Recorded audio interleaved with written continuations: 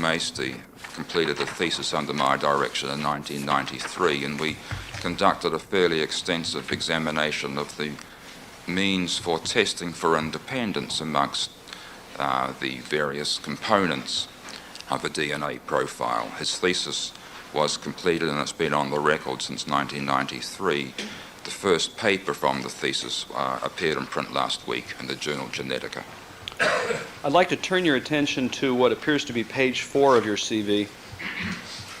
And beginning on that page, are there publications listed of which you have either been sole author or co-author? Well, starting on page 4 and then running some pages, it lists my complete publication list, yes. And is that approximately 100 publications in total? That's right. Do they include a range of topics? Well, yes and no. They're all involved in statistical analyses of genetic data. Some of them are purely theoretical. Some of them are applications of these methods to specific data sets, human, Drosophila, barley, maize. It doesn't really matter as far as my work is concerned what the organism is. Whenever genetic data are collected, then I'm happy to be involved in their analysis.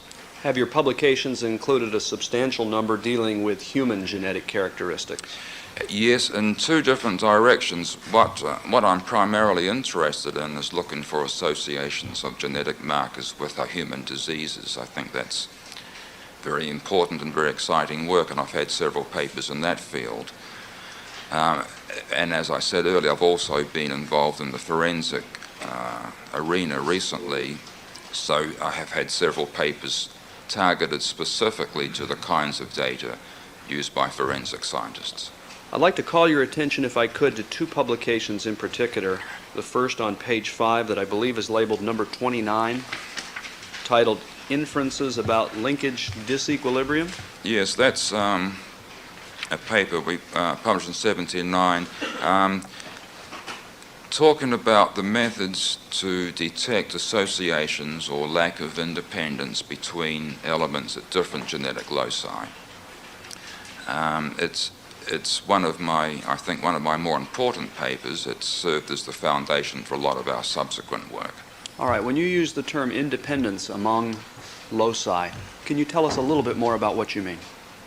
Well, it goes back to a Mendel's second law, of course. What we are interested in knowing is if the information transmitted from parent to offspring at one locus, one region of the genome, is transmitted independently of information at different loci, different regions.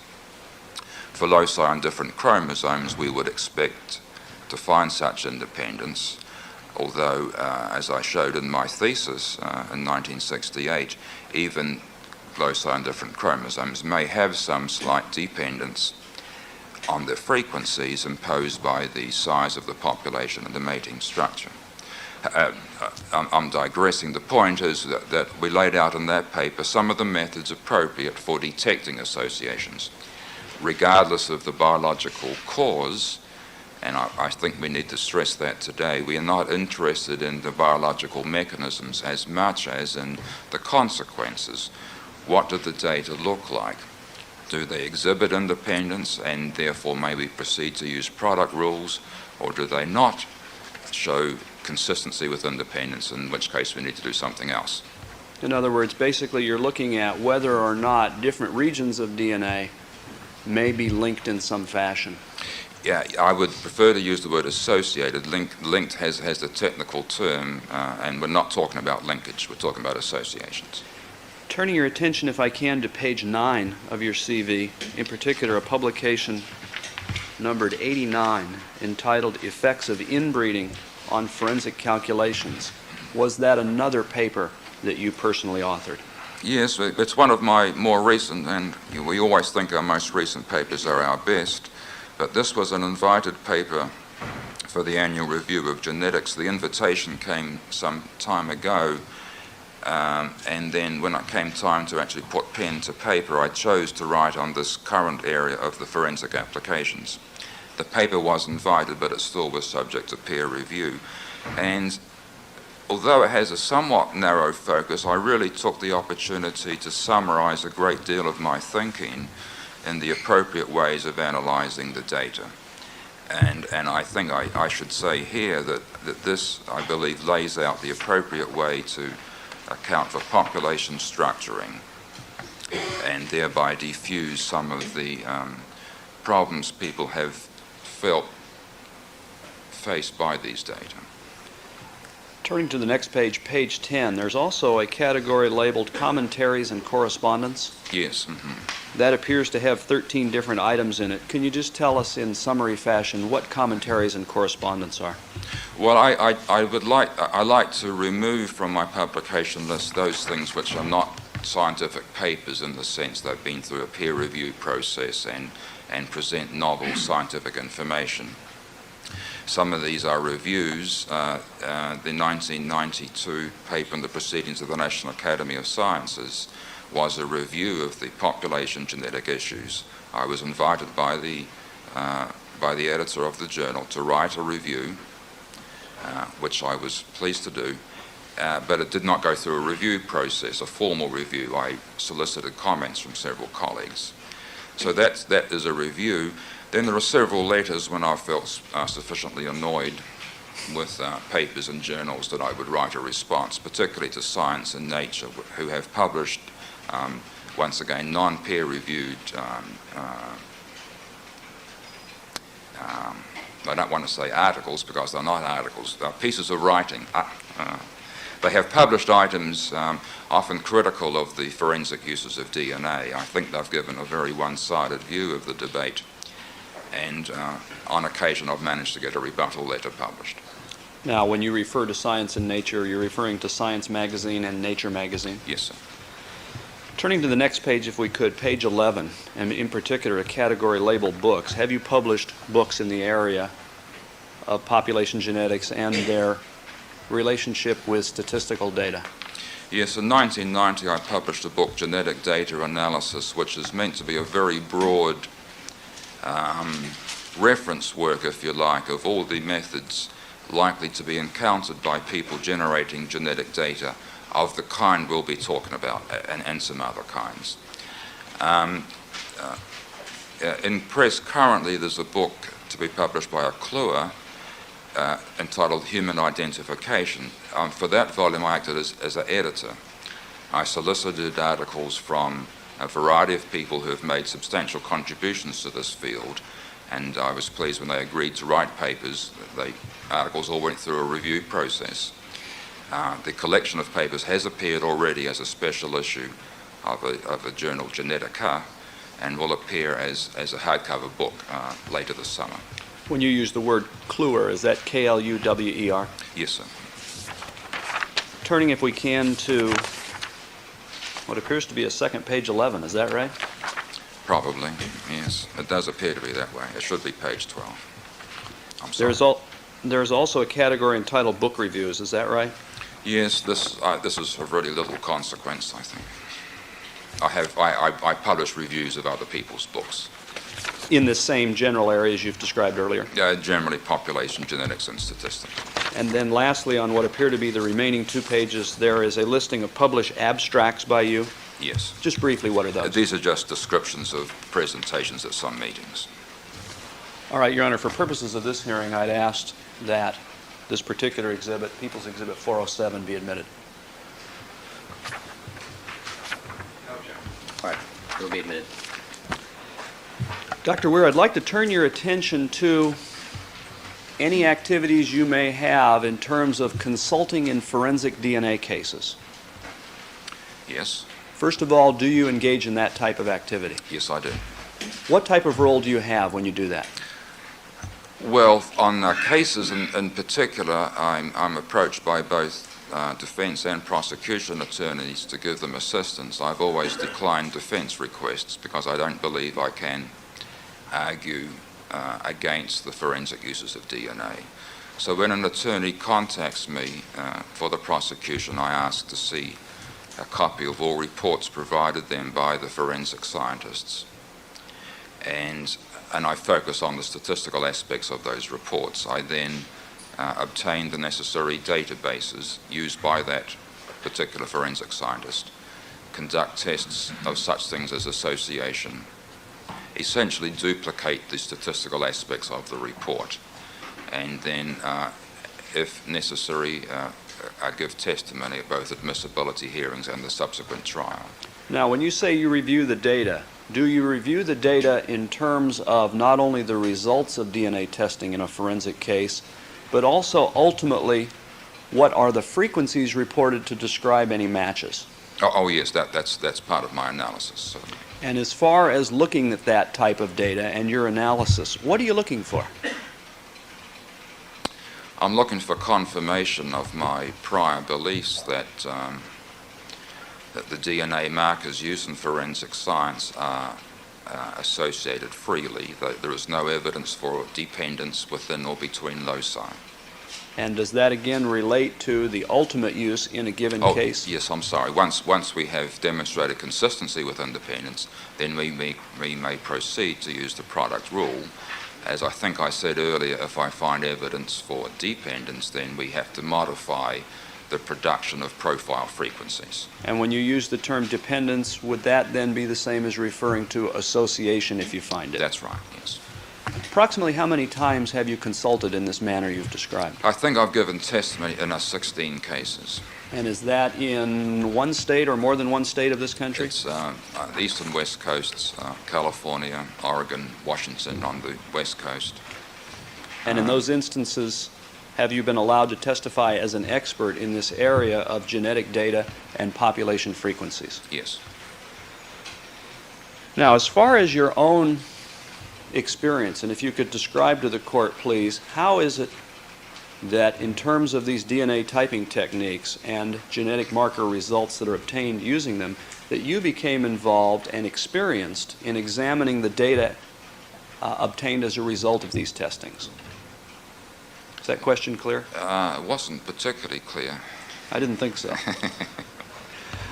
What I'm really asking you, Dr. Weir, is as far as these DNA typing techniques and then ultimately obtaining results from them, how did you gain your experience to be able to look at these results and then determine from these tests whether or not there is, for instance, any of this association? Well, my experience really points to my entire career. Since my early publications, I have been involved in setting up methods, not all of them, of course, directly relevant, but we talked about a 1979 paper. At that time, we were setting up statistical methods to analyze genetic data. This was, remember, a long time before DNA markers were in vogue.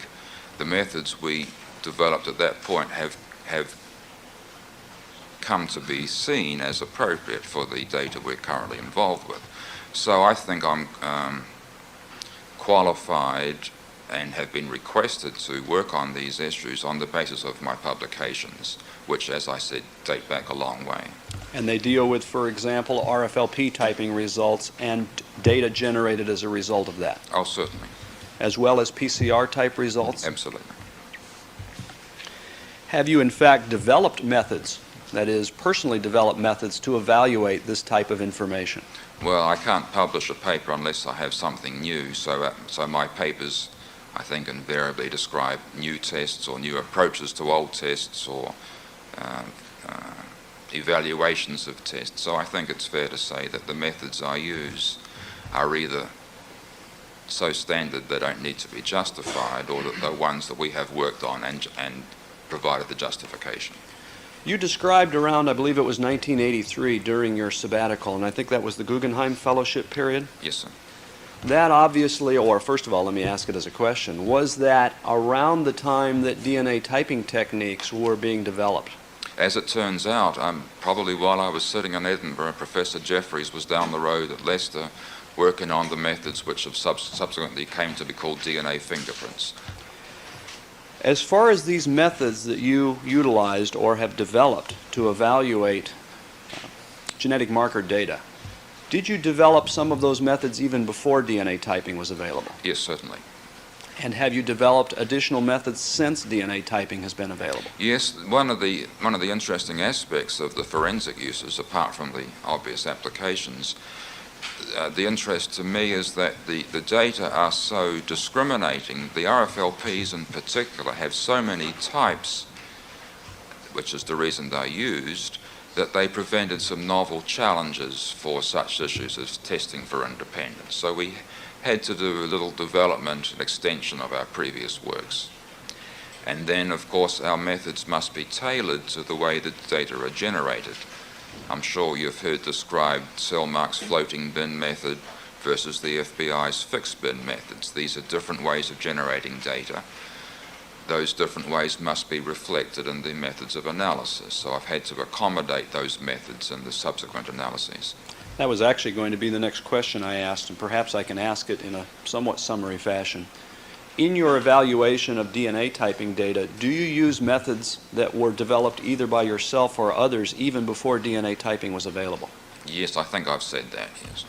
And do you also then use methods developed either by yourself or others to evaluate DNA typing data that were developed after DNA typing was available? Certainly, yes. I think it's necessary to perform appropriate statistical validation studies on the forensic databases. So is it correct? I'm sorry. Before they're used. Is it correct to say then that many of these techniques that are even used today to evaluate DNA data have been in existence for many, many years? Oh, certainly. Now I'd like to turn your attention, Dr. Weir, to experience that you've previously had with Cellmark Diagnostics. All right. Is there any relationship between your university and Cellmark? Yes, we have a contractual arrangement. I think it's technically called a memorandum of understanding, whereby my university undertakes to perform analyses for Cellmark. What work do you, well, first of all, are you involved in that relationship? Yes. What type of work does that entail? Currently, and the immediate reason for the contract was to evaluate their new databases. As you probably know, they have data collected from their paternity testing business, and they have culled data from their paternity records to serve as a forensic database. And Cellmark wished these new databases to be evaluated for independence. And you have been involved in that evaluation? Yes, sir.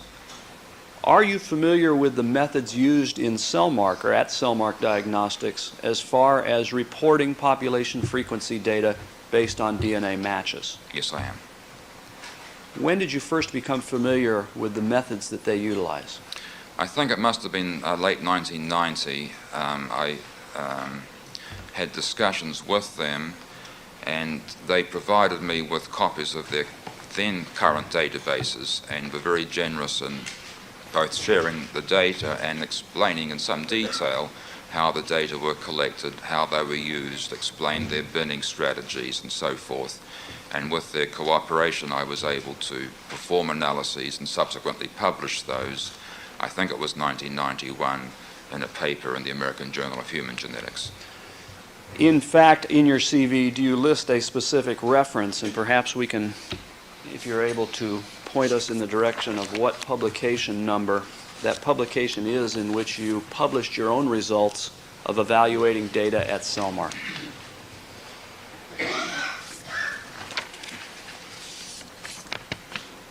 That's item number 77. I say it was published in 1992.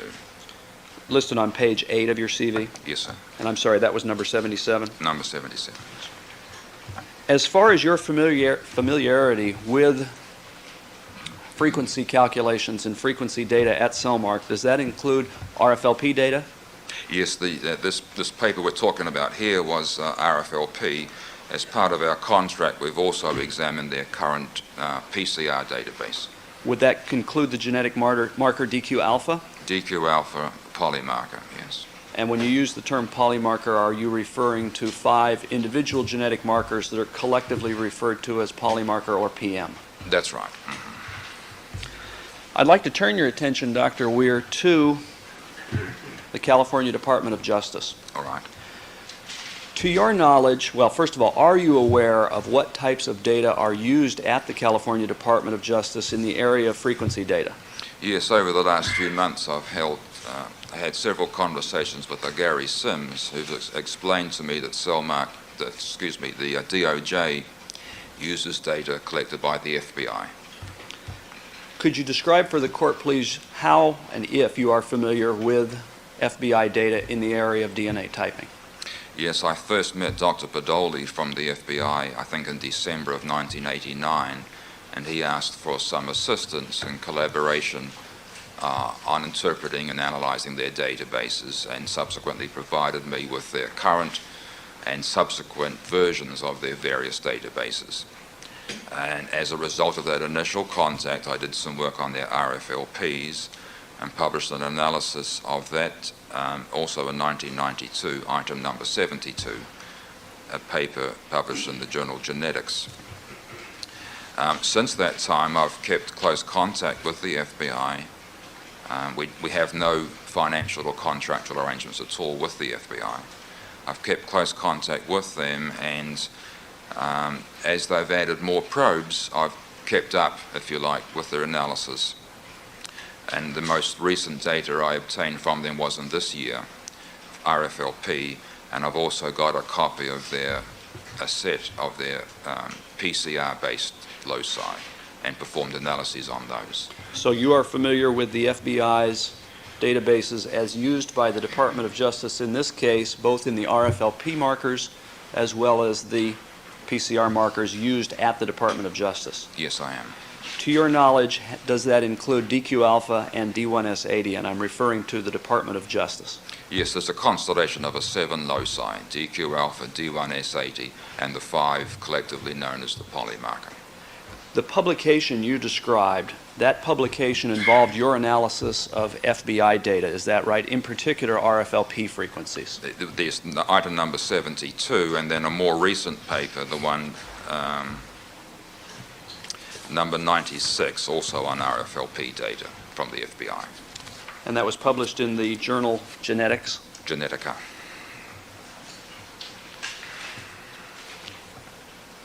As far as your own personal analysis of data, has that been limited to Cellmark and the FBI, or has it included other forensic laboratories?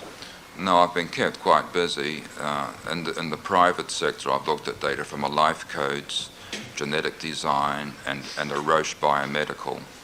In the government agencies, apart from the FBI, the State Bureau of Investigation in North Carolina, and the corresponding agencies in South Carolina, Dade County and Broward County in Florida, Minnesota,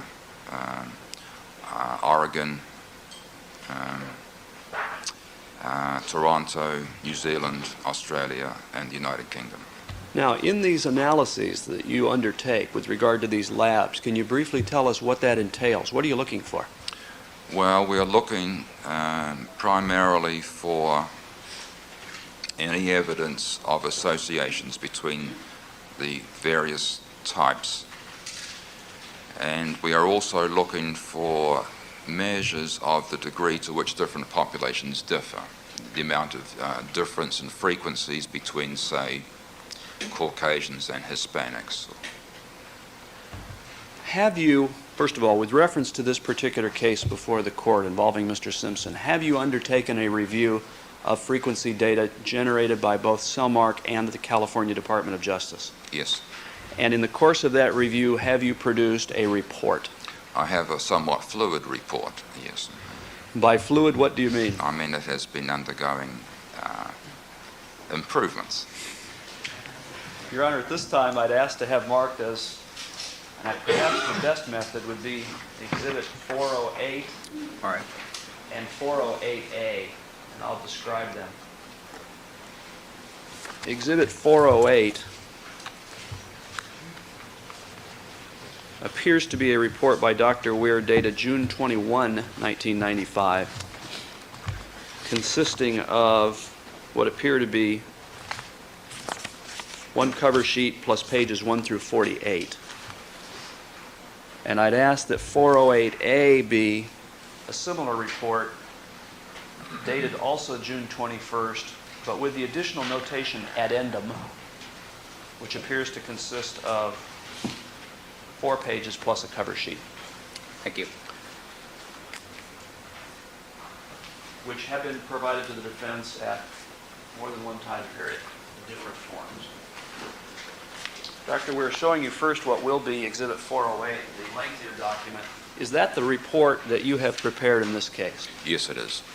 Referring specifically, well, let me go a little further with Exhibit 408. First of all, that has some stamped numbers in the upper right-hand corner. Is that right? DNA, is it 09477? You're not involved in the placement of those numbers. Is that right? No, those numbers are not mine. With regard to this particular document, and it is dated yesterday, is that right, June 21st? Yes. Did you, since yesterday, produce what can be perhaps characterized as 2 replacement pages with some changes in data on 2 of the pages? Yes, I did, and I should apologize, although I don't think I am completely to blame. In doing doing RFLP calculations for the DOJ report, I had included all the bands they reported in their profiles, forgetting or not knowing that they do not report frequencies on the high molecular weight bands. So that I apologize for that. I removed those bands yesterday and so essentially replaced those 2 pages. That led to a correction of those 2 pages? In other words, the information you obtained yesterday? Yes.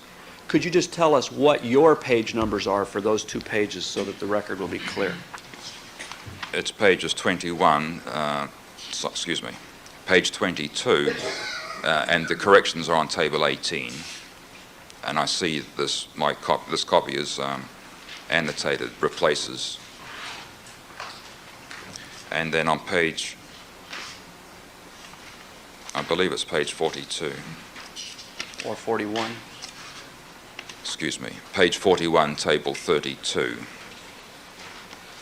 These are both tables referring to the DOJ's RFLP calculations, now reflecting the fact that the high molecular weight bands do not have frequencies assigned to them. Incidentally, do those corrections in these 2 replacement pages have anything to do with DNA mixtures in this case? Oh, no.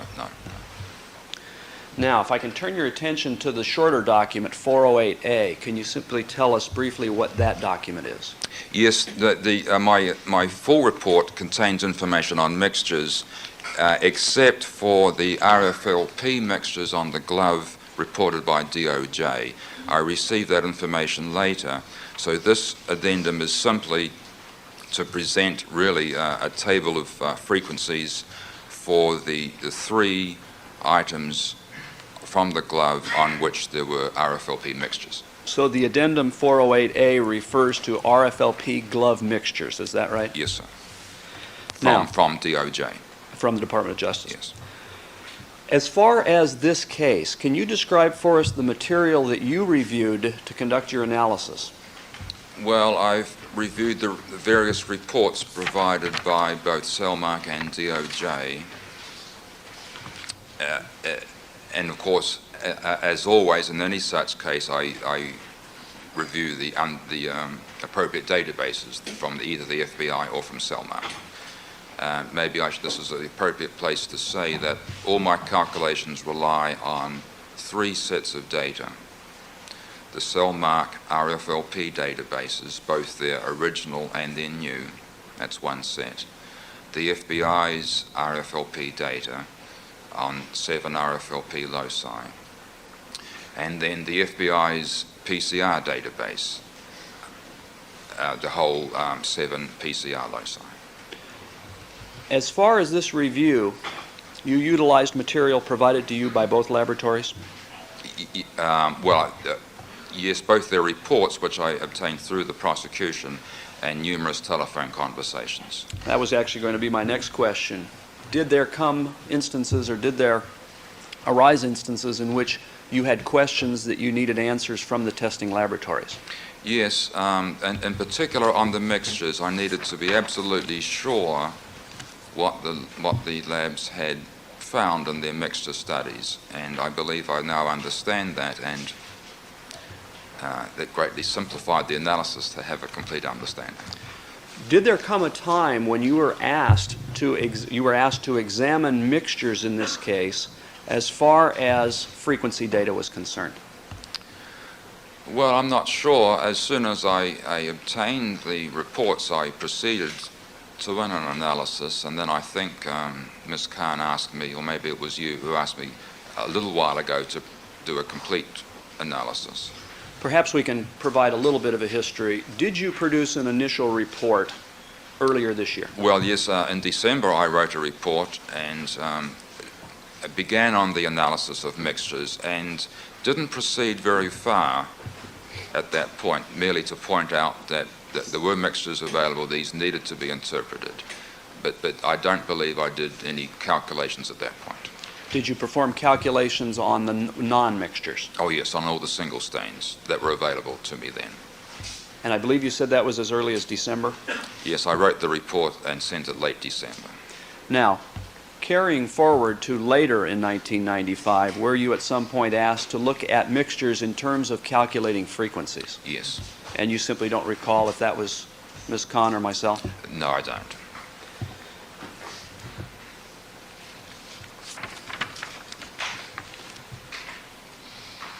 Just a moment, Mary.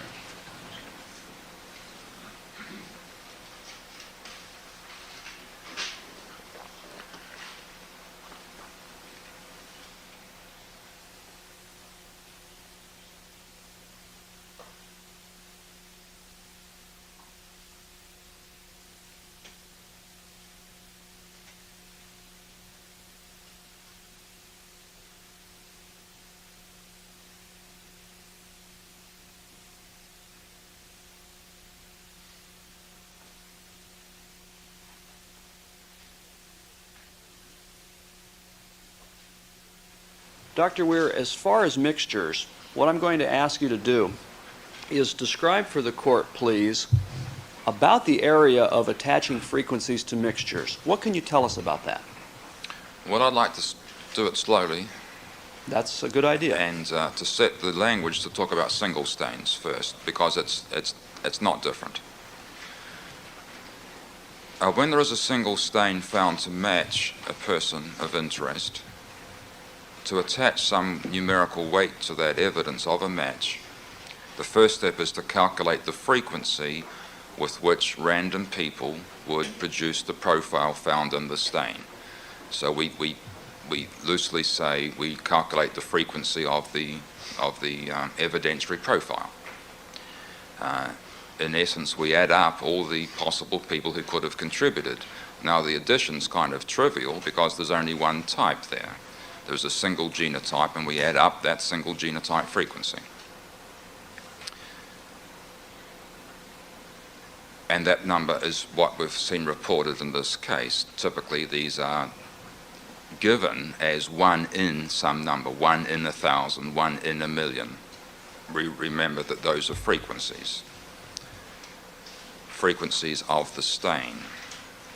It's best to interpret that number by flipping it upside down and saying the evidence is 1,000 times more likely to have arisen if it was given by this person versus if it was given by an unknown person.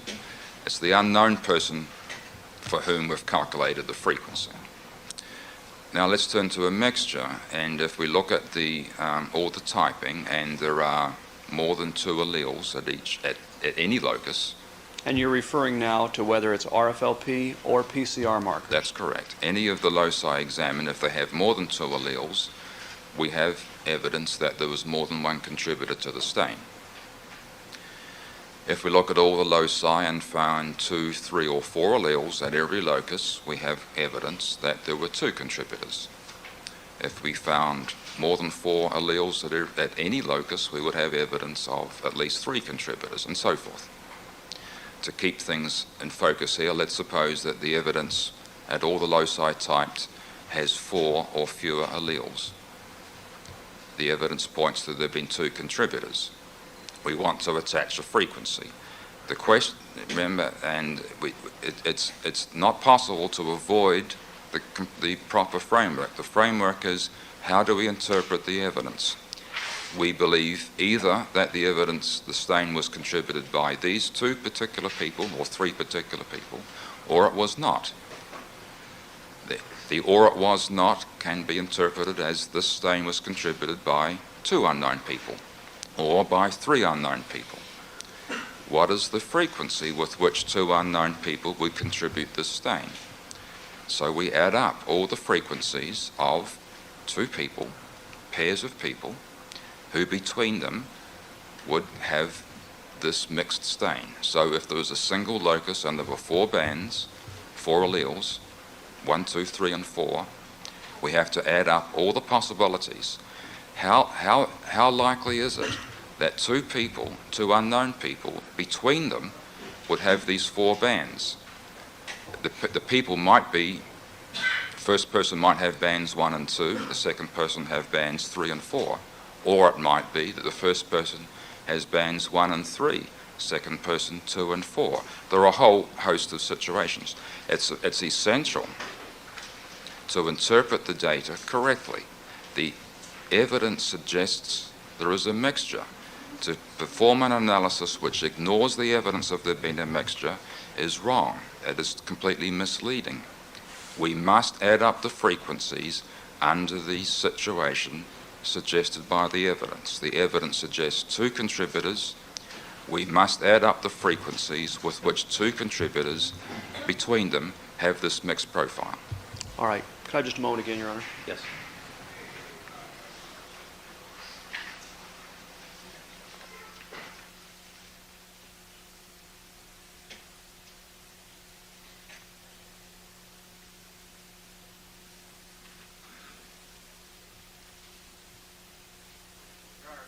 I was going to turn to use of the ELMO so that the witness could demonstrate something. However, we apparently need, if we could, have a brief recess to be able to do that. How brief?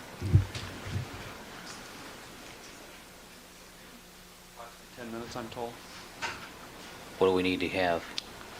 Just the overhead projector, the ELMO system turned on, because the document's not complicated. I mean, using the document's not complicated. I think it's just... Why don't you just hand me the document? All right, if that's fine. I have given a copy to counsel. All right. Actually, let me start with using one of the boards, if I may, Your Honor. All right. Dr. Weir, what I'm going to ask you to look at is a particular result in this case.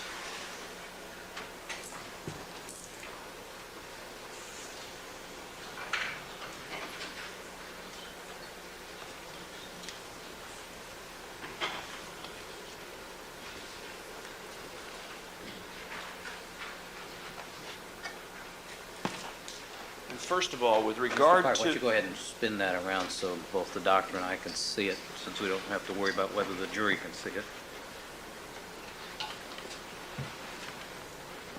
Thank you. First of all, Dr. Weir, have you seen a smaller or 8.5 by 11 version of this particular board? Yes, sir. What I'm going to ask you to do, and first of all, in your analysis of the results in this case, did you look at what's labeled on this board as item number 29, steering wheel? Yes. Would that be an example that you could use, that is the actual results with regard to that item, to talk about frequencies in mixtures? That would be fine. That particular item contained results, and let's look, if we can, at simply the DQ alpha marker. Is that acceptable? That's fine. The particular results on item number 29 at the DQ alpha marker showed the appearance of 3 different alleles. Is that right? That's right. And just reading from the board here, 1.1, 1.2, and 4. And I should say now that I am taking no notice of descriptors such as weaker or possible trace. I am assuming that if the allele is mentioned, it's present. So when you perform your own analyses, when a particular allele is described as present, you're not paying attention for frequency purposes of a description such as weaker, trace, etc. That's right. Now, with regard to that particular item at the DQ alpha marker, does that indicate a mixture?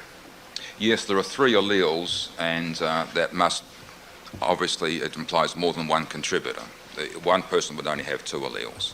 As far as your review of this particular case and the specific results, and in particular with regard to that item, were you asked to calculate an approximate frequency to describe that mixture and how often one might encounter that mixture? Yes, I was and did calculate the frequency with which 2 contributors or 3 contributors would have between them those 3 alleles. All right. Your Honor, if I may, I'd like to have marked then as Exhibit 409 a one-page document that's labeled at the top, percentage of population included in LAPD number 29. All right.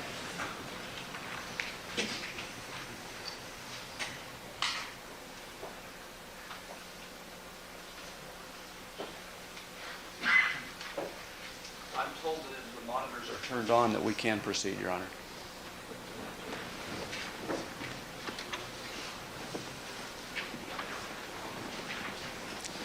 All right, Dr. Weir, I think there's an on button on your monitor there. I don't know if It it's... seems to be on. Yes, it is. Thank you. As a foundation, with what will be marked Exhibit 409, the one-page document, have you had an opportunity to look at that document? You probably are asking yourself, what document is it? Did you have a chance, Yes, you have showed me this page, yes. and does that page relate to item number 29 and the particular alleles that were revealed by testing by both Cellmark and the Department of Justice? Yes, it just lays out, without all the details, it lays out the method I used to calculate the frequency of 2 contributors to a mixture. Very good.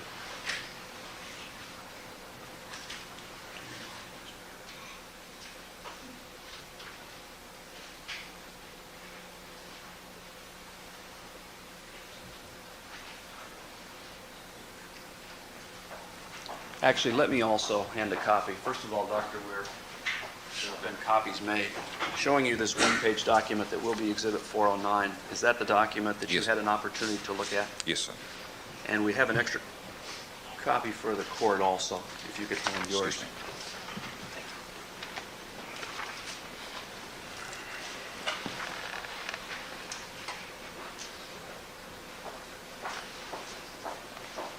Now, Dr. Weir, could you describe what this particular document shows?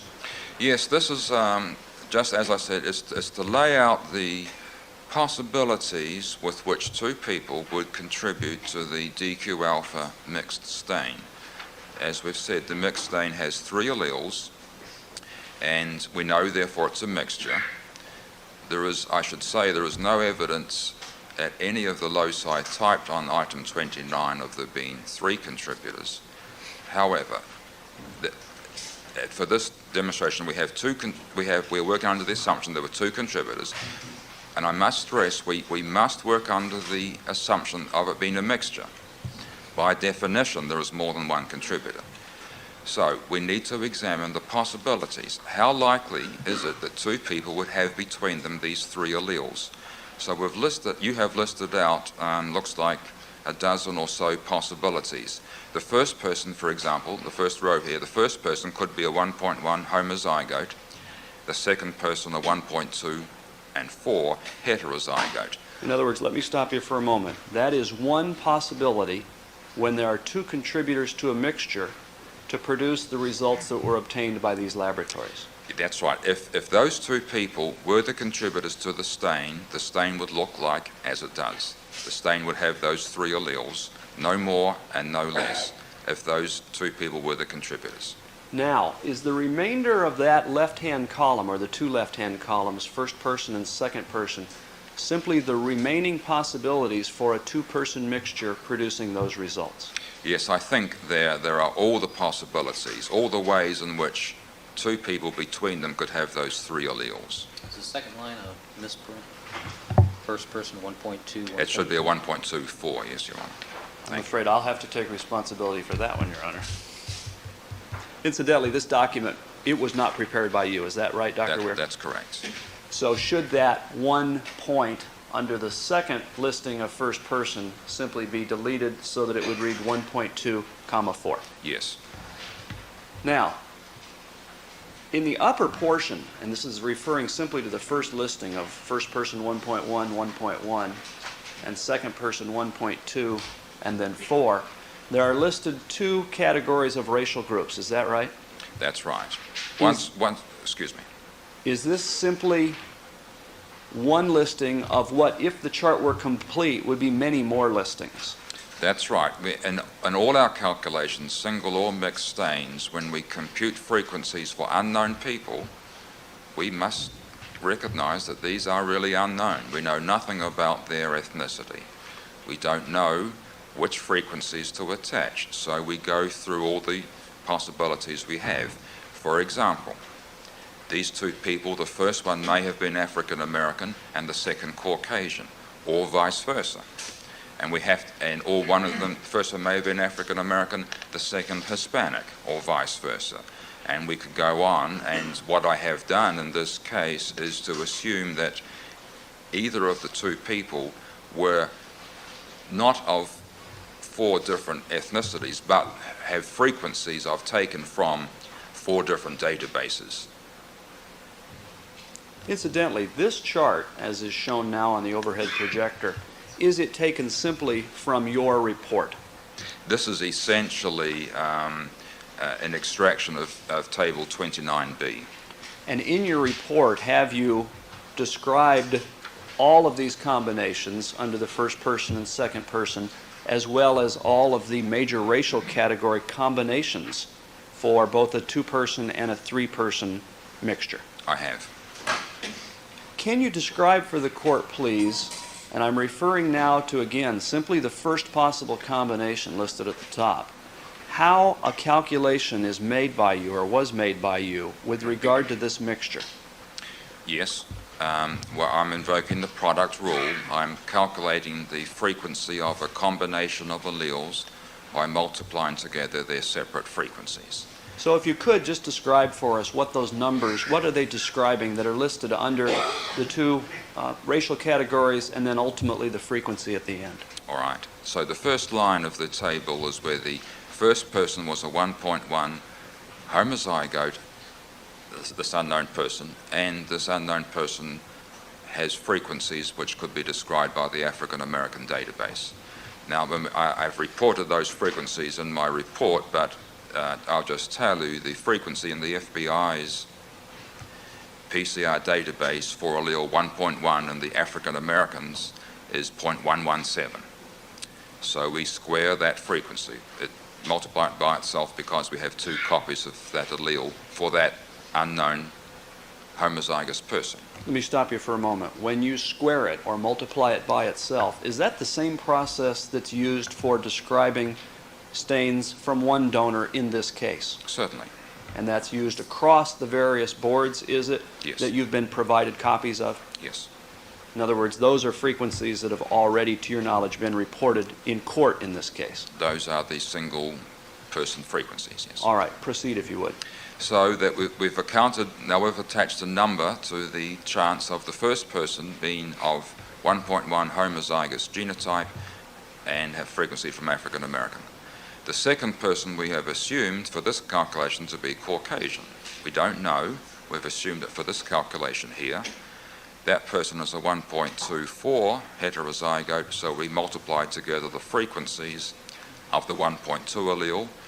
That number is 0.176, and the 4 allele, that number is 0.328, and of course we have to double that product from the, we don't know which way round the alleles came to the person, what their parental origins. So we now have a frequency this is the 2PQ frequency for that genotype from the Caucasian database. And again, is that the same step, that is, of multiplying the frequencies of the two different alleles and then multiplying it by 2 that's used in the reporting of single stain DNA results? Yes, it certainly is. Now, of course, the only novel feature of this analysis is to recognize there were two contributors, and these people we are assuming are independent, and we multiply their frequencies together. So, and that's the right-hand column, the 0.00158, which is about 0.15%. That's the frequency with which two people at random have those two specific genotypes, one person being African American, the other being Caucasian. Now, do you then undertake that same analysis with regard to, and let's just stay with for the moment, the first possible combination of 1.1, 1.1, and 1.24? Do you calculate that for each of the racial combinations that are possible? Yes. As I said, I'm using the FBI's 4 databases, so there are a total of 10 possible pairs of databases. Do you also then, and did you, in terms of your analysis in this case, perform the same calculation for the remaining 11 combinations of DQ alpha types amongst 2 people? That's right. And do you, for each one of those, produce ultimately a frequency for each combination that would, on this chart, if it were totally complete, then go under the category or column of frequency? That's right. Once you've done that for each possible combination, what do you do next? Add up those, sum those frequencies, sum the frequencies of the unknown contributors. In other words, sum, in this instance, what would be 0.15%, sum the next calculation for the second combination of markers, and on down to the bottom with all 12. That's right. We sum the frequencies of all the possible genotypes for the pairs of people that could have contributed, yes. And in terms of your analysis in this case, as well as your report, did you report those totals for each racial category combination? Almost. We are almost there. This is for the DQ alpha. Yes. We then need to repeat the calculations for the other loci and the mixture. In this case, well, I guess it's only DQ alpha here, so excuse me. So then we are complete. The sum of those 12 numbers, as I've reported here, is 1 in 71. And that would be for what racial category? That's when either of the contributors was African American and the other was Caucasian. Incidentally, with regard to item 29, and let's clarify that, assuming that there were indeed, well, first of all, were you informed and provided material that there were also polymarker results on the steering wheel? Yes, and I realize I've just misled you. The 1 in 71 is in fact the number from using all the loci. So that would be the cell mark determination, DQ alpha plus polymarker. I've used all the 6 loci, done a calculation like we see on this chart, multiply those results from each locus together, multiply the sums for each locus. Now, when you've used the example of 1 out of 71, that was just one of the combinations possible, that is, 1 African American and 1 Caucasian, correct? That's right. And you also performed this summing technique for each of the combinations of African American, Caucasian, Southwest Hispanic, and Southeast Hispanic? Yes, the whole 10 combinations. And you in fact produced tables showing what the frequencies would be using this calculation method for each of these combinations? I did. This method that you've described, in your opinion, is that an appropriate one to describe a frequency? It is both my opinion and it's the recommendation from the literature. And the recommendation of the literature. Yes. When you say the literature, what are you referring to? I'm referring to a paper by Everett et al. In 1989, I think. Excuse me. Everett et al. 1991, Journal of the Forensic Science Society, Volume 31, page 41. Spell that name for us, please. Everett, E-V-E-T-T. What is there about this? Well, let me rephrase that question. Did you conduct this same analysis in this same method with regard to the remaining mixtures in this case? Yes, I did. Does this method apply to RFLP results as well as DQ alpha results? Certainly. I'm sorry. Does it apply to not only RFLP results but also PCR results as well? Yes. Your Honor, at this time I'd ask to be marked as Exhibit 410. 410. A document previously provided to the prosecution by the defense some weeks ago, entitled Percentage of Population Included in Stain Number 29 Bronco Steering Wheel, that has a different appearance than the previous chart. All right.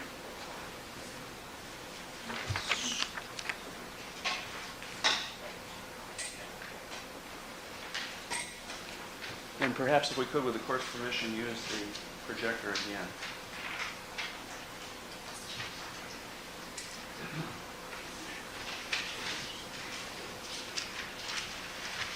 Dr. Weir, do you see the document that will be marked shortly, Exhibit 410? Yes, Have you seen that document previously? yes. Does this document refer to the same results, and I'm referring to just the DQ alpha results, on the same evidence item, number 29, the steering wheel stain? Yes, it does. Is this, well, first of all, is this a table of some sort? Yes. What does it describe? It describes, it adds up, it describes the single-person genotypes who could have been contributors to the stain. Let me restate that. It lays out all the genotypes of individual people who could be amongst the contributors to the mixed stain. How does this compare, and I'm only referring to the listing of possible genotypes, what differences, if any, are there between this chart and your own? Well, they're the same. For an individual, that chart and yours both list all the possible genotypes. There were 12 combinations listed on your chart, and there appear to be simply 6 listings under the term matching genotypes on this second chart, Exhibit 410. Is that right? That's correct. What's the difference between the two? Well, the one we are looking at on display now is for single people. It has no relevance, of course, because we know this is a mixture. This is a mixture of at least 2 people. So to add up the frequencies of single individuals, I would say, at best, is misleading. Well, let's go into a little bit more detail about this chart. What does it list off to the right of the column matching genotypes? Well, for each of the single genotypes, the frequencies are listed from 3 databases, and those frequencies, I'm sure, are correct. So 1.9% of Caucasians are expected to be 1.1 DQ alpha homozygotes. And it's interesting, 1.9%, I imagine I should say we have slightly different databases, but that 1.9 corresponds to our previous 0.117 squared. It's the same, purports to be the same frequency. The numbers are different because they're different databases. Okay, let me stop you for just a moment. As far as a description of differences in approaches to mixtures, the fact that the databases in this specific example are different, does that impact your ability to describe the different approaches to frequency calculations? No, it has no impact. Now, as far as these frequencies then on this chart, Exhibit 410, do they reflect then simply frequencies in these 3 racial groups, major racial groups, of these different 6 genotypes? That's right. You've used the term "this is misleading," referring to this chart. Is that right? Absolutely is, yes. And you're referring to it being misleading in the context of the results for item 29 in this case. Is that right? Yes, I believe it's quite misleading. Why is it quite misleading? Because it gives the impression that this mixed genotype would occur. It gives the impression, it doesn't say so, but it gives the impression this mixed stain would occur in 45.4% of Caucasians. Now, I know that's not what that chart says, but that's the distinct impression it's giving. The impression is given that this mixed stain would be found almost half the time if the unknown contributor was Caucasian. That's nonsense. Why? Because we have a mixture of 3 alleles from 2 people or more. It makes no sense at all to say that mixture could occur nearly 50% of the time. With regard, I'm sorry. When I've just demonstrated that the frequency with which 2 people would give rise to that mixture is 1 in 71, and we can go on to describe the frequency with which 3 people. We cannot and should not present any analyses on mixtures which ignore the fact that it is a mixture. In your opinion, does this chart, simply summing up the genotypes, ignore the fact that the stain is a mixture? It does.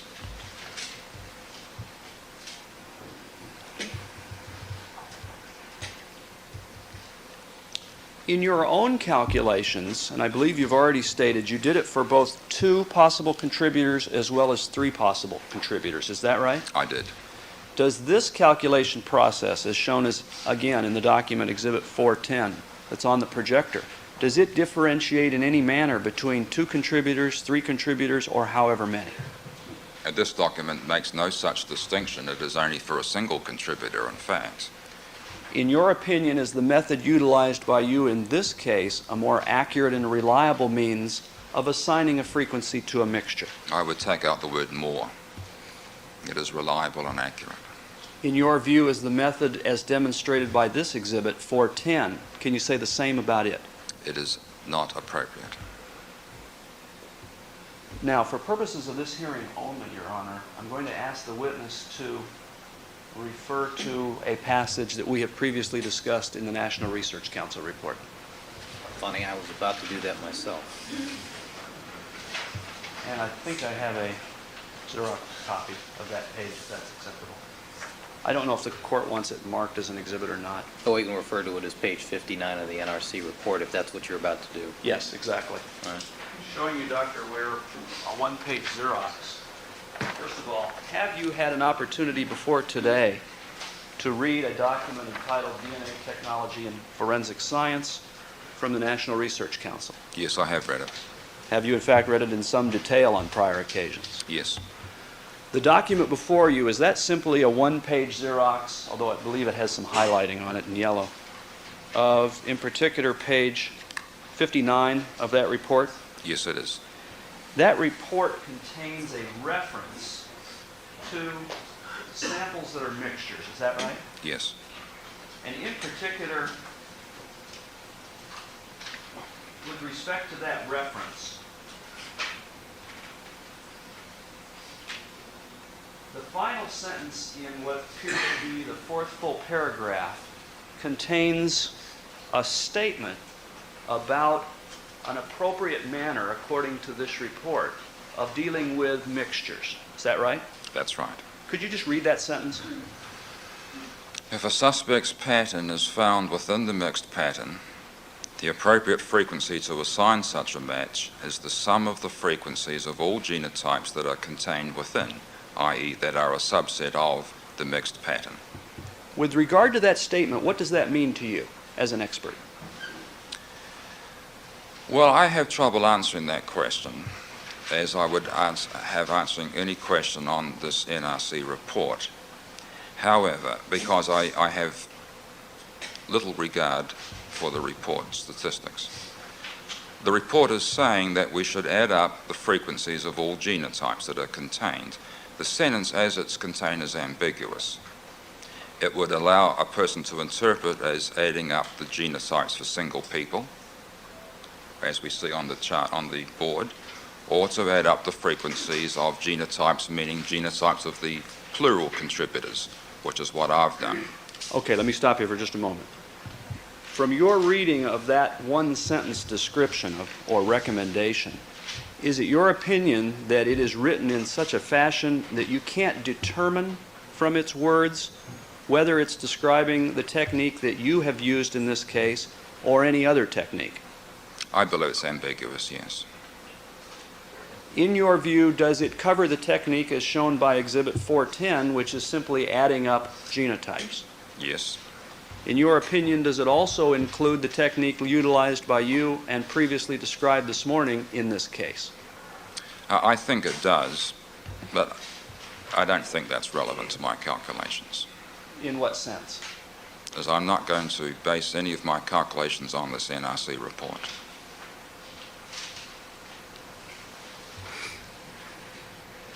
As far as multiple contributors, and I may have asked this before, you've done it for 2 or 3 possible contributors in this case. That's right. As I said, the evidence contains information of more than one contributor. It contains no information whatever of more than 2 contributors. I know that there would be interest in there being 3 contributors to some of the stains. The evidence points to 2 contributors. I've chosen to do calculations as if there were 3 contributors in addition. Your technique allows you the ability to do that for more than 2, 3, 4, etc. Certainly, the calculations get more lengthy, but no more complicated.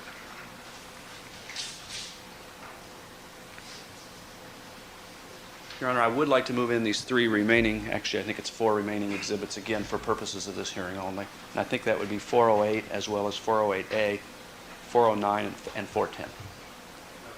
All right, they'll be received. And I have no further questions. All right. Let's take a 10-minute break, and then we'll start with the cross-examination. All right, Doctor, you can step down. 10 placed on the Elmo, please.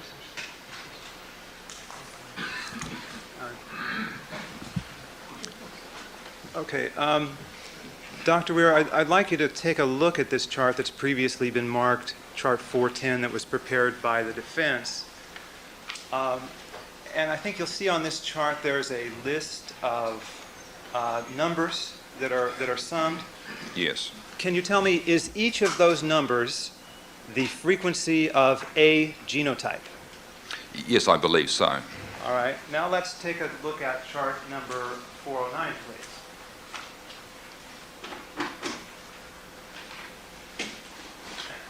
Now, Dr. Weir, are you looking at chart 409, which was previously prepared by the prosecution? Yes, I am. All right. Now, I'd like you to look at this, the number that's listed under the column headed frequency, this number 0.15%. Yes. Dr. Weir, is that the frequency of a genotype? It's the frequency of genotypes of the contributors to the mixed stain. But it's not the frequency of a genotype, No, is it? certainly not. That would be quite inappropriate. And what it actually is the product of the frequencies of 2 genotypes. Certainly, certainly. And so the reason that that number is so small, at 0.15%, is that you've taken two numbers and multiplied them together. Taking two percentages and multiplied them together to get a smaller percentage. Isn't that what you've The done? frequency is the product, yes. All right. Now, does the National Research Council report say anything about taking the product of 2 frequencies before you sum up these? No, but that's implied by the language. The frequency of the genotypes couldn't mean anything else. All right. So your conclusion is that it couldn't mean anything else. That's the way you read it. Certainly, we're talking about a mixture. To talk about an analysis of a mixture, ignoring the mixture would make no sense, and I don't believe that was what was intended. Is that what you always believed the NRC report meant, or is this a new interpretation you've arrived at only recently? I had never thought about this until quite recently. I've always done it the correct way. Well, what perplexes me, Dr. Weir, is that you've prepared several different versions of a report in this Yes, case, have you I not? have, yes. The objection argument is for the question. Overruled. Proceed. All right. We have one report from you that's co-authored with Mr. Buckleton, Dr. Buckleton. Dr. yes. Buckleton, that is dated May 11th. Yes. That's correct. And in the report with Dr. Buckleton, you used likelihood ratios, a different kind of statistic. No, not a different kind of statistic. All right, let me rephrase the question. You used likelihood ratios to provide a measure of the extent to which the evidence favors one scenario over another. Is that The correct? complete analysis must be in that framework. Of course, a part of that calculation is the part we're discussing at this point. This is the first part in the complete and appropriate analysis. All right, and then on May 31st, you produced another report labeled a draft. This one single-authored by yourself, is that right? If you say yes. Mhm. All right, and this report also used likelihood ratios to characterize the value of mixtures. Oh, as does my current report. The phrasing is still there, but my current report is focusing on this component of the likelihood ratio. Mm-hmm. And in fact, the report says likelihood ratios are essential in interpreting the evidentiary value of mixed stains, doesn't it? Yes, that's true, yes, whether they're single or mixed. And of course, we have had them throughout this case. Every number that's on the board is in fact giving us a likelihood ratio. The numbers I've discussed this morning for the mixture stains are giving us likelihood ratios by inverting them. Likelihood ratio for Oh. distinguishing between what hypotheses, Dr. Weir? The hypothesis of the 2 contributors being known versus them both being unknown. Okay. Are you planning to tell the jury that those frequency numbers are in fact likelihood ratios? If I'm asked and under oath, I would have no choice but to say, of course they are. Okay. Then there was another report that was produced just this week with the date of June 20th. You're familiar with that? That was June 20th is actually Tuesday. Yes. All right. Let's see where that one is. You have the June 20th? Oh, I got it. Yeah. So there's a June 20th report. On Tuesday we got a report. That report also used likelihood ratios. Is that right? Well, all the reports have likelihood ratio language in them. All the reports also calculate frequencies of multiple contributors to a mixed stain. I'm not sure I understand what the distinction you're trying to make. Okay. And in the report of June 20th, you are quite critical of the National Research Council's method for dealing with mixtures, are you not? If it was interpreted as a single mixed, yes, a single contributor, I would be, yes. Right. In fact, I see the sentence that reads, in particular, the method of assigning frequencies for mixtures suggested by the NRC report ignores the type of the profile of the person or people of interest and therefore has no probative value. Do you remember that sentence being in the Yes, but report? that's a separate issue, of course. That's talking about the numerator of the likelihood ratio. And that criticism, of course, is still with us. I think we're trying to confuse two issues here. Whether or not we give likelihood ratios is in a sense, immaterial. But if we were to, we are comparing frequencies under two scenarios. For example, contributors being known or not known. There are two things. I believe if you merely give the bottom line, you are leaving out the alternative. So, regardless of how you calculate the bottom line. Right. But isn't it true, Dr. Weir, that when you were criticizing the National Research Council report in your June 20th report, Yes. you were referring to the interpretation of the National Research Council method for mixtures that has been advocated by the defense in this hearing? I don't think so. My criticisms are whether or not we are comparing frequencies under alternative scenarios. All right. And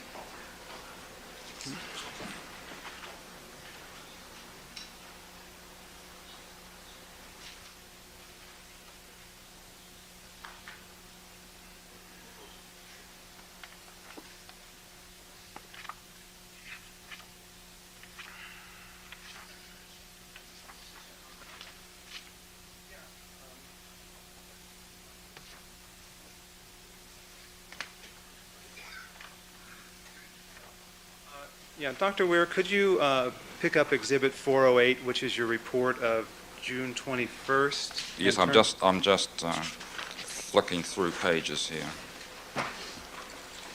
Maybe you could help me to And refer me to the page. If you could direct your attention to page 10, the paragraph labeled mixed stains.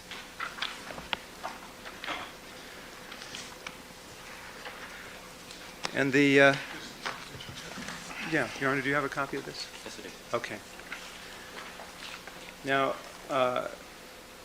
am I right that the third sentence of that paragraph reads, simply adding the frequencies of all possible contributors to the mixture, paren NRC 1992, ignores the essential nature of a mixture? That's what it says, yes. Right. And now, when you wrote this sentence, you were assuming, were you not, that the NRC approach involved simply adding the frequency of all possible contributors to a mixture, weren't you? I think that sentence would criticize it if that was the intention. I think, though... But isn't it true? Yes. I think on reflection I was being unfair to the NRC. I don't believe they would have meant a single contributor. That would have made no sense. All right. And so the interpretation of the NRC report, which is reflected in the report of June 21st, is not the interpretation that you now would adopt. Is that what you're saying? We're getting hung up with words here. The correct interpretation of any evidentiary stain is to compare the frequencies under alternative scenarios. It's simple. in a single stain because the chance of the frequency of the stain under one scenario is just 1, it's 100%. So in essence, the frequency is hidden from us, and then we calculate the frequency for the unknown. And we don't run into any need to examine what we're doing. We can, and we've seen the possibility of sloppy thinking because we've ignored the alternative. For the mixtures, we need to consider both alternatives. Yeah. However, one of those alternatives involves multiple unknown contributors, and there's only one possible way for calculating the frequency of multiple contributors, regardless of what the NRC said or meant to say, or is purported to have said. It's not a question of interpretation. Finally, it's a question of how do you calculate the frequency of multiple contributors, and there's only one way to do that. And you're not relying on the NRC report for the basis for your methods in any case, are you? No, correct. And you said you were relying on an article published by our friend Ian Evett, the English statistician. Excuse me. That's my published reliance, although I'm relying on my own expertise. And when was this article by Dr. Evett and his colleagues published? 1991. Wasn't it published in 1990? I thought it was 91. I may be wrong. My copy says 1990. Oh, excuse me then. I've misspoken. I'm reading wrong. You're right. You are right. So 1991. Now, when was the National Research Council report published? The report was published in 1992, and you've hit on the exact point. Here is a report published by respected people which ignores the literature. It's amazing to me that in this and many other instances, they have chosen to ignore the correct procedures. Mm-hmm. Why they didn't cite this paper, I don't know. Right. And so the very paper on which you were relying was simply ignored by the National Research The Council. paper on which I have cited, I don't rely on that paper. Right. Now, this paper by Dr. Evett, the method that it describes is for characterizing mixtures in situations where we know how many contributors there are, is it not? Yes, I think so. I believe all our calculations assume a number of contributors, yes. Right. Now, but in this case, we cannot tell by looking at most of the mixtures how many contributors there are, can we? I think the evidence is overwhelming that there are 2 contributors when we have 7 RFLP loci and 7 PCR loci, and they have at most 4 alleles. I can't imagine any other possible interpretation. So does this evidence tell you, can you tell just by looking at the genetic evidence the probability that it is 2 persons who contributed versus 3? I wouldn't attach a probability to that, no. You could not attach a probability to it, could you? I'm not sure about that. I could work out the probability of that event conditional on each of those 2 assumptions. Right. But in order for you to compute the probability of getting these mixtures,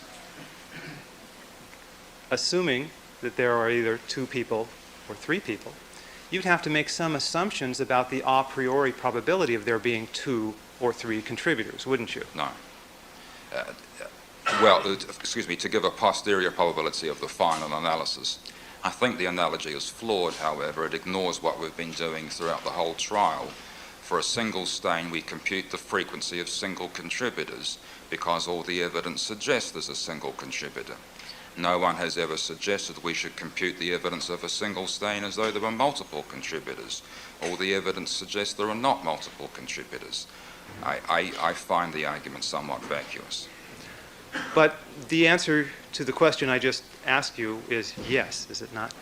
You need to rephrase the question. The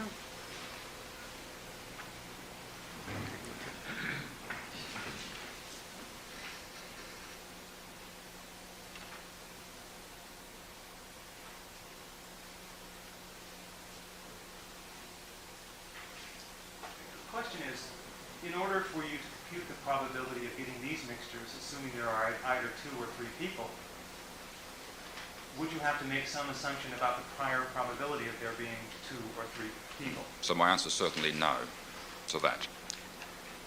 Given, if you read it out again, you'll see that's a conditional probability you've just asked me about. All right. Well, suppose I framed it as a posterior probability. In order to get the posterior probability of there being 2 people versus 3 people, by posterior probability we mean the ultimate issue, are there 2 or 3? We have to make some assumptions about the likelihood there are 2 or 3 there initially, before we look at the genetic evidence, don't we?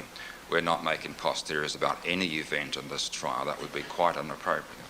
But That single stains or mixture stains or any other issue before us. We have no priors to put in to end up with posteriors. okay, and so when you say the evidence is overwhelmingly in favor of there being 2 contributors to a stain, Yes, there is. There are 7 RFLP loci, each of which has at most 4 alleles. There are 7 PCR loci, well, depending on the stain, each of which has at most 4 alleles. How could it possibly be 3 contributors? It's beyond imagination. but in order to draw conclusions about the relative likelihood, you have to make some assumptions drawing on other evidence, don't you? The assumption I choose to do these frequencies is that there are either 2 or 3 contributors. Based on the evidence, there are 2 contributors. I have chosen to do it for 3. I could have done it for 4. I see no point. What about stain number 29, where we're talking about the stain on the steering wheel? Mhm. Can you tell by looking at that stain whether there are 2 or 3 contributors? I can see no evidence there which suggests 3, but you'll give me some time to look at the RFLPs. There aren't there, so we have only the PCRs, and there are 3 alleles at all those loci, at 6 loci, excuse me. 6 loci have 3 alleles. There is nothing there which would suggest 3 contributors. Let's assume there's no RFLP results on stain number 29. Well, that's what the chart says. Right. All right, and we see 3 alleles. Yes. All right, and you say, but you can't determine based on those 3 alleles whether there are 2 people or 3 people there, can you?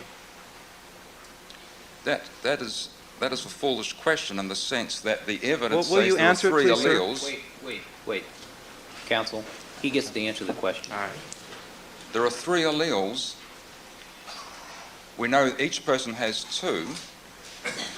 People may share an allele, so 2 people may have 2 alleles, but one of which share, which would end up with 3. I can't imagine why you would invoke 3 people when there are only 3 alleles. There may be 3 people. There may be 6 people. There is nothing there which would require me to assume more than 2. All right, and so based on the genetic evidence alone, there's no basis for determining whether there's 2 or 3 or 4. The evidence is that there are only, at most, 4. Here are only 3 alleles. The polymarker had 4, I think. I'd have to look. I think only 3 alleles. So the evidence says there are 3 alleles. That means more than one person. It does not say anything about there being 3 people. Mm-hmm. And so you can't tell whether there are 2 versus 3 based on this I evidence alone. can't tell for certainty.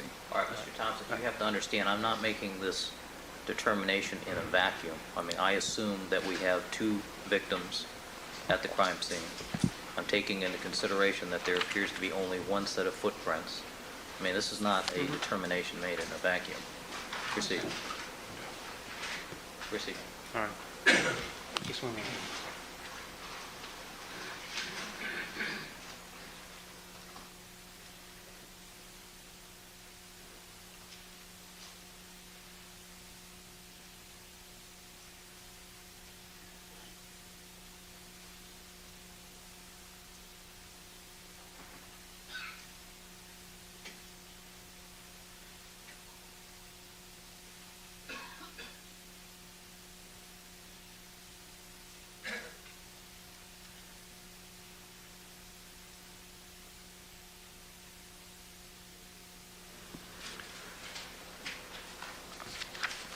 Okay.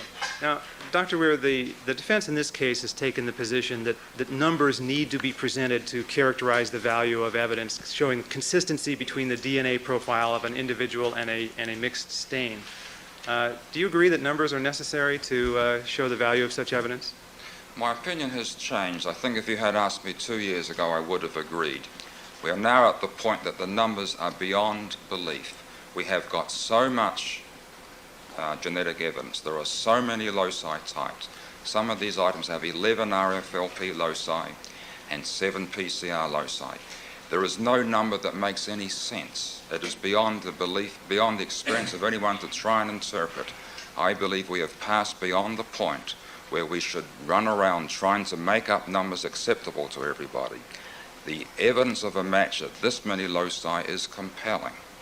So I think once we've got to the point we are presently at, 7 RFLP loci, 7 PCR loci, the numbers are not necessary. What about for evidence like that on item 29? Would the comments you just made apply to that stain as well? Well, my comments apply to 7 of each type. On item 29, there are many fewer loci scored. The event of a match is not so astonishing. Then it is indeed helpful to have a number. All right. And so I believe the intention of the prosecutors initially was to present no numbers in connection with the mixed stains, but merely to present the profile frequencies of individuals who were being compared to the stain. Would you agree with me that that would be a misleading procedure for characterizing the value of stains like number 29, 305, and the other Bronco stains? Well, that's an omnibus question. I would need to examine each item separately. It would depend on the number of loci. How about, let's start with number 29 then. Do you think it would be misleading just to present the individual profile of individuals being compared to the stains, such as Nicole Brown Simpson, and not compute a special number that refers to the likelihood of her matching with the mixture? It's not misleading, no. I mean, the evidence remains that there is a match between the evidence and known samples. That's not misleading to say that. Well, it is helpful to interpret that evidence to attach numbers under alternative scenarios. Mm-hmm. But the question is, would it be misleading to present just Nicole Brown Simpson's individual profile frequency and not do some computation regarding the likelihood of her matching a mixture? That's not the question you asked me. I don't know why we're computing Nicole Brown's profile frequency. Why are we doing that? Well, let me ask you the question this way. Would it be misleading to do what the prosecutors were initially advocating in this case, which is to present no number on the mixture per se, but just to present the profile frequencies of individuals who were being compared to the mixture? Would that be misleading, sir? Objection, Your Honor. Also some specs on that. I don't know how to answer that. I don't understand the question. There is a mixture. You either attach a number to it or you don't. But there is the evidence of a mixture. You either attach a number or not. It's not misleading not to attach a number. It is helpful to attach a number. Calculating one of the matching knowns frequency is beside the point. It's nothing to do with the mixture. So I don't understand. Well, let's suppose that the frequency of Nicole Brown Simpson's DNA profile on DQ alpha and the polymarker systems ranged from 1 in 2,500 to 1 in 26,000.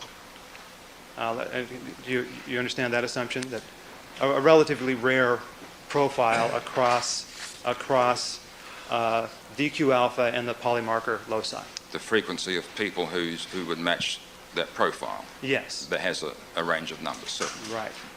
Now, do you think it would be misleading for prosecutors to give a number like 1 in 26,000 to Nicole Brown Simpson's profile, and then to say, through testimony, that Nicole Brown Simpson's profile is consistent with stain 29 and give no further number?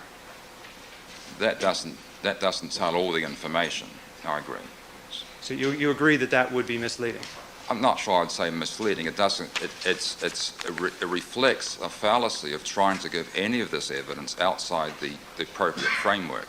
Unless you give frequencies attached to items of evidence under alternative scenarios, you cannot make a determination which in fact was the most likely scenario. So any time you try and concoct these methods of presenting evidence outside the appropriate way of doing it, you will run into problems. You or anybody. Mm-hmm. And by your calculations, the probability that two randomly chosen individuals, one Caucasian and one African American, would match with stain number 29 is 1 in 71. Isn't that right? That's true. Right, which is considerably higher than Nicole Brown's profile frequency, isn't it? Yes. Right. All right, and so it would be incorrect, wouldn't it, to use Nicole Brown's profile frequency as an index of the value of the fact that she was consistent with that stain, wouldn't it? If you state it like that, that sounds incorrect to me, yes. All right.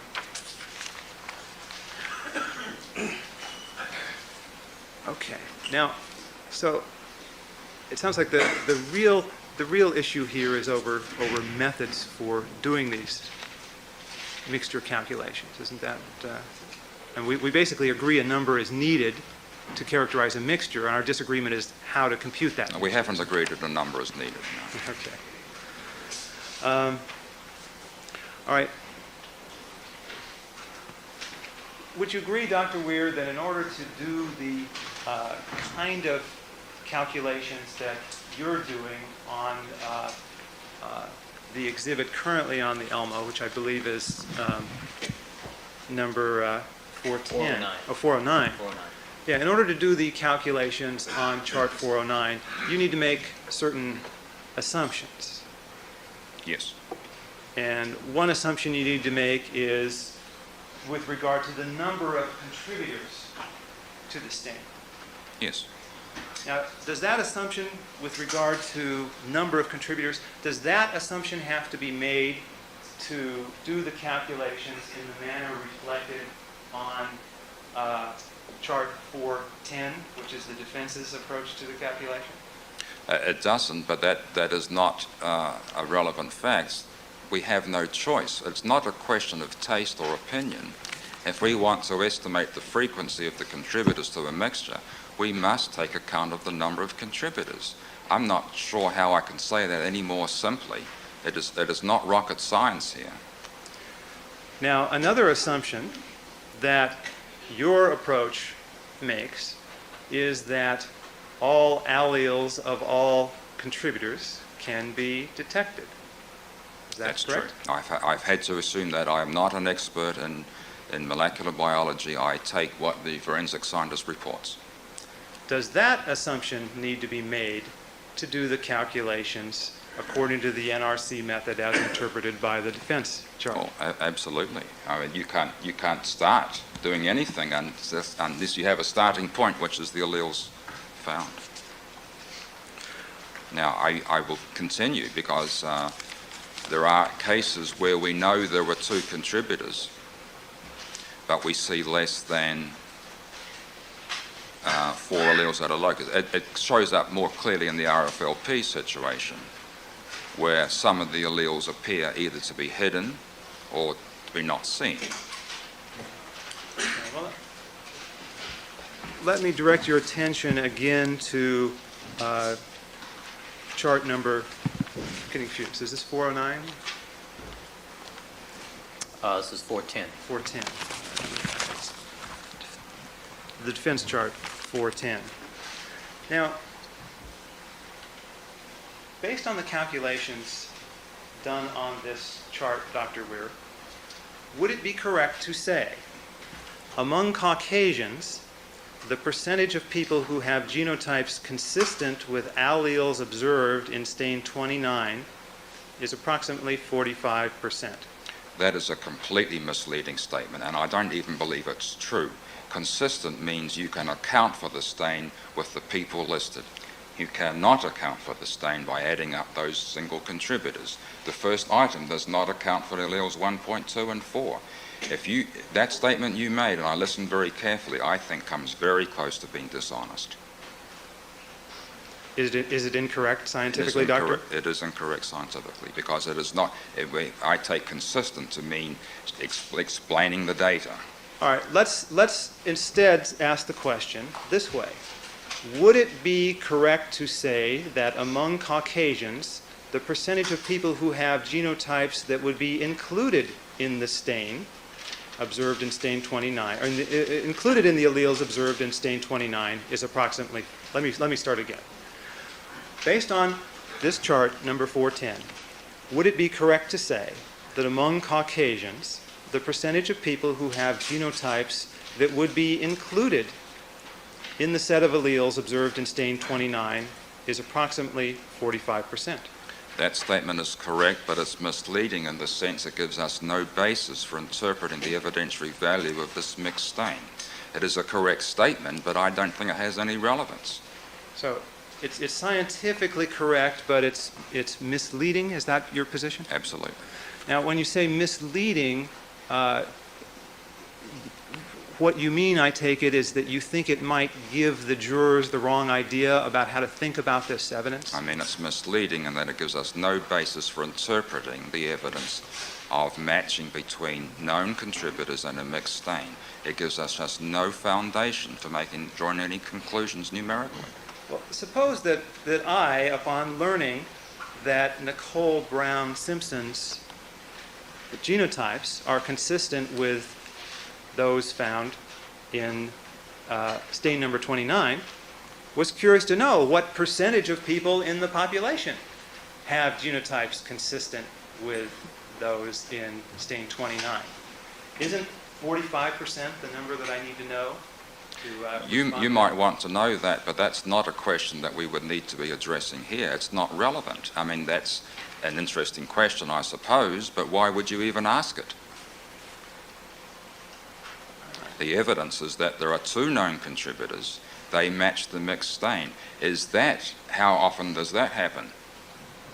Coincidentally. All right, so your argument... If you want to talk about Nicole Simpson, you need to consider the scenario of Nicole Simpson versus another unknown versus two unknowns. Okay, so if I understand your argument correctly, you are arguing that the way the jury should think about the problem, or the way anyone else should think about the problem, is in terms of the likelihood of getting a pair of individuals that would match rather than just a single individual who would match. Is that your position? I've been saying that for the last 2 hours. All right.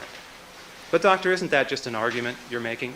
Excuse me, I resent that completely. That is not just an argument. That is the only conceivable way of attaching a frequency to the match of two known contributors in a mixed stain. How could you possibly do anything else? And to characterize it as just an argument, I think, is unfortunate.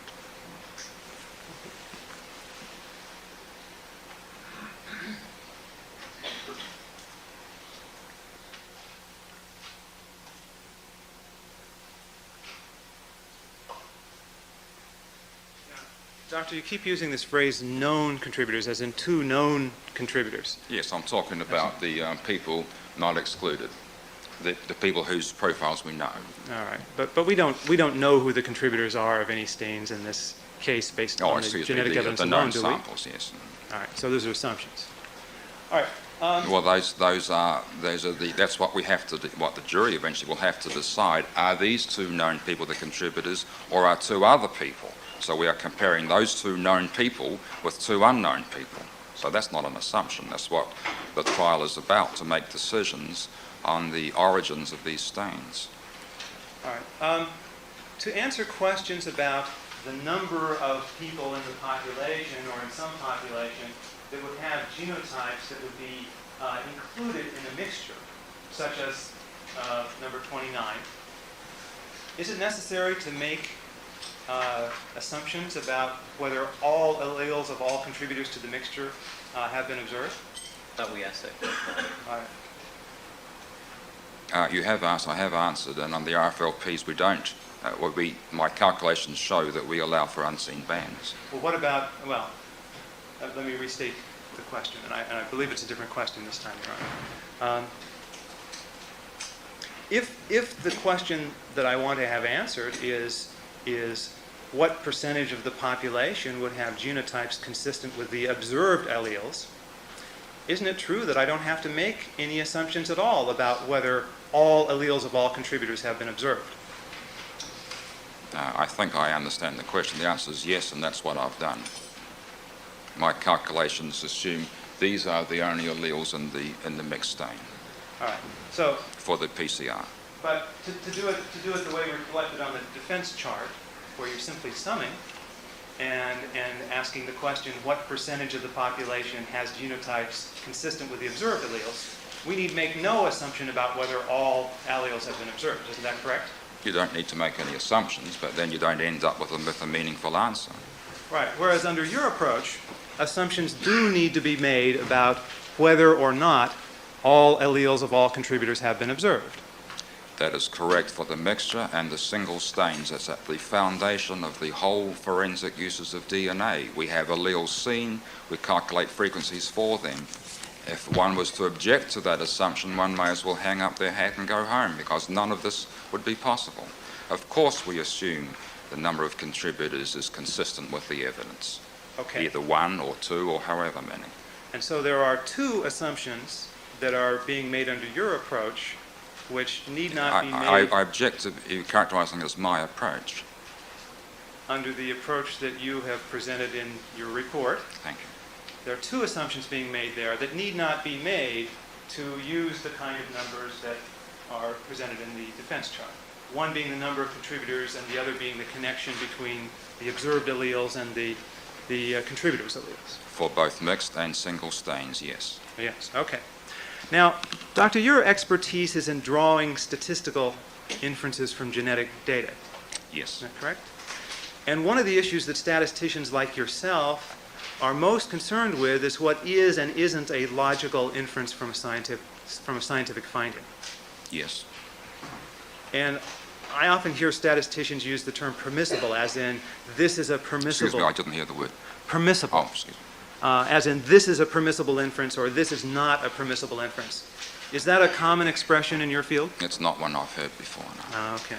Well, what expression would you use to talk about an inference which is illogical and inappropriate? I call it wrong, I suppose. Wrong. Okay. And I gather when statisticians say an inference is wrong, it means it's illogical or fails to follow from the premises. I imagine they would, yes. Okay. And the question about which inferences are correct and incorrect, wrong or right, when interpreting scientific data is one of the major questions that statisticians concern themselves with. I don't see statistics as being concerned with giving right or wrong answers. Statistics is concerned with teasing out the information in sets of data. Our results are often phrased in terms of estimates or results of hypothesis testing. Statistics is not a black and white, right or wrong, yes or no kind of a science. It's a science of interpreting data. So I'm having trouble with understanding your characterization of statistics. But part of what statisticians do is determine what is and what is not a reasonable statistical inference from data. Isn't that correct? Counsel, the issue is, which of these two methodologies am I going to adopt for use in front of this jury? Which makes sense, both in terms of the science that produces these results and the math that's applied to it? Yeah. So, These questions are foundational to my next line. well, I'll proceed quickly. Dr. Weir, when drawing conclusions from a scientific test, should an expert witness in a criminal case rely only on the scientific data, or is it permissible for the expert to take into account other evidence in the case? This is such a general question, I don't understand it. I'll say yes, but I'm not fully understanding what you're meaning. Well, suppose, for example, that an expert sees a scientific test result.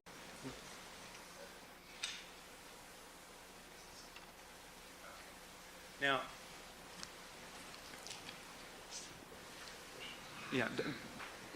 have you heard the term bootstrapping used in the scientific arena as opposed to the legal arena? overruled. The word bootstrapping is in my report.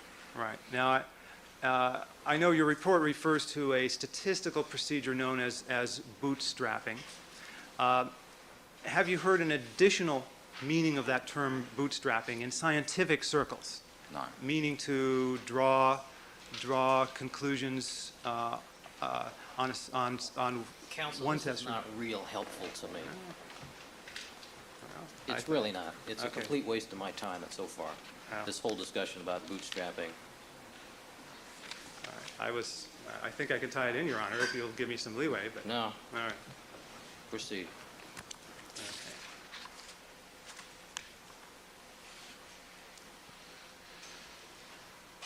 Now, Dr. Weir, in order to compute the mixture statistics using your method, and it's not my method. Well, using the method that you're advocating,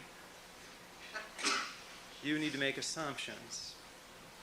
And would you agree with me that the numbers that are produced by your method vary depending on the assumptions that you make? You will have to be specific. I don't know what you mean. For example, the numbers that you produce would vary depending on whether you assume there were 2 contributors or 3 contributors. My report shows 2 tables with different numbers under those 2 conditions. So, I also have tables for single stains where I've assumed a single contributor. I've answered that several times. and so the answer is yes. Yes. All right, and the numbers that you compute would also vary depending on whether you assume that all alleles of all contributors are being observed in the stain. The answers of all the analyses on this trial depend on that assumption. Okay. And so,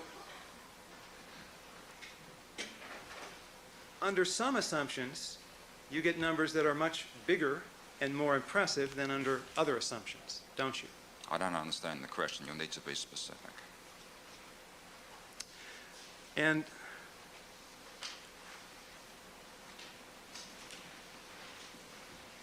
have you noticed, Dr. Weir, that when you compute numbers under assumptions that are consistent with the prosecution's theory of the case, that you get numbers that are larger and more supportive of the prosecution's case? Objection argumented, also irrelevant. Sustain.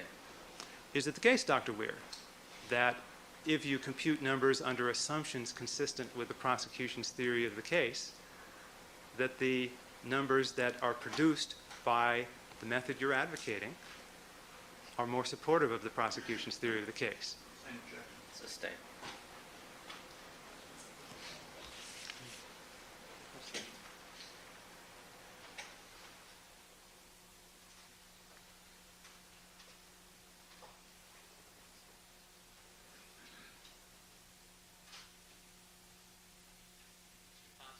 Any benefit to you? I understand the 2 assumptions that underlie Dr. Weir's testimony and the calculations that he makes, and the fact that you'll get different results depending on what the assumptions are. I understand that. I understood that an hour ago. Okay. All right. Let me ask you a few questions, Dr. Weir, about what your report says concerning item number 78. And I think if you look in your report at page 25. Thank you.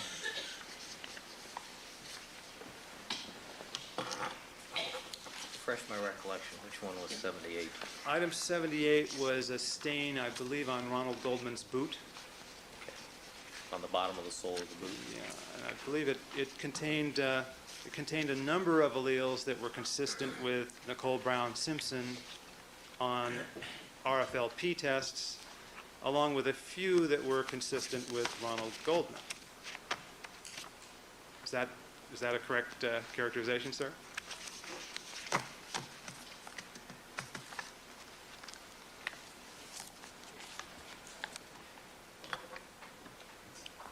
Excuse me, did you ask a question? Yeah. No, I was asking you if it's correct to say that item 78, the stain on Mr. Goldman's boot, contains a number of alleles consistent with Nicole Brown Simpson, together with a few that are consistent with Ronald Goldman. Yes, if we use the word match, I think be a better word. Okay. Mr. Goldman also has a few alleles that are not observed in item 78. Is that correct? Yes, there is an MS43 allele not in the mixture, and 2 YNH24 alleles in Goldman's profile not in the mixture. Now, I see in your report on page 7 that you say Ronald Goldman is not excluded from that stain. That's correct. That's correct. Yes. Okay. All right. But Ronald Goldman does have some alleles that are not in the stain, doesn't he? Well, now you're getting into an item which is beyond my expertise, and I believe we've had testimony from Cellmark as to the reason they called the matches and non-matches and exclusions. My analysis must start with the forensic scientist determination, and they said there was a failure to exclude based on the molecular biology and the description of the staining patterns, which is beyond my expertise to interpret. I will accept their interpretation. I can't do anything unless I have a starting point. The starting point is the determination made by the forensic scientist. Given that starting point, my analysis follows. So whether or not alleles match or not, found or not, that is where I start. Okay. Well, let's start with your chart on page 25. Would you agree with me that your chart shows Ronald Goldman having some alleles that are not observed in item 78? That's true. So would you agree that Cellmark must have assumed that some alleles of some contributors at some loci to item 78 were not observed? I think I've already said that. My starting point is the determination of non-exclusion. All these other things will follow from that. Okay, so this is one of those cases where assumptions about whether all alleles have been observed comes into play. Would you agree? I've said that several times repeatedly, and I'm going to say it again, because maybe we could stop the question. I'm going to take the determination by Cellmark that there were two contributors. Neither Brown nor Goldman are excluded, and then my calculations will proceed from that point. All these other things are details of that statement.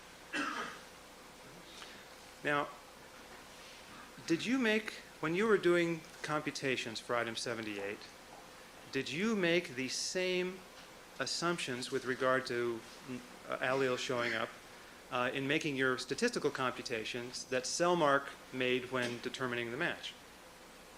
I don't know how else I can say it. I'm sorry. That was the same question as before.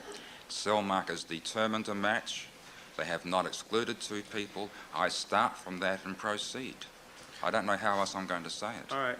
And so does that mean then that on those loci where Mr. Goldman's alleles do not show up in the mixtures, you assume there were missing alleles? That and every other detail. I don't know how else I can say it.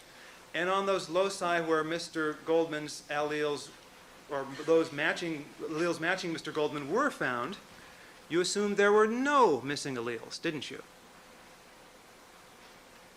My assumptions are that Cellmark has declared a match with these two stains, not excluded people. The bands showing in Goldman, I'm going to use in my analysis whether or not they show in the mixture, because it's not been excluded from the mixture. So whether or not you assumed there were missing alleles at a particular locus... I haven't assumed anything. I'm taking the analysis presented to me from Cellmark. Well, the analysis is that there is a mixture consistent with these contributors. Goldman's bands are not present in the mix, showing in the mixture YNH24. That is not my assumption. That is what Cellmark told me their determination was. My analysis reflects that determination. I assume nothing. So, for example, on locus G3, you're proceeding, or your analysis proceeds from the premise that there are unseen alleles in the mixture. That not all alleles of all contributors are seen in the mixture, aren't you? I'm still going to say yes. It's the same question. But you are not making that assumption when analyzing locus MS1, are you? Objection asked and answered. Oh, well, There is no need to. Under the scenario of known contributors, we have all the bands accounted for. Under the scenario of unknown contributors, we need to work with the four unknowns. We need to look at this entire package. The package is consistent with there being two contributors. I have therefore conducted an analysis on the basis of there being two unknown contributors, Right. which would result in those four alleles at MS1. And so you made the assumption of unseen alleles where that was necessary, and you didn't make it where it was unnecessary. Is I that haven't assumed unseen alleles. I say there are alleles I've seen. I'm going to assume there are two contributors. I'm going to compute from two contributors. Whether your calculations proceeded on the basis that there were missing alleles or not at a particular locus depended entirely on whether that assumption was necessary to make Mr. Goldman match. Isn't that true?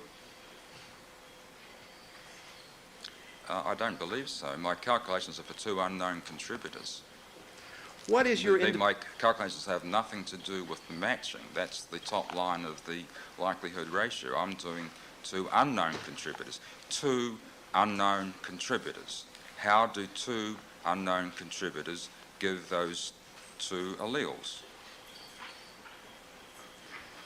What is your independent scientific basis for assuming that there were missing alleles at YNH24, for example, but not at MS1? I have no outside evidence other than what Selmark told me. All of my analyses are based on what the forensic scientists have told me. If they tell me this, then I will proceed accordingly. It is beyond my expertise to do otherwise. And had they made the opposite assumption, for example, assuming there were missing alleles at MS1 but not at YNH24, Mr. Goldman would have been excluded, wouldn't he? Sustain.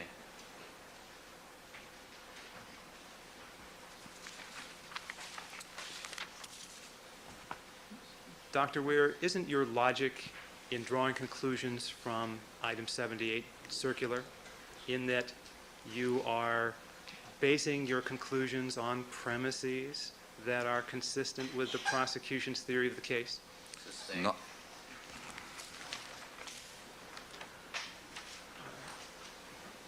Now, Dr. Weir, in your report, you mention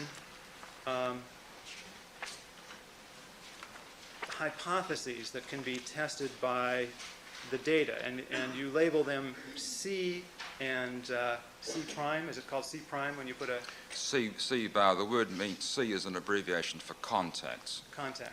Contacts between the known person and the location of the evidentiary stain. We can say hypothesis or scenario. I'm not sure what the best word is. I think I'd use them interchangeably. Okay, and so your report suggests the two hypotheses that are to be distinguished by the genetic data are contact and no contact. I think that's the best term, yes. All right. What does the term no contact mean? How else can I say it? Not having had contact.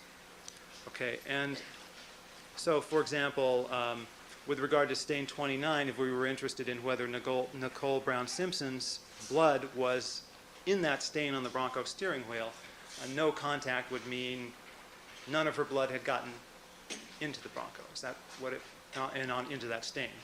Is that what that would mean? I'm not sure. We need to be careful. The contact there would be between Nicole Brown Simpson and the steering wheel. Somehow, under that scenario, her blood went from her body to the steering wheel. That's contact. It might not have been with her physical self, but some means of contacting her blood with, it's contact of her blood with the steering wheel, whatever the agent was for making that contact. And are you planning to testify that your frequencies represent the probability of this evidence under the assumption of no contact? All the numbers on this chart are frequencies, and the frequency and probability I use interchangeably. All these numbers we've held in the entire case are the probabilities of the evidence under the situation of no contact. In other words, a random person, someone other than the stated person, having contributed that. Are you assuming, Dr. Weir, that a coincidental match is the only way in which the evidence we've observed can arise under the hypothesis of no contact? I've not said that here or anywhere else, no. So you're assuming there are other ways that this evidence could arise that are not reflected in your numbers? I'm not assuming anything. I have made some calculations accounting for the evidentiary stains from unknown people. I'm saying nothing else.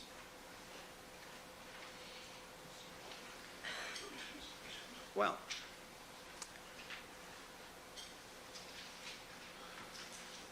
you think these frequencies are basically likelihood ratios, don't you? A frequency is the frequency of the evidence given, known or unknowns. If we start taking ratios of frequencies, I'm sorry if you don't like the term, but that ratio of frequencies is a likelihood ratio. All right, and when you testify that there's, when you testify that there's a 1 in 71 chance of observing the pair of contributors, a pair of contributors, well, there's a 1 in 71 chance that a pair of contributors at random could have left the stain on item 29. Is that what you mean? That is the prosecutor's fallacy, Mr. Thompson. I am surprised at you. Forgive me. See, it's very easy to fall into it, even the person I don't believe it's easy for you to fall into that trap at all. And I'm certainly not going to fall into it by you leading me into it. I was actually leading you into another trap, sir, but let me proceed.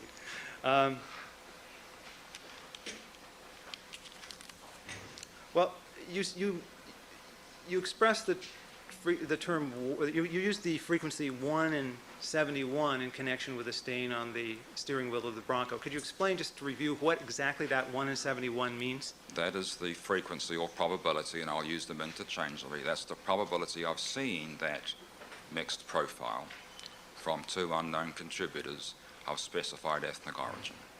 Okay, and when you compute the probability of seeing that profile under the assumption of no contact, you're assuming that the only way we would see that profile under the assumption of no contact was a coincidental match, aren't you? I don't think that's correct. I've calculated the frequency with which of getting this profile from two unknown contributors. That actually doesn't say anything about contact or not. It's the contact refers, of course, to the known people, the people not excluded. You'd better restate your question, I think. So I forget it. Well, I guess the trouble I'm having is with the two hypotheses of contact, no contact. And your assertion is that the statistics that you're presenting give us the conditional probability of this evidence under no contact. No contact of the not excluded people, yes. Right, Sure. okay. But we could get the observed evidence in a number of ways other than simply the ways taken into account in your frequency calculations, couldn't we? You will have to explain what alternatives you mean. Suppose there was tampering with the evidence, for example. Objection irrelevant. Oral. I'm very, very careful at the first page of my report to say my entire analysis is concerned with the genetic statistics. It assumes matches when declared to be true. It assumes profiles when declared to be accurate. It would be wrong of me to make statements outside that context. But if you're not taking into account anything other than coincidental match frequencies, isn't it also wrong to tell the jury that those frequencies characterize the probability of this evidence under the assumption of no contact? I don't believe so, no. Not in the way, if we are careful, I have been careful in my writing, and if we are careful orally, I don't think there'll be any confusion.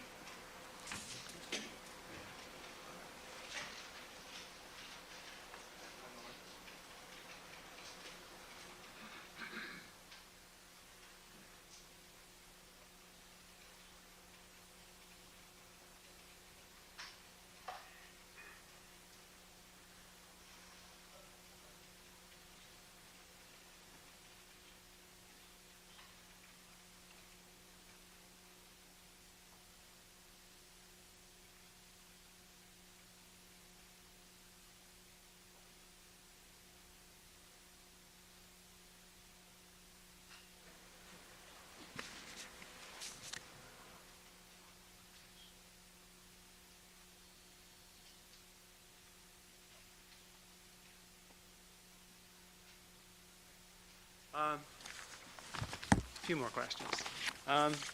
You mentioned in direct examination that you work as a consultant for Cellmark Diagnostics. No, I said my university has a contract with Cellmark. Okay, can you describe the nature of that contract? What do you mean? How much money does it involve? $8,000 a year. $8,000. And the money is granted to the university? The money is paid to the university. Is it put in a fund that's at your disposal? I wish. Who gets the money? The money goes to the Dean of Agriculture. Okay. Do you benefit personally from that in any way? No. Okay. You also said you are a consultant with a number of other forensic laboratories doing analysis of their databases? No, I didn't say that. If I did, I misspoke. We have similar contractual arrangements with other companies. Okay.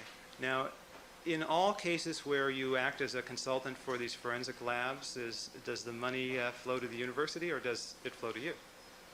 Under these contracts, the university gets the money, yes. Okay. Do you earn any income personally from consulting with forensic laboratories? I have, yes, on occasion. Okay.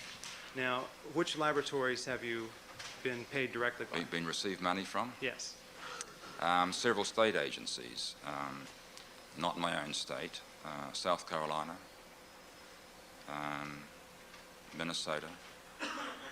I'm hoping to get some money from Illinois, though it hasn't come yet. Broward County, Florida. Have you received money directly from Cellmark under any other circumstances? No, I have visited Cellmark. I think they picked up the fare. Okay. What about genetic design? Genetic design, we have a contractual arrangement. I think I've received a little money from them some years ago. But I'm not sure. Some of that was they were acting as a conduit from a third party. There may have been a little money from them a couple of years ago. Mm-hmm. Have you received any money from the FBI? No. Okay. Now, I see in your grant that you received a grant from the Department of Justice, or the... The university received a grant this year from NIJ, yes. Okay, and what's the amount of that grant? $25,000. And do you receive any personal compensation from that grant? I think you know, Dr. Thompson, that would be quite illegal. For example, does it pick up summer salary? No, I have a 12-month salary. I receive nothing directly or indirectly from that grant. Okay. Does it cover postdoc expenses or give you discretionary funds for your lab? It is intended, as you can see from the application, to compensate a person working for me on these issues. Okay.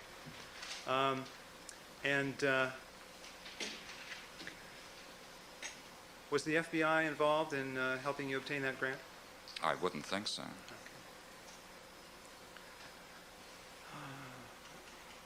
All right. What do you want?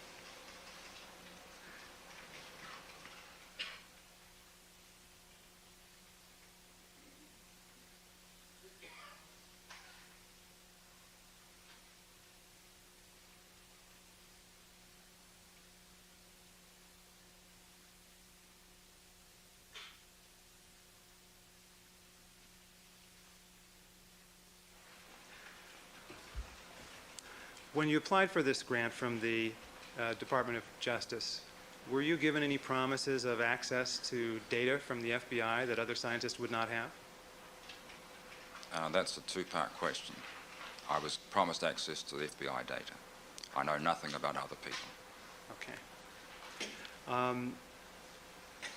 And you're being compensated for your time on this case? No, I'm not. In fact, I think I'm losing money. Okay. The county is not paying enough for my meals each day. All right. So with regard to the work you did in preparing these With regard reports... from the beginning to the end, there will be not $1 comes to me. Okay. As I said, it's going the other way. I didn't hear The money is flowing the other direction. flowing the other direction. I think that's very public-spirited of you, sir. One moment.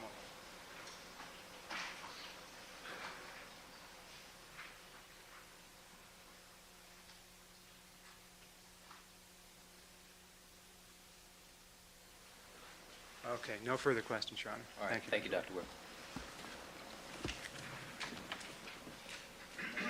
Would like to mark an article is all, All right, the one that the witness referred to. all right. Dr. Weir, and perhaps this could be marked People's Exhibit 411. And which article is this, Mr. Clark?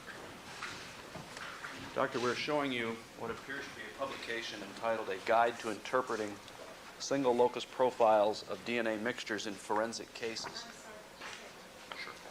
Should I read it? Would you?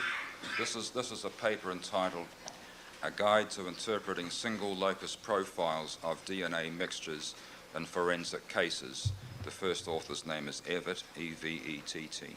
Is that the article that you referred to earlier in your testimony as part of the published literature describing the calculation of frequencies for mixed stains? Yes, it is. Your Honor, I'd like to move that exhibit into evidence at this point for this hearing. Mr. Thompson? All right, it'll be received. Thank you. Nothing further.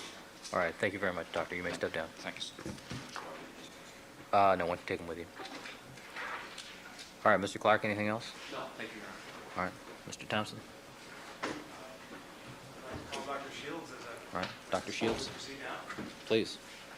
Have the jury coming in at 1:30, so let's go. Do you need to change court reporters? Change paper? Proceed. Dr. Shields would like a 5-minute break. Okay, 5 minutes.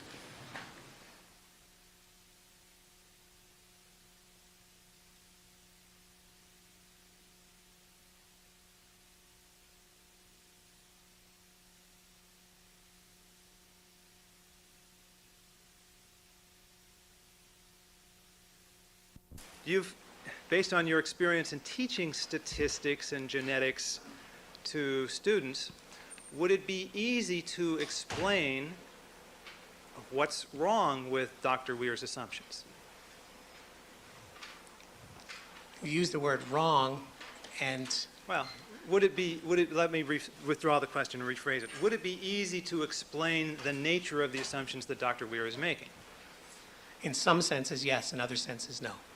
Okay. Oh, could you explain a little more? I think it shows up more in what happens in the results of Dr. Weir's assumptions and analysis, where you end up with a set of what he calls frequencies, but I think they are probabilities, associated with different explicit pairs of individuals of different ethnic backgrounds associated with different databases and therefore different frequencies. So that you end up with, instead of a number that gives someone a flavor for how likely it is that anybody might contribute to this mixed stain, which is a single number, you have a set of numbers that can range from 1 in 7 to 1 in 17,000. And how one interprets that, I think it's open to individuals to look and say, okay, the 1 in 7 is the biggest number, so that makes that the likeliest trio. And that trio may have very little relationship to anything that's going on in the case, or in any case. It's precise, but I think it can mislead. Okay. Now, let me direct your attention to the chart that's sitting just to your left. It's the prosecution's chart labeled Results of DNA Analysis Bronco Automobile. Have you seen that chart before? Yes, I have. Okay. Now, in the column on the far right, that column is headed with the term frequency. And in some of the boxes below there are certain numbers. Now, do all the numbers that are presented in that chart so far, well, first of all, do you understand what those numbers are and what they mean? Yes, I do. Okay. Would it be correct to characterize all the numbers that are on the chart at this point as frequencies? Yes, it is. Okay. Now, if we put onto that chart numbers derived from Dr. Weir's computations, would those numbers be comparable as far as their meaning to the numbers that are already on there? No. And how would they differ? The difference stems from the column to the left of the frequency column. The column to the left says not excluded, and therefore it's the frequency of individuals who are not excluded. And if it's the frequency of individuals who are not excluded, the NRC's methodology is what gives you that proportion, Okay. that frequency. Dr. Weir's method gives you the frequency of pairs of individuals that would not be excluded.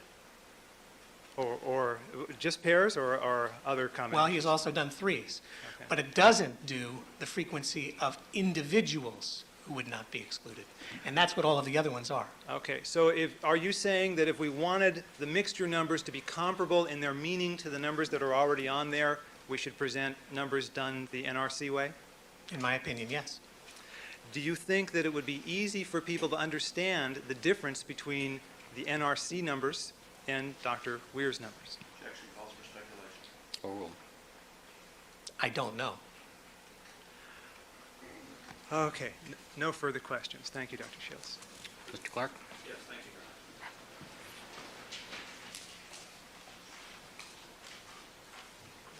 Honor. Dr. Shields, good afternoon. Good afternoon.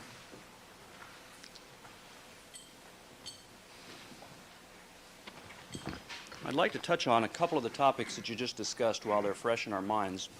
As far as coincidental identity and laboratory error, it's your belief that those should be incorporated into one figure? No, it's not. So in fact, is it your testimony that those should be dealt with separately? Yes, in my opinion. Now, with regard to this particular hearing, is it your understanding that what the court is making a decision about is whether or not likelihood ratios should be admitted? No, well, initially, yes, but I don't think that is anymore. What's your understanding of the issue before this court in terms of what the court has to decide? It's been my understanding, both from watching the proceedings and from discussions with attorneys, that the decision has to do with whether the National Research Council's method of providing a number for mixtures is useful. Okay, so it's your understanding that what the court has to decide in this hearing is whether or not the NRC's recommendation is useful? Yes. If the court's decision was something different from that, would that impact any of your answers to any of the questions by Mr. Thompson? Object as to date. Sustain. As far as likelihood ratios, and you discussed likelihood ratios in the course of your testimony, is it your understanding that a likelihood ratio is the same as the frequencies that Dr. Weir described on one of the exhibits with the mixture from the steering wheel, item number 29? Yes. Now, I'd like, if I could, Dr. Shields, first of all, are you a statistician? I do statistics. I would not count myself as a statistician. Would you consider, first of all, are you familiar with Dr. Weir? Yes, I am. Is Dr. Weir an individual who is well known in the area of statistics and population frequency data? Yes, he is. Would it be fair to say he's very well known, Yes, very well respected? absolutely. Your particular area, that is of your PhD, is zoology, is that correct? Now, my PhD was on the evolution of sex in all organisms, and that's population genetics. I was in a zoology department, but it was an evolutionary biology, and in particular, a population genetic dissertation. Is it correct, and you have a number of publications, is that correct? That is correct. Is it correct that those, or at least the clear majority of those publications, are directed towards animals? No, I wouldn't say a clear majority. I would say it's about half and half. And what would the other half be directed towards? Population, genetic, and evolutionary theory, and how they have interactions with each other. Are you a member of any genetics societies? Yeah, I'm a member for the Society of Study of Evolution and the American Society of Naturalists, both of which have large memberships in the areas of genetics. Are you a member of any statistical societies? No, I am not. As far as your publications, and just briefly, was one of your publications, What Causes Rape, a dissenting view? Yes, it was. And was another, Forcible Rape, an evolutionary perspective? Yes, it is. And another, The Evolution of Sex, an examination of current ideas? Yes.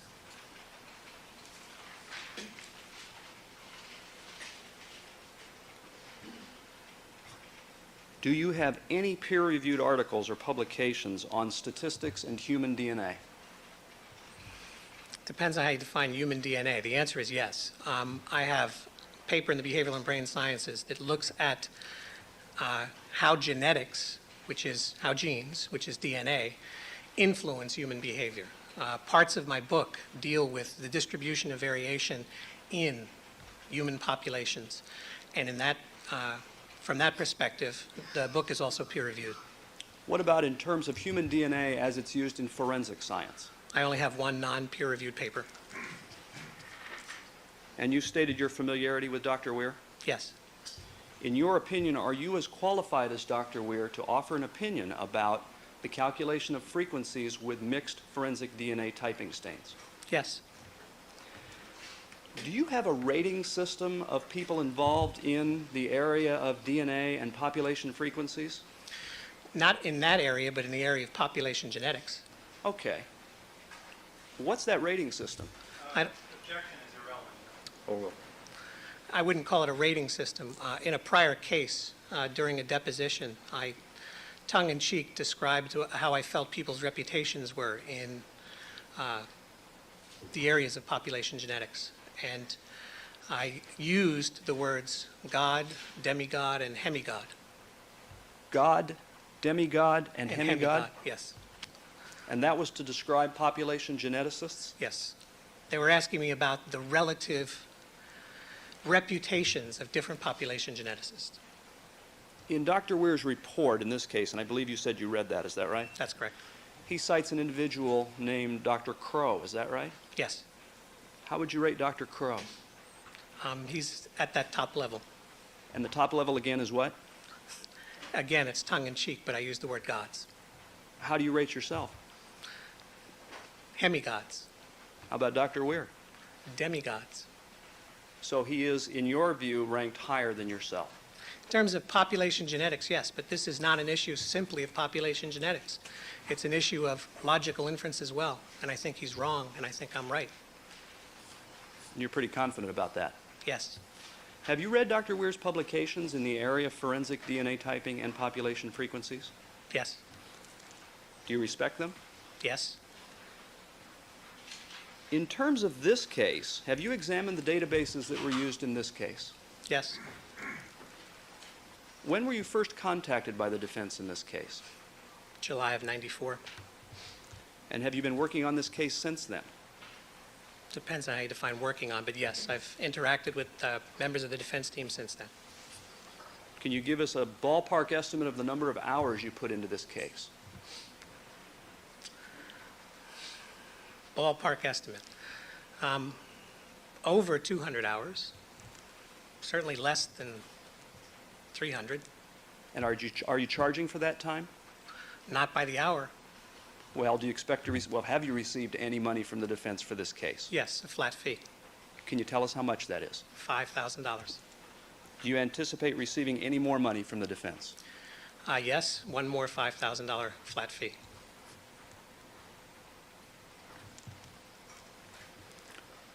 You've described seeing, for instance, this chart that's on the easel at the moment that shows the results of the Bronco automobile, and you said you had seen that previously. Is that right? That's correct. Have you seen all the results charts in this case? I couldn't possibly be sure of that. A lot of them that I've seen previously have actually been seen from watching on television. Okay. Were you provided reports of the testing laboratories in this case? Yes, I have. Were you provided raw data from those testing laboratories in terms of bench notes, photographs, etc.? I was provided with raw data on the statistical aspects of this case. I've not looked at autorads and I've not looked at strips. So you've basically directed your attention towards frequency data as opposed to the science involved in producing exclusions or inclusions. In this case, yes.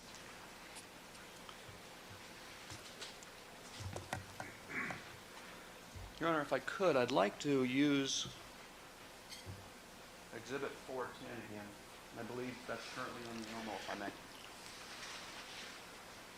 And Dr. Shields, if you could, if that monitor is convenient, please use that. Sure. In terms of this chart, and you've testified in answer to questions by Mr. Thompson, that you believe that this is an appropriate method of describing frequencies in a mixture such as this mixture? As long as it's presented correctly, yes. In your opinion, are the numbers, and we'll just look at the three numbers that are at the bottom of the three major racial groups listed there, they're approximately 50%. Is that fair? Yes, Between 45 and 49, well, I'm sorry, 59. 45 and 59% or so? yes. Okay. I'd like you to assume that in that stain, and are you familiar with the actual alleles that were detected in that stain? Yes. And those alleles are what? 1, 1, 1, 2, and 4. I'd like you to assume that that was donated, that is, those results from a single contributor. What would the frequency be of that happening? 3 alleles from a single contributor? Correct. It's actually possible, but we couldn't do a statistic on it. Would it be fair to say it would be 0 or nearly 0? It'd be fair to say it's nearly 0, never 0. I'd like you to assume that there's 2 contributors to this particular result. Is it your opinion that approximately 50% of the time, from 2 unknown people, those results would be obtained? No. If you assume that there are 2 contributors, then I believe that Dr. Weir's method will give you the appropriate result. And in fact, if there were 2 contributors, Dr. Weir's method is in fact an accurate method to describe the approximate frequency of those results. If one can assume that there are 2. That's what I'm asking you to do. Yes. In other words, based on that assumption, Dr. Weir is absolutely correct. Yes. Depends on what you mean by based on that assumption, but yes. The assumption that there are 2 contributors to the stain. If you know there are 2, yes. As a corollary or connected with that, if you assume that there were 3 contributors to that stain, isn't it true that his method of calculating an approximate frequency, as he described to this court earlier, with 3 assumed contributors is absolutely correct? Yes, and what's interesting is the comparison between the table that you produced for this, which is the other one, that shows an assumption of 2 when the theory is that there may be 3. It shows why just assuming 2, as if you somehow know that from a mixture, is wrong. Because 3 alleles let you assume that there are 2 individuals. But in fact, the 29 stain, some people have suggested that it includes 3 individuals. Okay. And would it be a fair, under the assumption that there are 3, would it be a fair approach, making that assumption, to use the calculation method by Dr. Weir for 3 people to describe that situation? If you use that assumption, yes. But it's a fair assumption to make no assumption. Okay. You talked a little bit about juries, the trier of fact in a case, during your examination. Do you Yes. recall that? Excuse me just a second. We having dueling cameras back there? Proceed. Thank you. If a jury were satisfied that there were 2 and only 2 contributors to a stain, would the model proposed by Dr. Weir in fact describe that situation? Yes. And the same would be true as far as your testimony if the jury found that there were 3 contributors to a stain using his model for 3 contributors. If they concluded that, yes. Now, Dr. Weir described, and I use the term his model, are you familiar with the article that he described earlier today by Dr. Evatt and David Stoney? Yes. Have you read that article? I've read it a while back. I've not read it recently. And I spent some time at the California Association of Criminalists meeting with David Stoney discussing these issues. That's a peer-reviewed scientific publication, isn't it? Yes. And in fact, that publication describes the methods used by Dr. Weir in this case. Yes. Are you aware of any scientific, that is peer-reviewed scientific publication criticizing that method? Yes. Tell us what that is, please. One is the National Research Council. Is that a peer-reviewed publication in the scientific literature? Yes. Go ahead. Were you going to name others? Yes. There's a series of articles and commentaries that go from, that are based on a discussion of an article by Catherine Roeder, or Rader. I'm not sure how she pronounces her last name, but it's R-O-E-D-E-R. And she published a paper exploring many of the issues, some of which included the problems associated with likelihood ratios, which means the problems associated with taking a frequency, adding assumptions, and turning it into a probability, which is what Dr. Weir's done, in my opinion. Okay, now are you... And now some of the commentaries are critical of doing that. Okay, are you discussing now likelihood ratios? Yes, and in fact, it is a likelihood ratio the way it's done by Dr. Weir. Do you recall when Dr. Weir was using, and one of the examples he used was And this involved a series of databases. In other words, assuming one person was Caucasian and another one was Hispanic, for instance, or Caucasian, African American, and so forth. Do you recall him coming up with a frequency under one of those database, or two of those databases, rather? Okay. It's actually not a likelihood ratio. What it is it's a conditional probability. It's not a frequency. They are conditional probabilities. Well, They are probabilities conditioned on a set of assumptions. For example, ethnic group, number of contributors, and so forth and so on. Okay. So But that's the same thing. I'm sorry.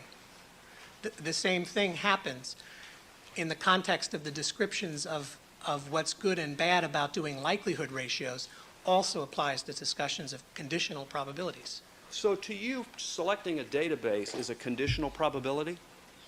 Is that right? Sure. If you, for example, the one that you have in your, in the other exhibit, the number that comes out of that, which I believe was 1 in 71, is the conditional probability of those two genotypes given those two databases. The given makes it a conditional probability. Okay. So when, for instance, numbers which have already been reported on the board, let's use the Bronco automobile board to your left there. Okay. And let's take the example of the center console, item number 30. Found to be, that is not to be excluded, was Mr. Simpson, and there are frequencies written in there of from 1 in 520 to 1 in 1400. You see that? Yes. And did you hear the testimony about that item, for instance, when this portion of the chart was filled in? I might have. Did you see any of those reported frequencies, or have you read any transcripts of how that came about? That is, that those frequencies were testified to. Yes. Do you recall that, in fact, those frequencies were presented because of the differences in frequencies for particular databases? Yes. In other words, 1 in 520 on that example might be from African Americans, Caucasians, or Hispanics, correct? That's correct. And I simply don't recall which in particular produced one result. Is it your view then that that constitutes a conditional probability, the answer that is the frequency to item 30? Yeah, the 1 in 520, you can turn it into a conditional probability, but it's also a frequency. And as a frequency, you don't have to assume that. You can say that the frequency is 1 in 520 in that database. Okay. That's not a probability. Then when Dr. Weir uses the number of 1 out of 71, he's making the same types of assumptions about databases, correct? Yes. What he's adding to it is an assumption that there is, for instance, in his first assumption, that there are 2 contributors. Yes. So is that then the only thing that's been added on in terms of these conditional probabilities to what's already been reported in court?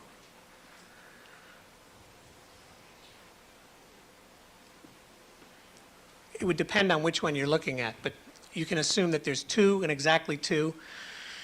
Then you do it for different ethnic groups and different combinations of ethnic groups.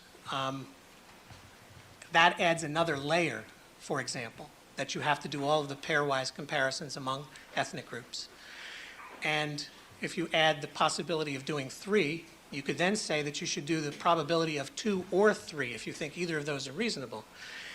And what I would say is that if you're going to do the probability that it's 2 or exactly 2, or 3, exactly 3, or 4, or exactly 4, you can also do it the way that the NRC recommends, which is just to say we're not going to worry about whether it's 2, 3, or 4 exactly.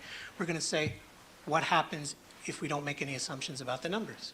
Incidentally, is it your testimony that the NRC's comment, that one last sentence in the paragraph, is clear and unambiguous? Yes. Is it your testimony that, and you were here for Dr. Weir's testimony earlier this morning, Yes.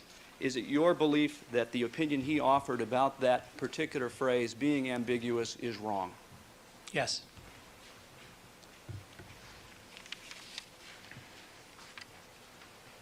You also described, Dr. Shields, your opinion that in Dr. Weir's calculations, not likelihood ratios, but the calculations such as 1 in 71, that those were making assumptions about who the contributors were. Do you recall that? Yes.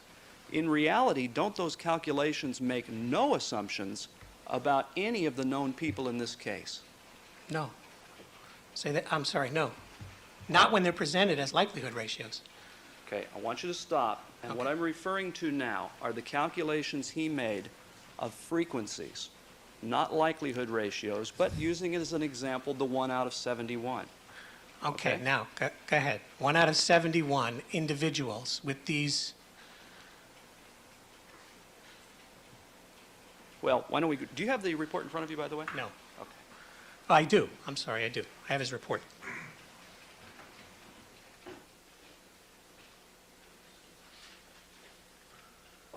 Page,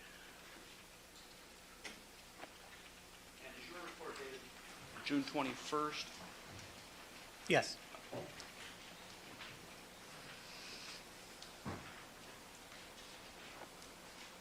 If you could you turn to page 38? Okay, And in particular, at the bottom is a table 29C. Do you see that? yes. And in fact, we see the number 1 out of 71 twice in the African-American Caucasian combination for 2 contributors, as well as in the African-American Southeast Hispanic combination as well. Is that right? Yes. Is it your testimony that that constitutes a likelihood ratio? No. Is it your testimony that that number has anything to do with the known types of the 2 victims and Mr. Simpson in this case? No, this one assumes that there are 2 and only 2 contributors. And it makes no assumptions whatsoever about Mr. Simpson? Well, it's actually, excuse me, this one assumes that there's the potential of 3. All right. It makes no assumptions whatsoever, and in no manner uses the known types of Mr. Simpson or the 2 victims, does it? No, but see, Doctor, what I heard earlier today was, Doctor, we were talking about known genotypes in the numerator. He was talking about likelihood ratios as well as frequencies today. All right. I'm asking you about this table. Okay, Does that the table is frequencies, I agree. You can do it as frequencies. And in fact, it uses in no manner the known types of these 3 individuals, does it? That's correct.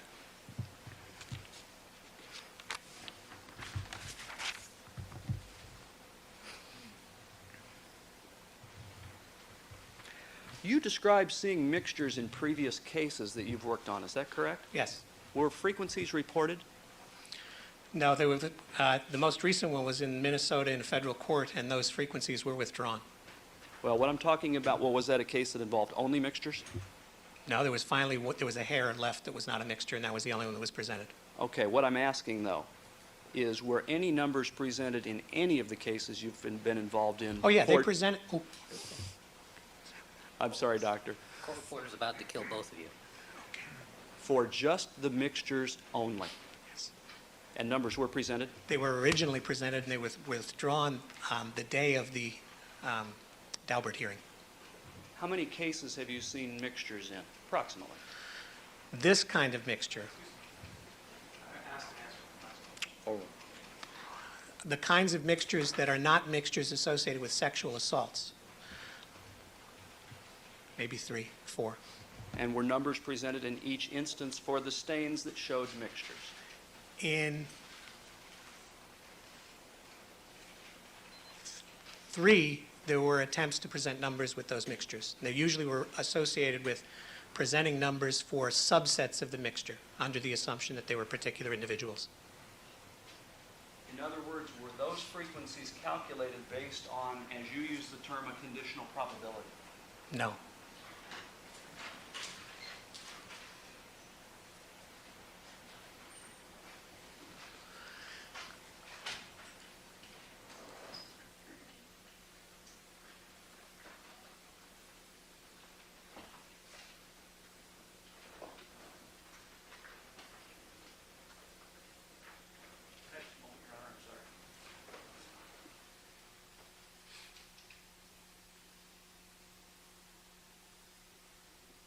Nothing further, Your Honor.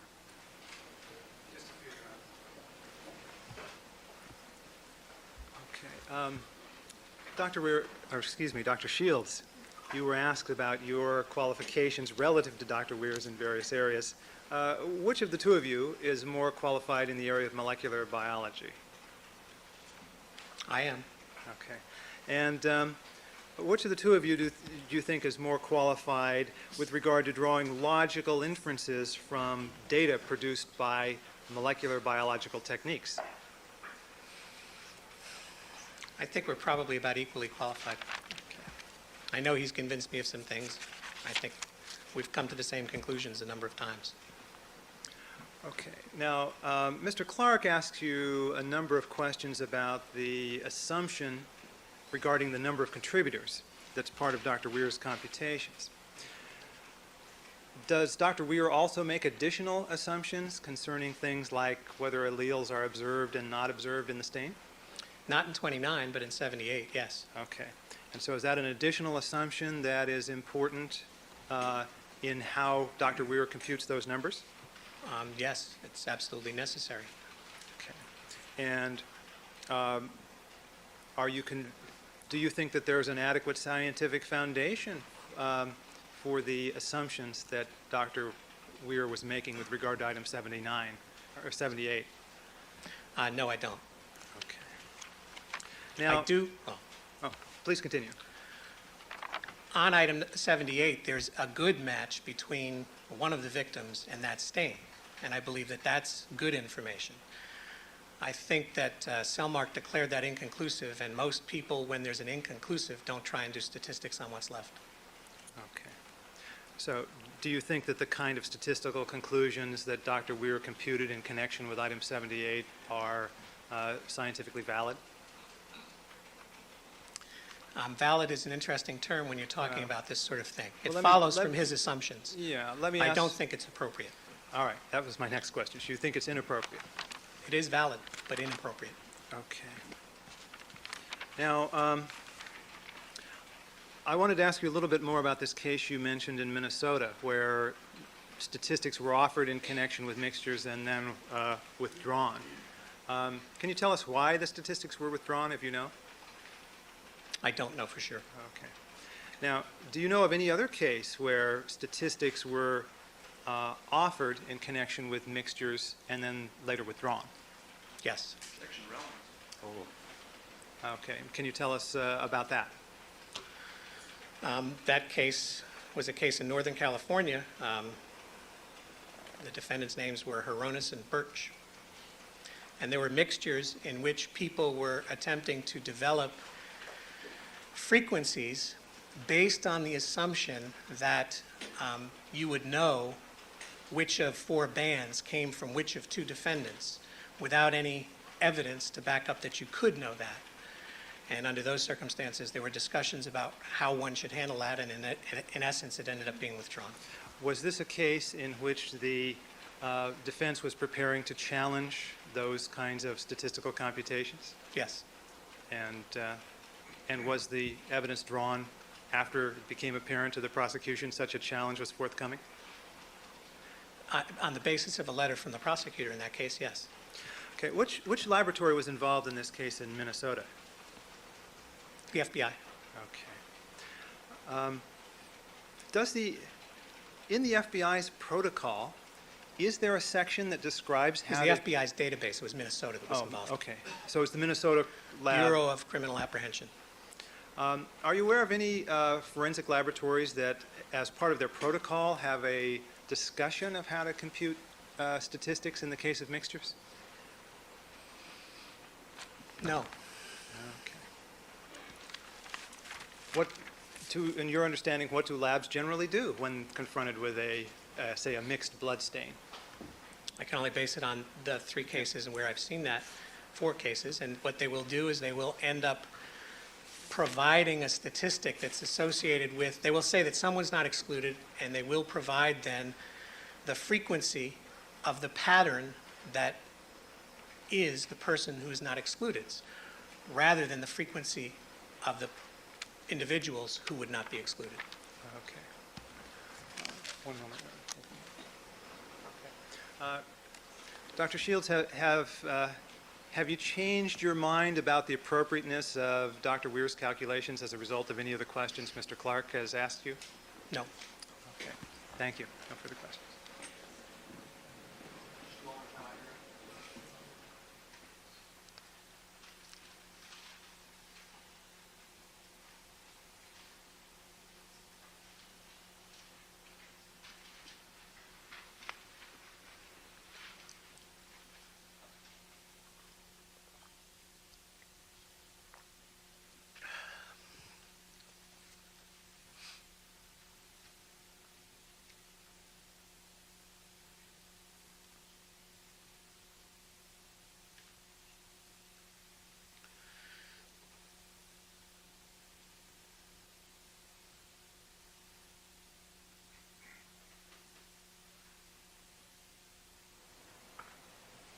Just briefly, Your Honor.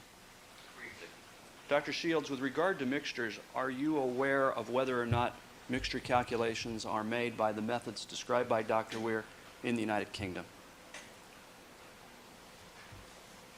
I believe they are. And that actually includes likelihood ratios, does it not? It does. They go so far as to go all the way to a Bayesian analysis. And likelihood ratios even incorporate the known types of the individuals involved in the case, don't they? Yes. Dr. Weir's offered frequencies, such as the 1 in 71 that we discussed, don't even incorporate the known types of the individuals who may be associated with the case, do they? That's correct. Thank you. Nothing further, Your Honor. Sure.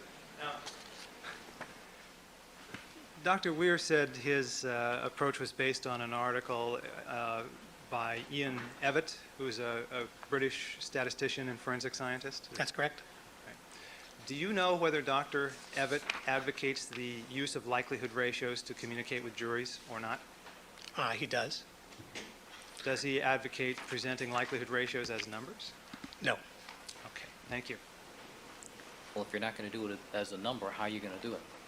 He uses words like strong evidence, extremely strong evidence, mild evidence, bad evidence.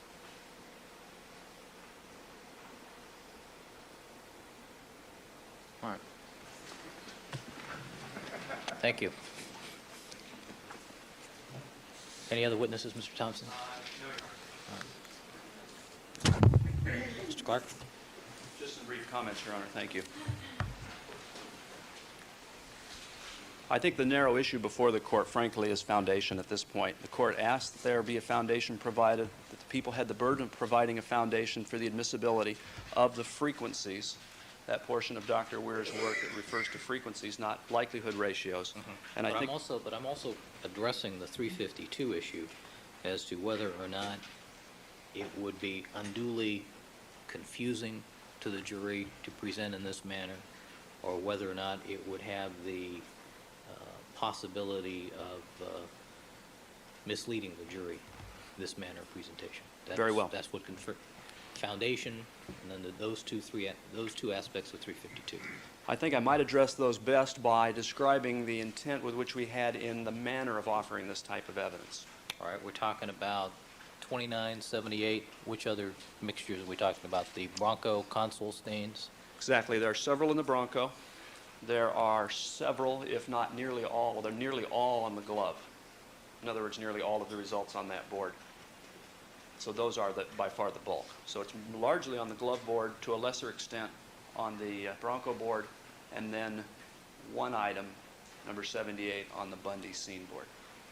So that's what we're dealing with in our view, as far as the mixtures.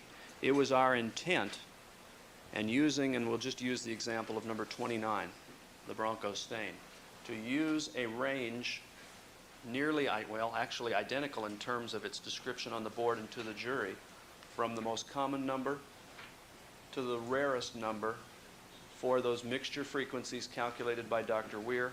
And one of those examples would again be, and I just don't have the page. Does the court have the report before it? Not open to the page, no. All right.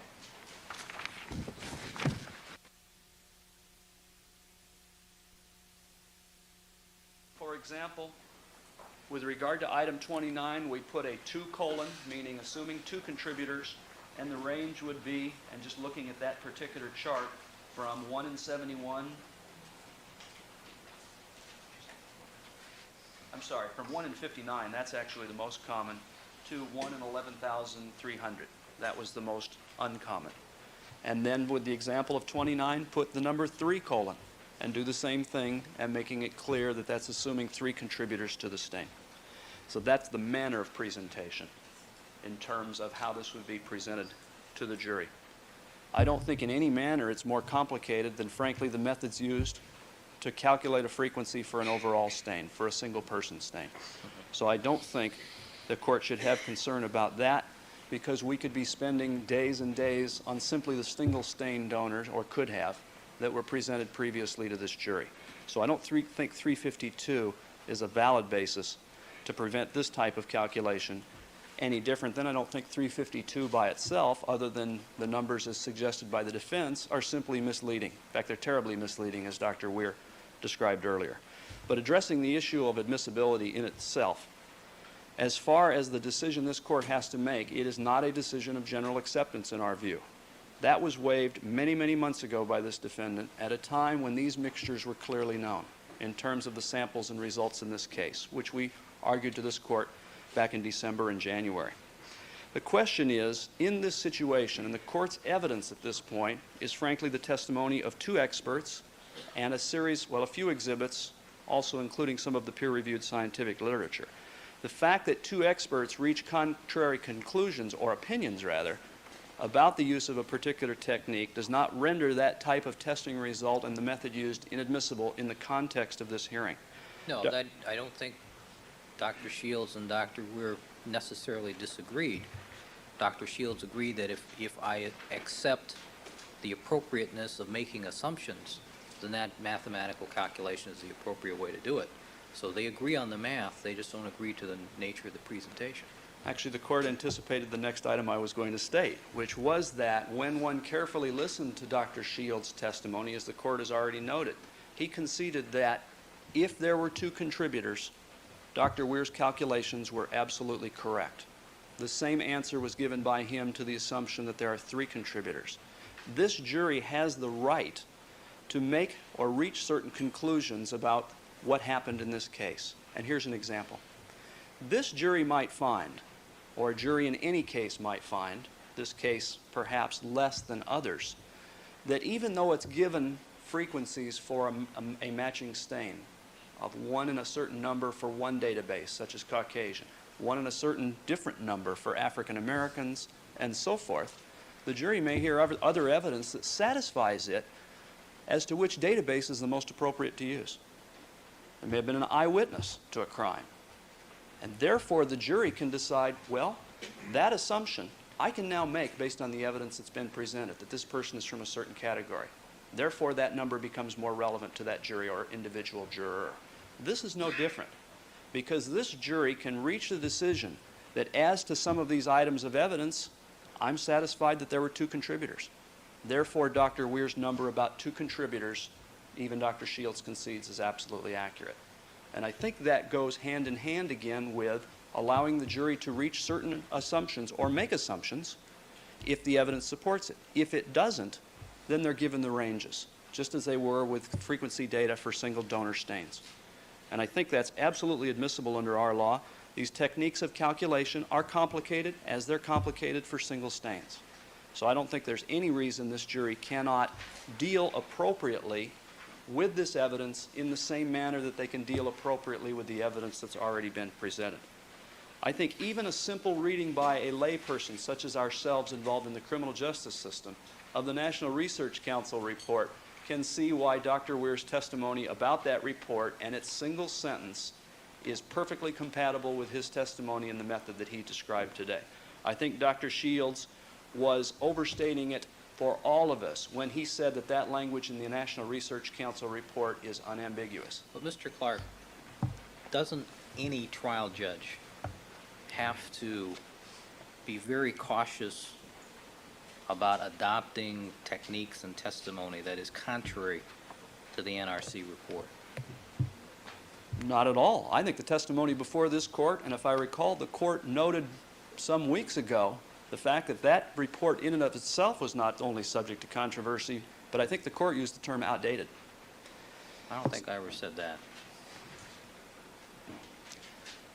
I don't recollect having said that, but certainly the case law dealing in this area often comments that the legal system is often a year or 2 behind the scientific community in these matters. Fortunately, in California, we see our case law going away from the National Research Council report if we can judge anything by the last half a dozen decisions or so. So if the court is concerned about criminal justice system versus the National Research Council report, I think one only needs to look to California, let alone the number of states across the country that either rejected it in terms of having any effect on admissibility or finding that things have moved away from that and that, frankly, that report is now very old in an area that's moving quickly. So no, I don't think courts should be concerned about the National Research Council report playing a role and telling courts what to do. I hope that answers your question. Based on all of these reasons, and again considering the nature of this hearing, it's our opinion that this court should allow, and in fact the jury should be given the benefit of conservative but probative information about what these mixtures mean to this jury. And I think no one could state it better than Dr. Weir has today in terms of the significance of this evidence, not even incorporating the known individuals in this case, which ultimately would arrive or lead to a likelihood ratio that we're not even seeking to use at this time. Thank you.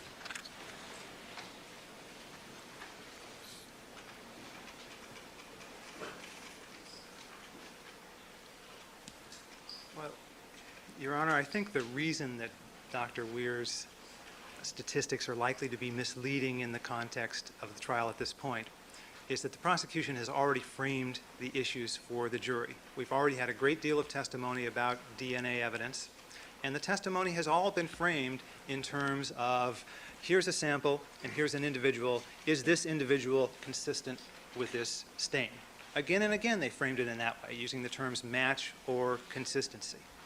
And when that kind of evidence is presented, it is always logically relevant to ask what percentage of the population would also be included or be excluded, which is exactly the number that the National Research Council computes. Now, Dr. Weir has asked a different question, which he thinks is the appropriate question, which has to do with what's the probability of selecting a specified number of individuals who could completely account for the alleles in this stain under various assumptions. And we have to make assumptions about the number of people and whether all alleles can be seen and so on. So what's happened is that the prosecution is changing horses in midstream. Having conditioned the jury to expect one kind of numbers, they are now presenting a different kind of numbers that in fact are much less favorable to the defendant. I think that the difference in the numbers is going to be very difficult to explain, and I think all you have to do is read through Dr. Weir's report to see why that's so. It's very complex. It's riddled with assumptions, and the assumptions are going to be controversial. If Dr. Weir is allowed to testify under these assumptions, then the defense will have to challenge those assumptions. For example, on stain 78, Dr. Weir is assuming for some of the locuses that all alleles from all contributors can be seen, for others that not all alleles of all contributors can be seen. We're going to have to get into the scientific basis for that, talk about whether that assumption is valid or not valid based on the scientific evidence as opposed to other evidence in the case. But aren't we sort of in this situation because the prosecution initially wanted to say that all we want to do is say that these persons are not excluded, and that's all we want to present, it's a mixture. And then the defense says, no, you've got to put a number on it if you're going to use it. Yeah, well, I think, Your Honor, both experts... Aren't we in this situation because of that? Yeah, and both experts acknowledge that it would be misleading to simply say this person is not excluded and here's the frequency of this person's genotypes. Both experts acknowledge that was misleading and inappropriate. For example, in the case of Nicole Brown Simpson, who has a genotype frequency of 1 in 22,000 or something like that, but the likelihood of her being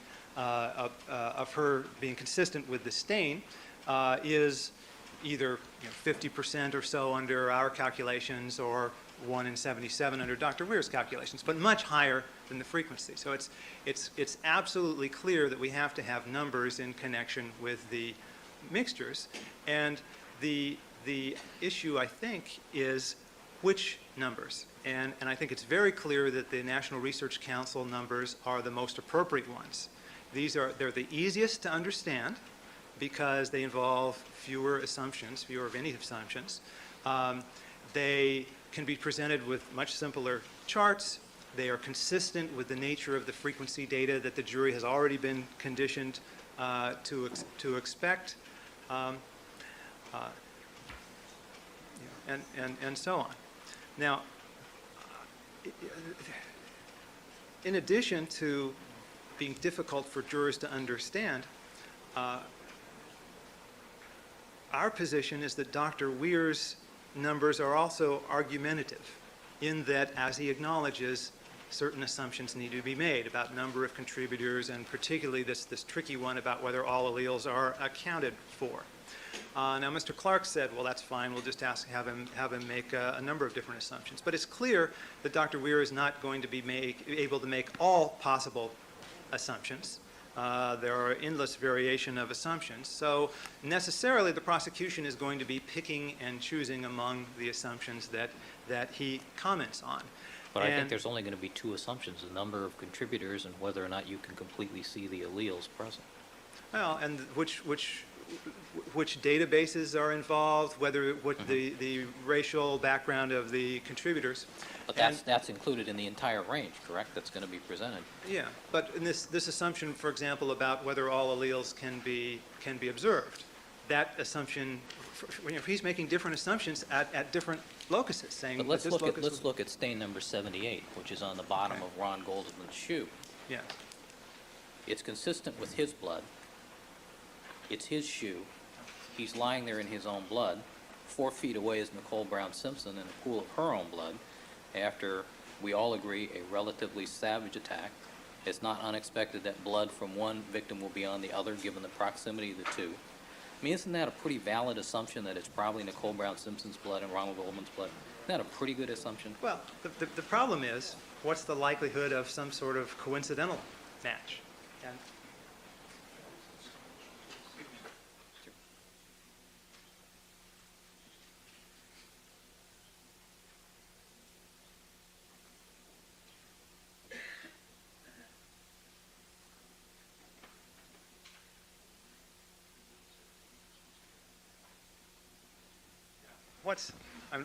what's truly misleading about this and really pernicious is that Selmark's report itself, and this is Selmark's report of December 5th, says that the additional contributor to that stain, other than Nicole, cannot be identified. Ron Goldman cannot be either included or excluded according to Selmark's standards. But by computing these frequency statistics in the way that Dr. Weir is doing it, it's a way of roping Goldman back into the stain, capitalizing on the rarity of Nicole Simpson's genotype. So that Mr. Clark, do you have, excuse me, just a second, do you have the 78 board? Yes. The Bundy board? Let's take a look at that. See, there's little controversy that item 78 contains DNA from Nicole Brown Simpson, and the pattern, her pattern is extremely rare. The real question is whether Ron Goldman's included too. Under Dr. Weir's method, when you ask what's the probability of both of them being there, you get an extremely low rare number because both of them includes Nicole. So the inference with regard to Goldman is being bootstrapped against the rarity of Nicole Brown Simpson's pattern. You know, our position is that since Selmark's report says it's inconclusive as to Goldman, it shouldn't we shouldn't be engaged in this game at all. But we think this is just a way of rescuing an inconclusive match and trying to make the evidence appear more powerful than it is. Well, the fact that Ronald Goldman's blood is on Ronald Goldman's shoe, you know, the probative value of that, as far as your client is concerned, is not compelling. I mean, it would be expected that Ronald Goldman's blood would be on Ronald Goldman's shoe, wouldn't you say? Well, Given the nature of the manner in which he died. All right, do you have any other bootstrapping concerns with any of the other samples? well, I think in all of these, Because of conclusive, inconclusive results? well, I think with regard to sample 29, for example, when Gary Sims testified, he was speculating that maybe Ronald Goldman was part of stain 29 and one of his alleles simply wasn't detected. Now, that was speculative testimony, but if prosecution experts are going to engage in that form of speculation with respect to 29, then I think that we would have to, and if Dr. Weir testifies to his numbers, then we'll have to explore the implications for Dr. Weir's numbers. My recollection, though, is that on 29, I did not allow that inconclusive on the board as to Goldman. is my recollection. Is that correct, Mr. Clark? My recollection of the testimony is that he testified that he could not tell whether Goldman was there. Right, and Either I could did not be or allow it couldn't on be. the board. The results board is my recollection. Okay. It was a double negative. We didn't try to put it on there. All right. Okay. Yeah. So in any case, and the assumptions regarding number of contributors also involve difficulties because there's no scientific basis for determining whether a particular stain has 2 or 3 if it has more than 1, for example, unless you draw conclusions from other evidence in the case. Now, the prosecutors are, for some of the stains, are presenting assumptions of 2 and 3. They don't present any assumption that there could be 4, but look at stain 29. Under their theory of the case, there could well be 4. They seem to be assuming it's so there could, you know, and so their approach requires this plethora of numbers.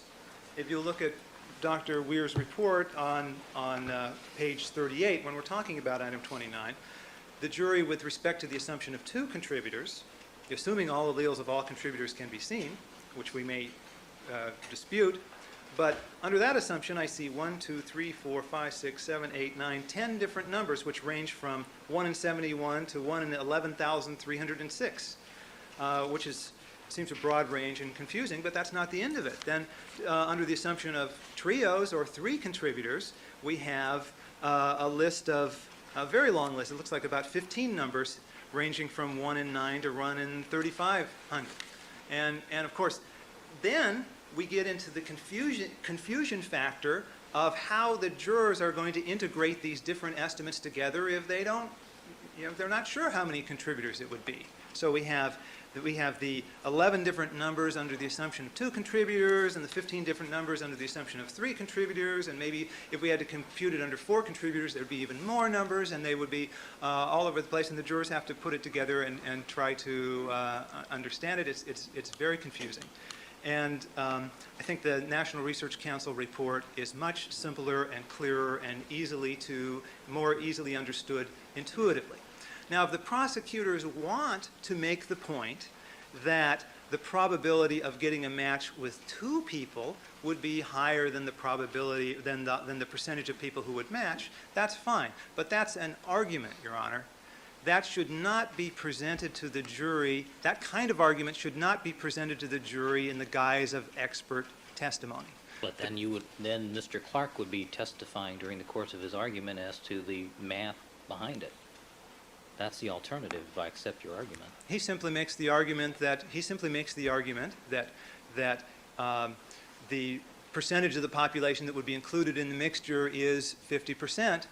But take into account, we've got 2 people included here, for example, who both would have to be included. I mean, that's an argument. It's to allow the expert to come in and state that as a conclusion based on factual assumptions that haven't been demonstrated by the evidence is argumentative in its form, and it would present to the jury the impression that these conclusions have been proved scientifically, when in fact they're premised on assumptions being made about the nature of the evidence.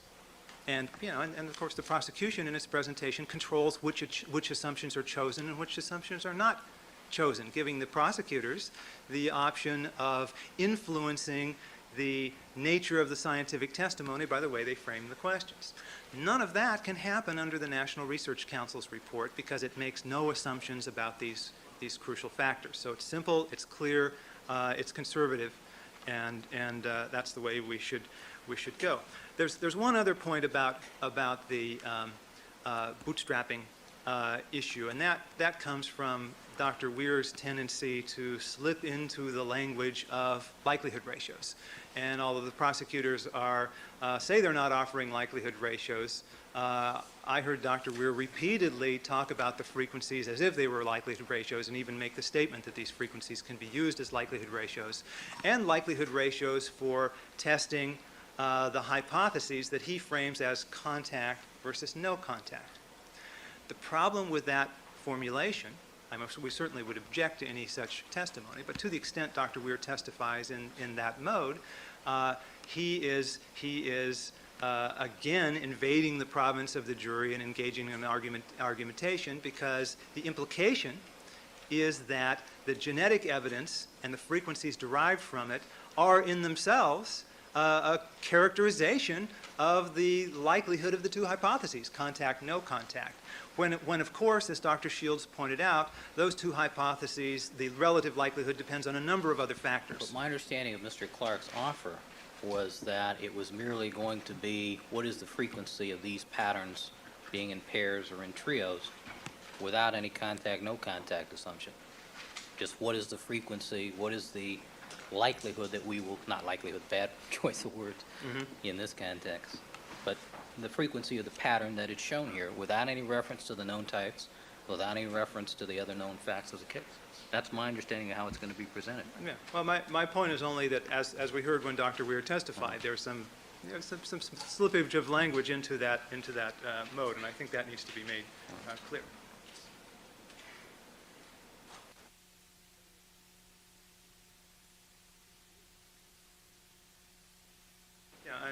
Yeah.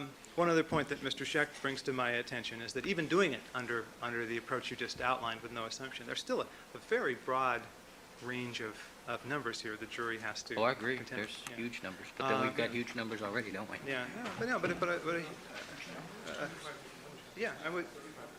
when we have 25 to 35 different numbers, which range from 1 in 9 to 1 in 11,000, what is the jury going to make of that? That's difficult to understand. But don't we even have so. to assume that the jurors have some basic fundamental intelligence that they can evaluate what this is worth? If you have a statistic that's 1 in 9 to 1 in 3,500 and it's a mixture, and given the facts of this case, aren't they able to say, yeah, it's probably a mixture? Yeah, but sure. And that's about the long and short of it, don't you think? Well, but the National Research Council's method gives a way of characterizing it statistically. Doesn't depend on assumptions and so on. Right. Now, let me finally address this point about the general acceptance of the technique. I think it's very clear the National Research Council produced this report after a 2-year study by a very distinguished scientific panel appointed for that purpose. The panel included a wide variety of scientific opinion. It was viewed by some as stacked in favor of the prosecution because it had 4 or 5 people who had testified for the prosecution on these issues, only 1 person who had testified for the defense. Nevertheless, the National Research Council, after study, issued this document. It was peer-reviewed both within the National Research Council and the National Academy itself and by outside reviewers. So that's an authoritative statement on the issue. And I think that it's apparent from the testimony that the National Research Council's position is clear as to what they're recommending.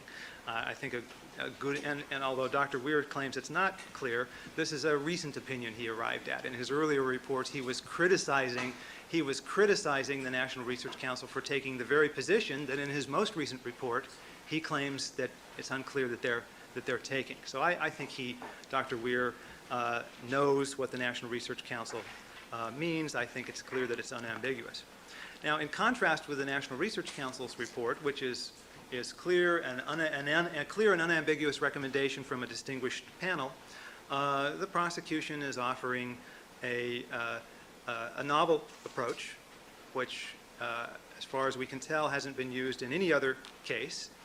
It's based on an article published in England by Ian Evatt, a distinguished man, but Evatt's article itself is an article describing the computation of likelihood ratios, which isn't what's being offered here.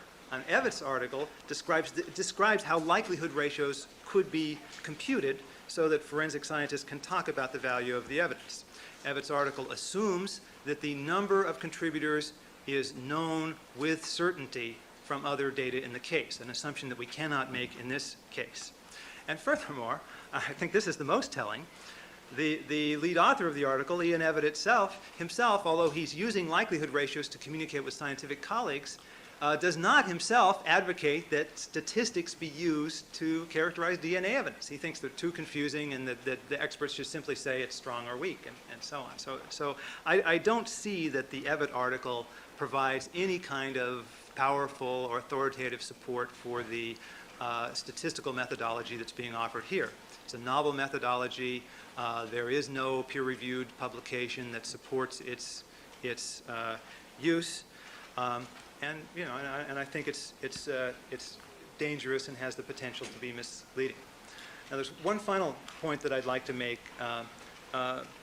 Concerns what would be required in the event that you decide to admit Dr. Weir's statistics, which are conditioned on all of these assumptions. If that happens, I think it's very clear under California law that the defense would be entitled to have a 403-style instruction to the jury that they are to disregard any computations based on assumptions that they view as unproven. And as authority for that proposition, I'd like to cite to the case of Everett v. Everett. It's the Chad Everett paternity case. It's at 150 Calap 1053. Which Calap? Third? Well, it must be Calap 3rd, 1984 case. Okay. And this case includes the following language. It says, when the relevance of evidence before the jury depends on the validity of an underlying assumption, i.e. a 50% chance the alleged father and mother had intercourse. This was a paternity case, of I course. recollect the case. Yeah. So it says the jury must be instructed to determine whether the assumption is valid and to disregard the evidence if it finds such assumption is invalid. The validity of such an assumption is akin to a finding of the existence of a preliminary fact, citing Section 403 of the Evidence Code, where statistical evidence is derived from a formula which relies on certain factual assumptions. The accuracy of those assumptions must be determined by the jury as a preliminary fact before the statistical evidence may be accorded any weight. Now, so this suggests that in the event that Dr. Weir's computations are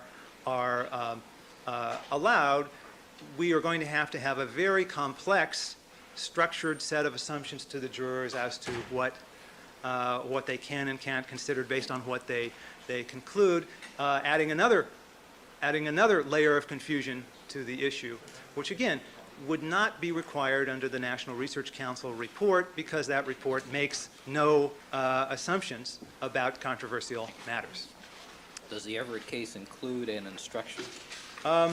Yes, the Everett case does include an instruction, although it's not directly applicable because the Everett case had to do with assumptions in a paternity case. But yes, if you look in that case, 150 Calop 1069 at note 15, I believe you'll see text of the instructions that were offered by the court in that case. I'm sorry, it was note 15? Yeah, it's note 15, I believe.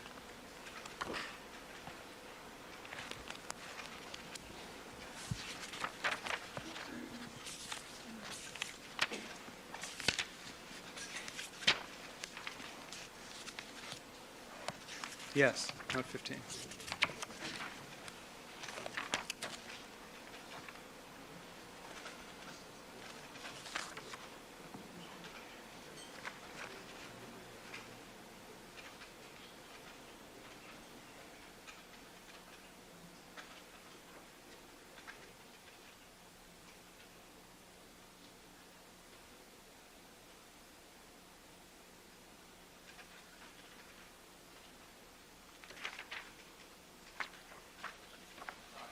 Just to conclude, the National Research Council's recommendations are simple, straightforward, and safe. They don't incorporate any assumptions that are argumentative and that might invade the province of the jury and potentially be misleading. That's the approach we should use here. All right, thank you. Mr. Clark, let me just invite one comment on an instruction, eliminating an instruction. Do you have any comment on that issue? Actually, I'd like to see Everett. My recollection is it's a prior probability Bayesian approach, frankly a likelihood ratio case, which is interesting, but I would like to see it if I could before making comment.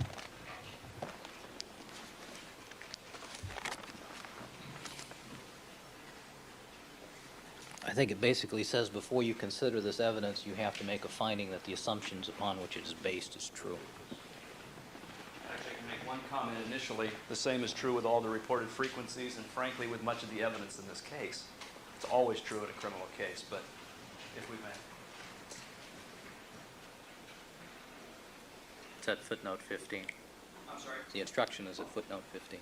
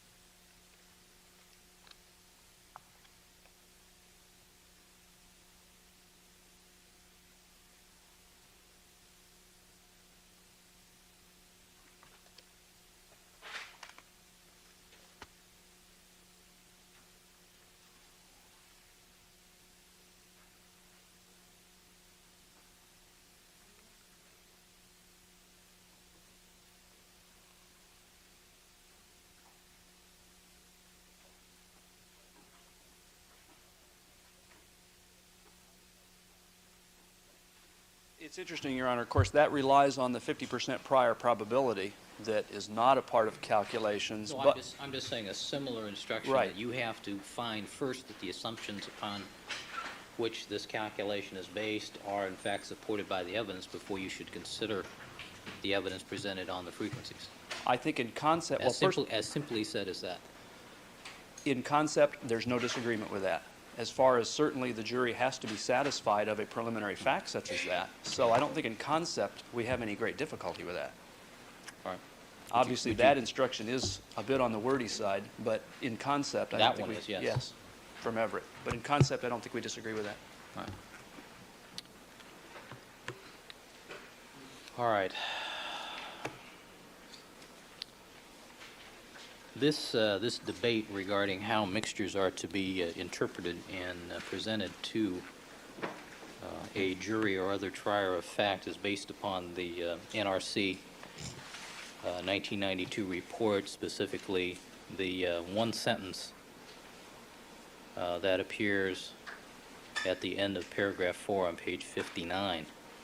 This is a 185-page report, and it devotes all of one sentence to the analysis of mixtures, although that particular sentence is very clear in what it says, I think. I don't find it to be ambiguous.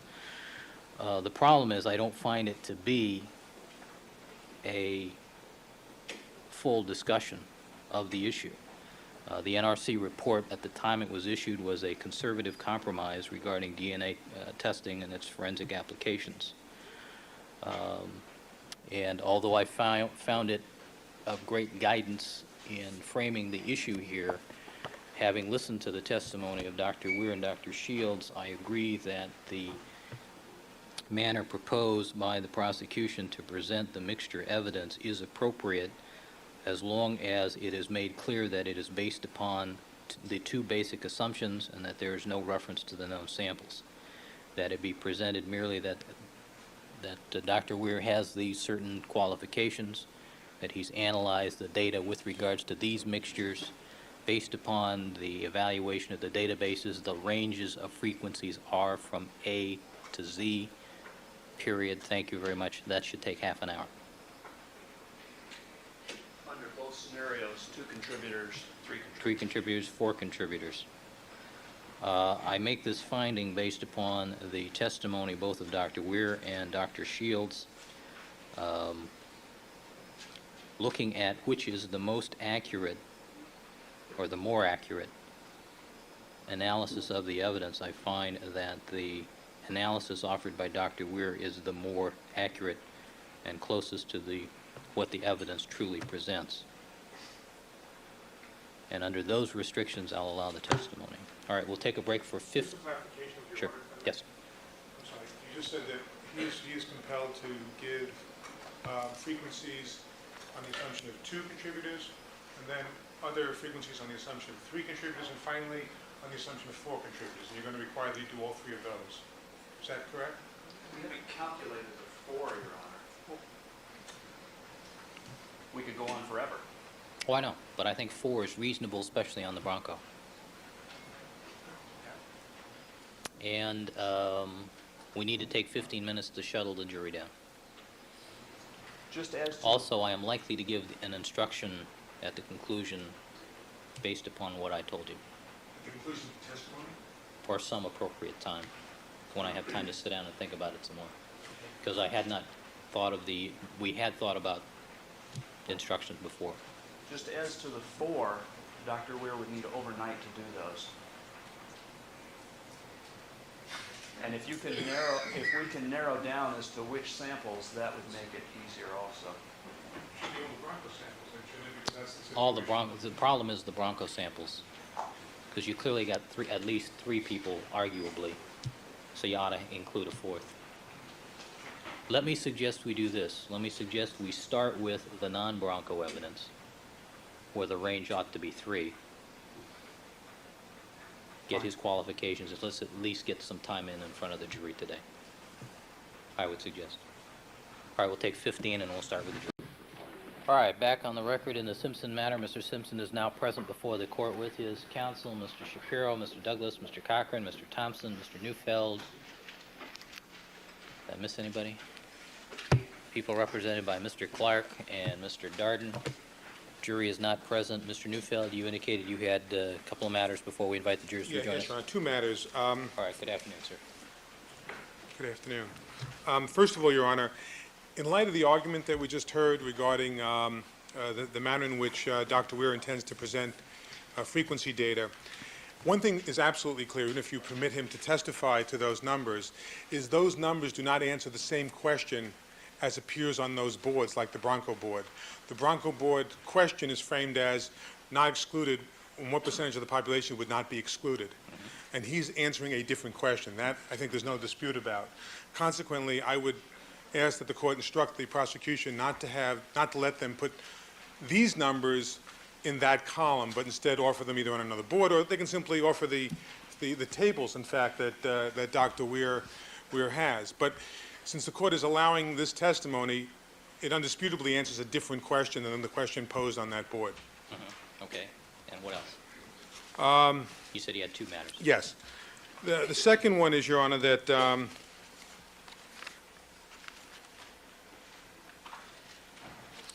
in Dr. Weir's report, he refers to a second cell mark database. There's a 1992 database, and then he says a 1994 database. Robin Cotton only testified to the 1992 database. The only database in evidence in this case is the 1992 database. This witness cannot lay the foundation to introduce a cell mark database. That would come from Robin Cotton. Since all the testimony and all the statistics that have been offered so far for the data in this case is predicated on the 1992 database, I would ask the court to instruct the prosecution to limit Dr. Weir to the database that's already in evidence, because there's no foundation for the other one. Mr. Clark? Well, I believe we'll be able to lay a very careful foundation about that database. In addition to the evidence code, which allows reliance on that type of material anyway. So I'm not sure where the objection is headed. Well, Your Honor, I think it should be a proffer, and we should have this resolved right now. I honestly think that it's Cellmark's database. They created it. They're the source of it. And it hasn't been introduced by Cellmark. And I don't believe that this witness then has the right to give expert testimony on a database which isn't in evidence. And I thought that was actually an earlier ruling of this court on a somewhat different issue, but limiting databases only to those databases which have been introduced in this case and relied upon by the representatives of the 2 laboratories, namely Cellmark and DOJ. Frankly, I don't recollect having ruled upon that issue before, Mr. Neufeld. Well, I don't have it in front of me, but be that as it may, even without that, Your Honor, I don't believe that this witness can rely on a database which is not already in evidence from the witnesses from the laboratory whose data this witness is relying on. All right. Do you have any case authority indicating that an expert witness under these circumstances is not entitled to rely upon what would otherwise be hearsay evidence in forming expert opinions? It's not hearsay. It's not just hearsay evidence. It's not the data of other experts, of learned treatises, or anything like that. What it is he's actually relying on the creation of a database which has never been introduced by the party who would be most appropriate to introduce it, namely the representatives from Cellmark. Right. I don't see how that in any way fits into a hearsay exception. Mr. Clark? Well, perhaps I can indicate to the court the basic manner this will be presented, not only as to the mixture frequencies. Those are calculated based on the FBI databases, if I remember correctly. So this would relate to any comments that Dr. Weir makes about the already reported frequencies. We have no intent of having Dr. Weir, despite the fact that he's done it in his report, the defense may want to question him about it, he has made his own calculations using some additional steps. I don't intend to introduce those numbers. All Dr. Weir will do in terms of the results that are on the board, I anticipate, is he will describe the fact that those are appropriate based on his examination of not only the 92 database that Mr. Neufeld mentioned, but also the 94 database as well, as part of what he has examined. Now, he's already described to this court a fairly close relationship with Cellmark Diagnostics in terms of examining their databases. So I'm not quite sure where the legal objection is. I take it to be a foundational objection at this point. Well, he obtains this material from Cellmark. They explain to him very carefully what it is. All right, well, he works with it and uses it. I assume I'll hear that during the course. I assume this is a preliminary objection, and we'll hear it. Your Honor, there's a similar concern then, given what Mr. Clark just said, and I wasn't sure of Dr. Weir's testimony about this particular issue, but he also mentioned that for the various PCR databases, he's relying on FBI databases. It's my understanding in this case that both DOJ and Cellmark are relying on Dr. Blake's worldwide database for the DQ alpha numbers, and that was what I received in discovery, in fact, from both DOJ and Cellmark, not FBI databases. And I would, for separate reasons, ask that that be the only DQ alpha database relied upon in Dr. Weir's calculations. Certainly, the FBI isn't even a party to this case, if you will. I mean, it has not been part of this case, at least with respect to DNA typing. And there's no way that there could be any foundation for the other database. And it is my recollection, Your Honor, that the court did limit testimony to those databases that we also received discovery of. So I would have an additional objection to... Well, I don't recollect that either. Well, then there's a discovery, then there'd be a discovery objection, Your Honor, as well, with respect to an FBI DQ alpha database, because the only databases we've been given in discovery in this case for DQ alpha comes from Dr. Blake's worldwide database. Mr. Clark? In reverse order, in Dr. Weir's February 95 report provided to the defense, it is replete with references to the 94 database from Cellmark. And I have received, to my knowledge, absolutely no request for that information from the defense, despite the fact that it's been in their possession 4 months approximately, or however that time period is. As to the DQ alpha results, I'm a little unclear what the legal objection is. Dr. Weir can use any database that he feels is appropriate to perform his own calculations. And when his purpose here is simply to offer an opinion about what's the reliability of these frequencies, I don't know anything that stops him from using a North Carolina database or anything that is appropriately used in his profession. So again, I think the court's identified it as premature, but I see no legal bar at this point to that testimony. All right. I agree. At this point, I think it is premature. Do you have any other comment regarding his objection to putting the numbers on the board in the same category as the other numbers? I think putting them in the exact locations as the testimony will reveal what they mean, everything is accurate. These people are not excluded. Dr. Weir will carefully describe, in the instances of both 2 contributors, 3 contributors, or tomorrow as to the Bronco, also 4 contributors, we find this combination approximately this often. So I don't see a need to create basically another addition to the board. Otherwise, the jury will lose any ability to put all of these pieces of evidence together. All right. Your Honor, I just think that that's not what Dr. Weir is even offering these numbers for. I think it's very, very clear that that board is limited to the percentage of the population not excluded, Dr. Weir is not giving that number. He's giving a very different number. That he's acknowledged. And all I'm simply saying is, so as not to further confuse the jury on that point, that he present those numbers on a separate table. All right, I'm going to require the prosecution on that board to add in the column of frequency with regards to each one of the mixtures a small label to the side indicating that it is a mixture calculation that is there so that they can differentiate one from the other.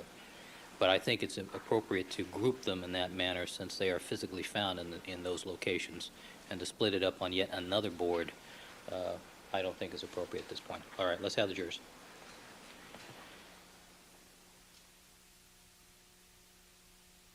With those boards without the labels Yes. this afternoon? But I'm going to direct you to have them by tomorrow morning. All right.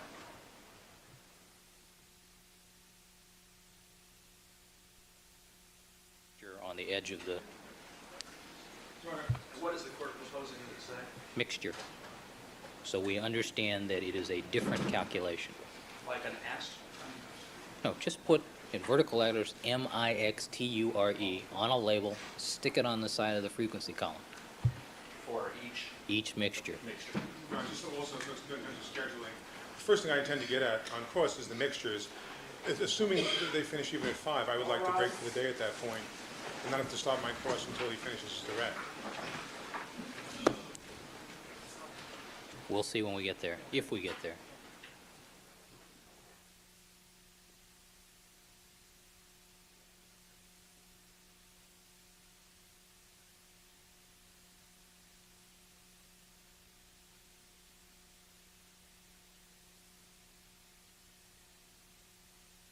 Ladies and gentlemen, please be seated. All right, good afternoon, ladies and gentlemen. It's always my policy to explain to you why it is we get late starts. We started this morning at 9 o'clock with a hearing regarding the evidence that you're about to hear. It took longer than I thought it would, as does just about everything, I guess, these days.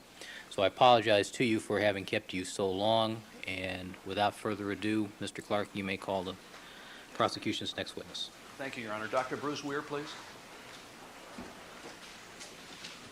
Raise your right hand, please.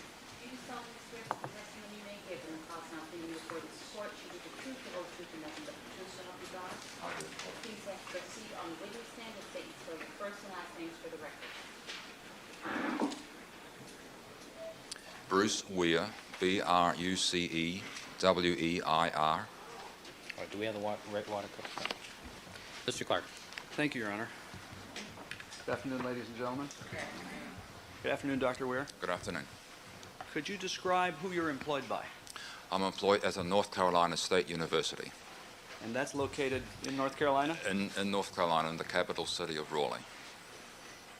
How are you employed? I'm a professor of statistics and genetics At North Carolina State University? at North Carolina State. Could you describe, well, let me rephrase that. As a professor of, and I'm sorry, you said statistics? Statistics and genetics. I'm housed in a statistics department, but I have a courtesy appointment in genetics, which gives me certain responsibilities and rights to both those two departments.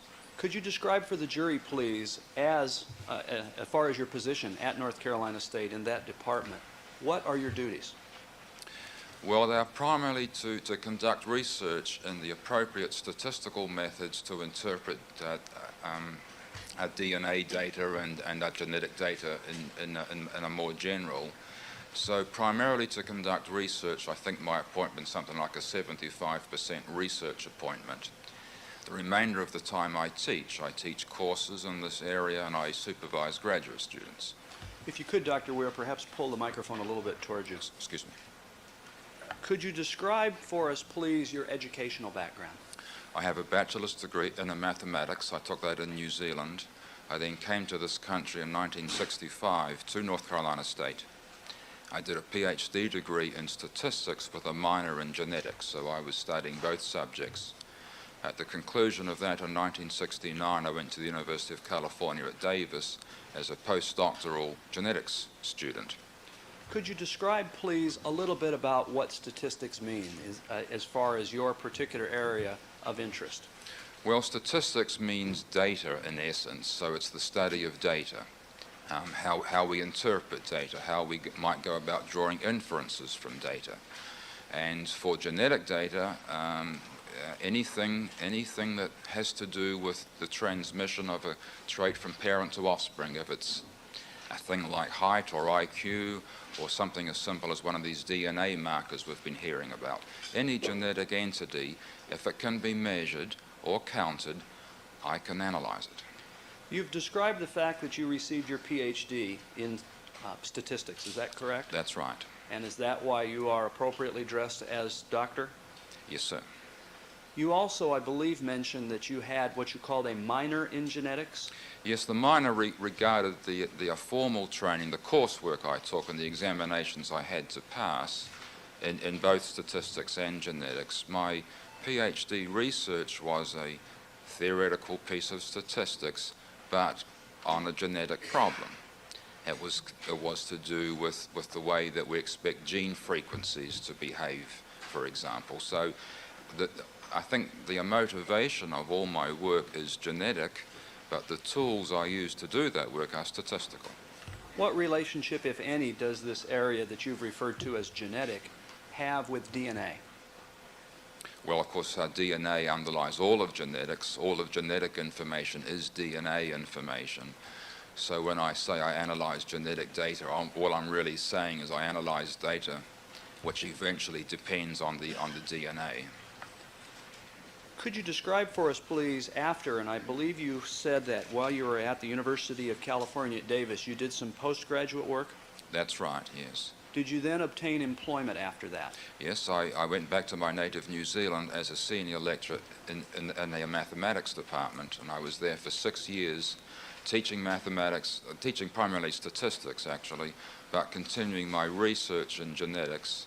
I remained there 6 years and then came back to North Carolina State when I joined the faculty in 1976. The time you were back at school as a lecturer in mathematics and statistics in Australia, was that at a particular school? Mr. Clark, it was New Zealand. I'm sorry. And I was That's on the unpardonable. I'm sorry. I was on the faculty. I was not a student. While you were in New Zealand at the university, what school was that? It's a Massey University, Massey. When you returned to the United States, to North Carolina State, what position did you take there? I came as an associate professor, and I've subsequently been promoted to full professor of statistics and genetics. Let's start with your position as an associate professor. What does that include? What types of duties in that position? Oh, well, just the same as they are now, essentially. At that time, my appointment was 100% research, and I gradually picked up some teaching responsibilities. In other words, teaching actual classes with students in statistics? Actual classes with actual students, yes. And then I believe you also said that you became a full professor at some point? Yes, I think in 1981 I was promoted to full professor. And have you been in that position since? Until 1992, when I got a further promotion, if you like, and it's a named professorship, so I have the title of a William Neal Reynolds Professor of Statistics and Genetics. What does that mean, to go from a professor position to a named professor position? Oh, it's a sign that I'm doing good work. It's a mark of honor at our institution. It's a good thing. And are you in that position currently, that named professor? Fortunately, it's a lifetime position. All right, excuse me, gentlemen. Dr. Weir, if I could ask you to allow Mr. Clark to finish asking his question before you start to answer, since the court reporter is having difficulty if you talk over each other. Thank you, sir. Mr. Clark. Thank you, Your Honor. During this time period, from your education, that is your formal education, through to the present day, have you received any honors or awards? Yes, there have been some. I think the one I'm most proud of outside the university is a Guggenheim Fellowship I received in 1983. That's a fellowship which carries a sum of money, and you get it by entering into a competition, essentially. And they're quite prestigious, and we were very pleased to get that. And that enabled me to take a year away from North Carolina, and I went to the University of Edinburgh in Scotland on a year's sabbatical. And during that time period, what type of work did you do? Well, it was a real luxury. I didn't have any responsibility, so I used that year to do some learning about the current DNA methodology, I needed to learn some new words, as I'm sure you've been hearing here. The current DNA methods, the current vernacular biology has changed over the last 10 years, and I needed to, at that time, needed to learn a new language. What year was that again, this one-year fellowship? It was 83 to 84. And you said that was at the University of Edinburgh in Scotland. Yes, sir. Did that coincide with any events going on in the DNA world in England at that time, approximately? It turned out to, although I didn't realize at the time, not very far from where I was, having my year of luxury, Professor Jeffries was just down the road at the University of Leicester, developing the RFLP markers that were used in forensic applications. He was, in essence, developing DNA fingerprints at about that time. As far as professional organizations or societies, are you members of any of those? Yes, part of my job requires me to keep abreast of developments in the field, and going along with that, I need to belong to the organizations that contain similar people. Can you give us some examples of such organizations that you're a member of? Yes, I think the most relevant ones are the American Statistical Association, the Genetics Society of America, and the American Society for Human Genetics. Are you also members of other organizations as well in the areas of statistics and genetics?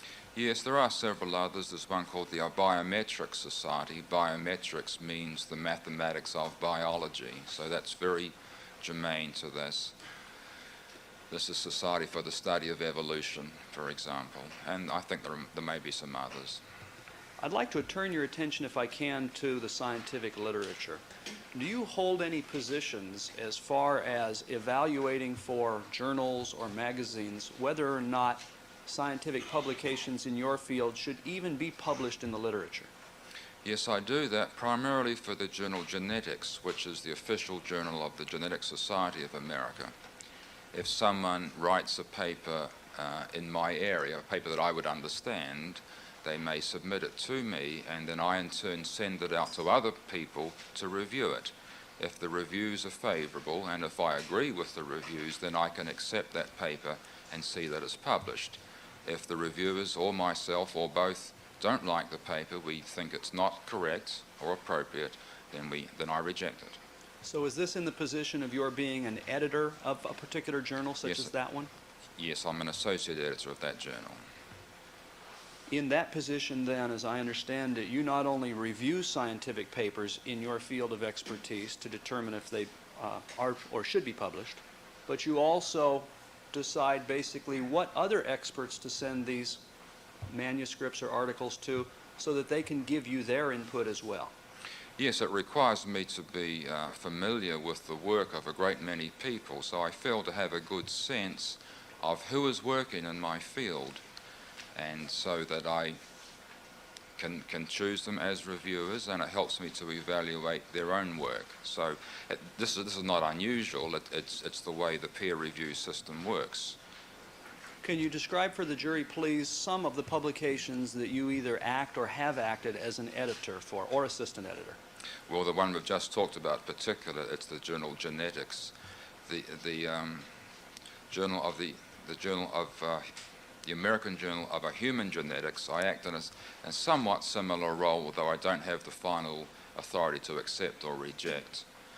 The journal Theoretical Population Biology, I am responsible for all the genetics papers in that journal, and I have the authority to accept or reject papers there. The Journal of Heredity, I am an associate editor. I get to choose reviewers and make recommendations, although I don't have the final authority. I'd like to shift your attention, and we'll return to scientific publications in just a few moments. But what I'd like to shift your attention, if I could, Dr. Weir, to is the area of presentations and lectures. First of all, in your area of expertise of statistics and genetics, have you been invited to give various presentations in the area of statistics as well as their application in the field of genetics? Yes, I have. I think the most important way of disseminating my research is through publications. A more immediate way is to present them orally. at scientific meetings, and I am invited to attend many such meetings at a local, all the way from the local high schools, if you like, on the way up to international congresses. And have you in the past lectured at international meetings in various locations around the world in this field? Yes, it's one of the benefits of my job that I get to go to many countries. It's a benefit. As far as this area of, again, invited presentations and meetings, do you organize or chair any meetings of that sort, or individual fields within meetings such as that? Yes, I organized a very large international meeting at my university in 1987 in genetics, the Second International Conference in Quantitative Genetics. It was a major undertaking. We had over 500 people from around the world. In February of this year, I organized and chaired a meeting in this state on quantitative genetics with a lot of statistics in it. Quantitative genetics is a little different from what we're talking about here. It's the kind of genetics that go along with things that we measure, like height or grain yield or height of trees, as opposed to things that we count, like the DNA types we'll be talking about. So that was a conference I organized and chaired this year.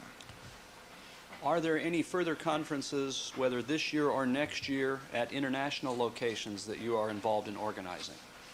Well, not organizing, but I've been invited to talk on the statistical aspects of forensic DNA at an international conference in Spain in September, and again in Edinburgh in July of next year.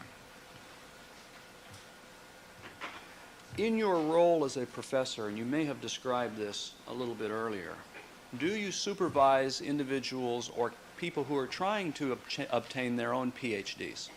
Yes, that's probably the most important aspect of my teaching. Teaching classes is, of course, very important, but the one-on-one teaching, working with a graduate student on a thesis project, working with that student from the concept of the idea through to final publication, it's time-consuming. It's very important, and I enjoy it very much. As far as, and if I can return to the area of publications in your field, have you published in the scientific literature a number of articles about statistics and population genetics? I think all of my publications are in this general area of applying statistics to genetic data. Yes. And would this be in the peer-reviewed scientific literature? Oh, yes. And peer review means, again, what, please? It's the process that we described that I am on one end of as an editor, but when I want to give my work, I have to go through the process from the other end. So I select a journal, which I think would be appropriate, send the paper to the editorial board of that journal, and hope they reach the right decision. And how many times or how many publications have you, in fact, either authored or co-authored in this field of statistics and population genetics? It's about 100, I think.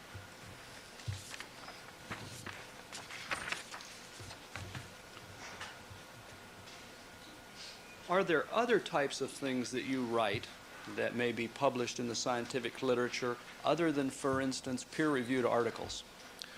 Well, there is another avenue for expressing our thoughts or giving some results, and there are letters to the editor, or are commentaries or reviews. Sometimes I have been invited to write reviews of a field. For example, the population genetics issues in the forensic uses of DNA. There was a very prestigious journal, the Proceedings of the National Academy of Sciences.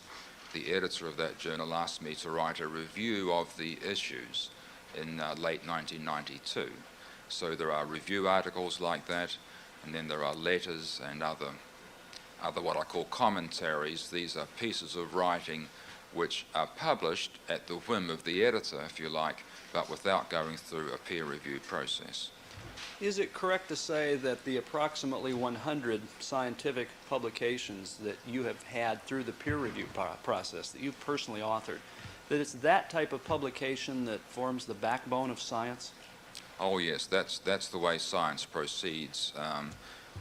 Science cannot proceed, we scientists cannot reach opinions other than formulating themselves and publishing, then reading other publications. the way that our body of knowledge, everything we know, has to be accepted by other scientists, otherwise it's lost, and it's only accepted on the basis of the published literature. Have you been involved in the writing of any books in this area? Yes, I'm very proud of my 1990 textbook, Genetic Data Analysis. This is a compilation of a whole host of statistical methods for handling genetic data, the type of accounting data that we'll be talking about here. It's a collection of recipes, if you like, with the underlying methods. I have in my hand what appears to be a book with a gray cover entitled Genetic DNA Analysis. Is that the book that you've just referred to? That's Genetic Data Analysis, yes. Have you been involved in... Sorry, Your Honor, just for clarification, you said genetic DNA analysis. Data, I believe the correct. scientist correct. Thank you. Thought I said data. I thought I heard DNA as well.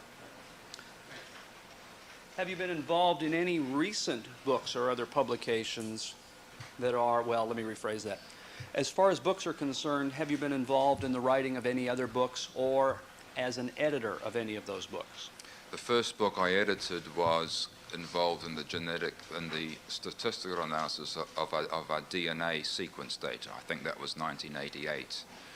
I edited the proceedings from the conference we held in Raleigh.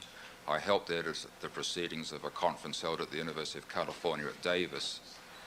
I'm currently preparing the second edition of Genetic Data Analysis. Last week I had published a set of papers in the forensic uses of DNA. The collection of papers is called Human Identification. That was a set of papers written by authors I had selected from around the world who work in this area, and included a couple of my own papers. So that was published as a special issue of a journal last week and will appear later this summer as a book. Is that what I have in my hand now, entitled at the top, Genetica, an International Journal of Genetics? The title of the journal is Genetica. The title of the issue is Human Identification. And I believe you said this was a special issue of genetics? That's right. That's an issue of these journals come out periodically, and they contain many articles. All the articles in that issue are the ones that I solicited, had reviewed, accepted, and got published. Do you participate in writing any reviews of books written by others? Oh yes, that's the other side of the coin. I'm often asked by journal editors to write a review of a book, to inform other scientists about books in this area. Yes. Is that a little bit more fun? Yes, it gets you a chance to express your feelings without going through the need to be nice to reviewers. Now, I'd like to shift your attention, if I can, Dr. Weir, to the actual testing in forensic casework, in cases such as this case before this jury. Have you previously consulted in any cases, that is, consulting using your expertise in the area of statistics and genetics? Have you consulted in any other cases other yes. than this case today? Oh yes, I have. Can you tell us a little bit more about that? Well, I'm frequently asked by attorneys to help them with the interpretation of the DNA evidence, with the statistical interpretation. I have worked with some prosecuting attorneys. I choose not to work with defense attorneys because I don't feel able to mount an adequate defense, in other words, an attack on these DNA matches. So the prosecuting attorney will send to me the reports in the case, the reports from the forensic scientists. When I receive those reports, they always contain a lot of information about the DNA matches, and along with some numbers. Things like the frequency of this profile is 1 in a million, that kind of statement. So it's my job to make sure that 1 in a million is an appropriate figure. Let me stop you for a moment. When you said you consult with prosecuting attorneys but not with defense attorneys because you feel you can't mount an attack on DNA, is that right? Yes, I'm convinced that this methodology is sound, and I should say that I'm convinced that the statistical methodology is sound, so I can't think of a way to attack that. It could be, of course, that if the analysis was done incorrectly, then it would be appropriate for me to appear for the defense. Did you describe for us approximately how many cases that you've acted as a consultant in where you've advised attorneys about this type of technology and their specific results? I'm not sure of the number, but I have given testimony in, I think, 16 cases before today. Can you tell us what states those have involved, if it has been more than your home state? Yes, that's another opportunity to travel, of course. I've been in this state and I've been in this city giving testimony. I've been in the states of Oregon and Washington, Illinois, Pennsylvania, Virginia, North and South Carolina, Florida. And in those instances, did you in fact, or were you allowed to give opinions about whether or not frequency data in, for instance, DNA typing cases was presented appropriately? Yes. As far as DNA typing itself, can you describe for the jury, please, how is it you're familiar with, for instance, the technologies that have been previously testified to in this case, including both the RFLP typing technique and the technique that uses PCR as well? We're talking about the technologies or the specifics of the case? The technologies. Well, the technologies really go back to my days in a graduate school. I've spent my career developing statistical methods for genetic data. Now, up until the early 80s, the types of genetic data we had were different to some extent from these DNA types. That doesn't really matter. All that is necessary in the first place for our analyses is that we talk about things, genetic entities, which are transmitted from parent to child, and they obey all the laws of genetics. These laws are fairly simple, as it turns out, but they can still lead to a very complex situation. So the theories I've been working on apply to blood groups, or eye color, or anything that we could count, any discrete character which we could say, yes, the person has the character, or no, the person does not have the character. So these methods were in place, and it turned out in the late 80s, when we had the DNA types introduced to the forensic arena, we already had the methods pretty much in place to handle that kind of data.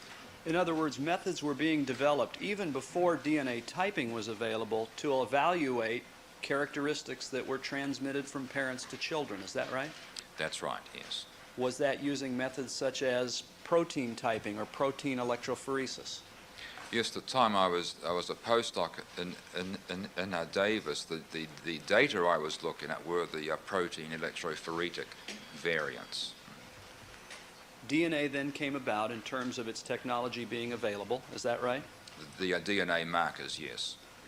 And these technologies, well, these DNA typing technologies then allowed you and other experts in your field then to look at the types of information or data that they were able to provide science as well. Is that right? Right. You described developing some methods. Was this in your work as a scientist? You developed some statistical methods to look at this type of information? That's correct, yes. Does that constitute a portion, and perhaps you can tell us what, how much of that portion of the approximately 100 scientific publications that you've had published? I think all of my publications have to do with the interpretation of genetic data. As far as your publications, do they include articles about DNA typing results in forensics, that is, in cases like this case in this courtroom? Yes, I think since about 1990, when I became involved in this area, I've been working on appropriate methods, and my publication started, I believe, 1991, and there's been about a dozen, I think, peer-reviewed papers laying out statistical methods and the resulting analyses of data for the forensic DNA markers. Can you describe for the jury, please, of, approximately a dozen or so of your publications, what do they generally deal with as far as forensic cases? Well, the issues have changed over time, as they always do in science. At the beginning, the issue of some doubt was, Can we form the frequency of a profile by multiplying together a series of numbers? Is this so-called product rule an appropriate thing to do? Well, it is appropriate if all these bits of information are independent of each other, if they really are telling us a series of different things. So we needed to address at the early stage whether or not these DNA profile components were in fact independent. So we set up some tests to see if the data supported that independence. In a nutshell, can you describe what you mean when you use the term, we looked at independence and whether or not we could use the product rule? Well, it's very simple. It's embarrassing how simple it really is in concepts. The question is we have at a single probe or a single locus two pieces of information. It might be a DQ alpha 1.1 and 1.2, two types that we see. We would like to know how often those two types occur together in the same person. One way would be just to take a sample of people and see how many of them have that, and that's what we do. The other way, which we'll need to use in the next step, is to say, well, a good estimate of that number is the number of people who have a 1.1 times the number who have a 1.2. So these are two independent bits, so they sort of exist in their own right. This one has a frequency of 10%, this one has a frequency of, say, 5%, and we can multiply them together. Now, the testing we do, it's very simple. We just go and get a sample of people and say, how many people have the two types? How many would we expect have the two types if they're independent? And we compare what we observe and what we expect, and they won't be exactly the same, numbers being what they are, but providing they're not too far apart, then we'll say it looks like the data are consistent with independence. Is that the type of work you do or the type of analysis you perform when you're asked to look at an individual case? Yes, I always have to do that because in the cases there is always going to come a point where some numbers are multiplied together to end up with astonishing looking numbers. So I want to make sure that this multiplication process is valid in that case. Or if you're performing on research for purposes of one of your scientific publications, is this the same type of information you look at that leads ultimately to your publishing an article? Well, my articles have dealt with sort of two aspects. One with setting up the tests, trying to make up some rules by which the observed and expected numbers could differ and us not be worried. So it's a little more complicated, but the idea is simple. We have to decide how close do they have to be for us to be comfortable. So that's the statistical methodology, that's the theory. So we develop and make sure those tests behave nicely. Then the second aspect is to apply them to some sets of data. Now, I'd like to shift your attention, if I could, Dr. Weir, to Cellmark Diagnostics. Are you familiar with that laboratory? Yes, I am. And could you describe for the jury how is it that you are familiar with Cellmark? Well, I've met the people from Cellmark, Dr. Cotton and some of her colleagues over the past several years at scientific meetings. I think it must have been 1991 when I was developing the test for independence. I was in touch with Dr. Cotton, and I'm not sure now whose idea it was, but I guess together we came up with the idea that I should examine their databases. So I discussed with Dr. Cotton and Dr. Lisa Foreman at Cellmark details of their database, and they sent me a computer disk which was just the DNA types of some hundreds of people that they had collected and typed. I analyzed the data, found... Objection. The mistake was 92 database. Well, excuse me, Your Honor. I think the objection was inappropriate. Sustained. As far as just in general at this point, your relationship with Cellmark Diagnostics, is it in any formal manner? Is there any formal relationship?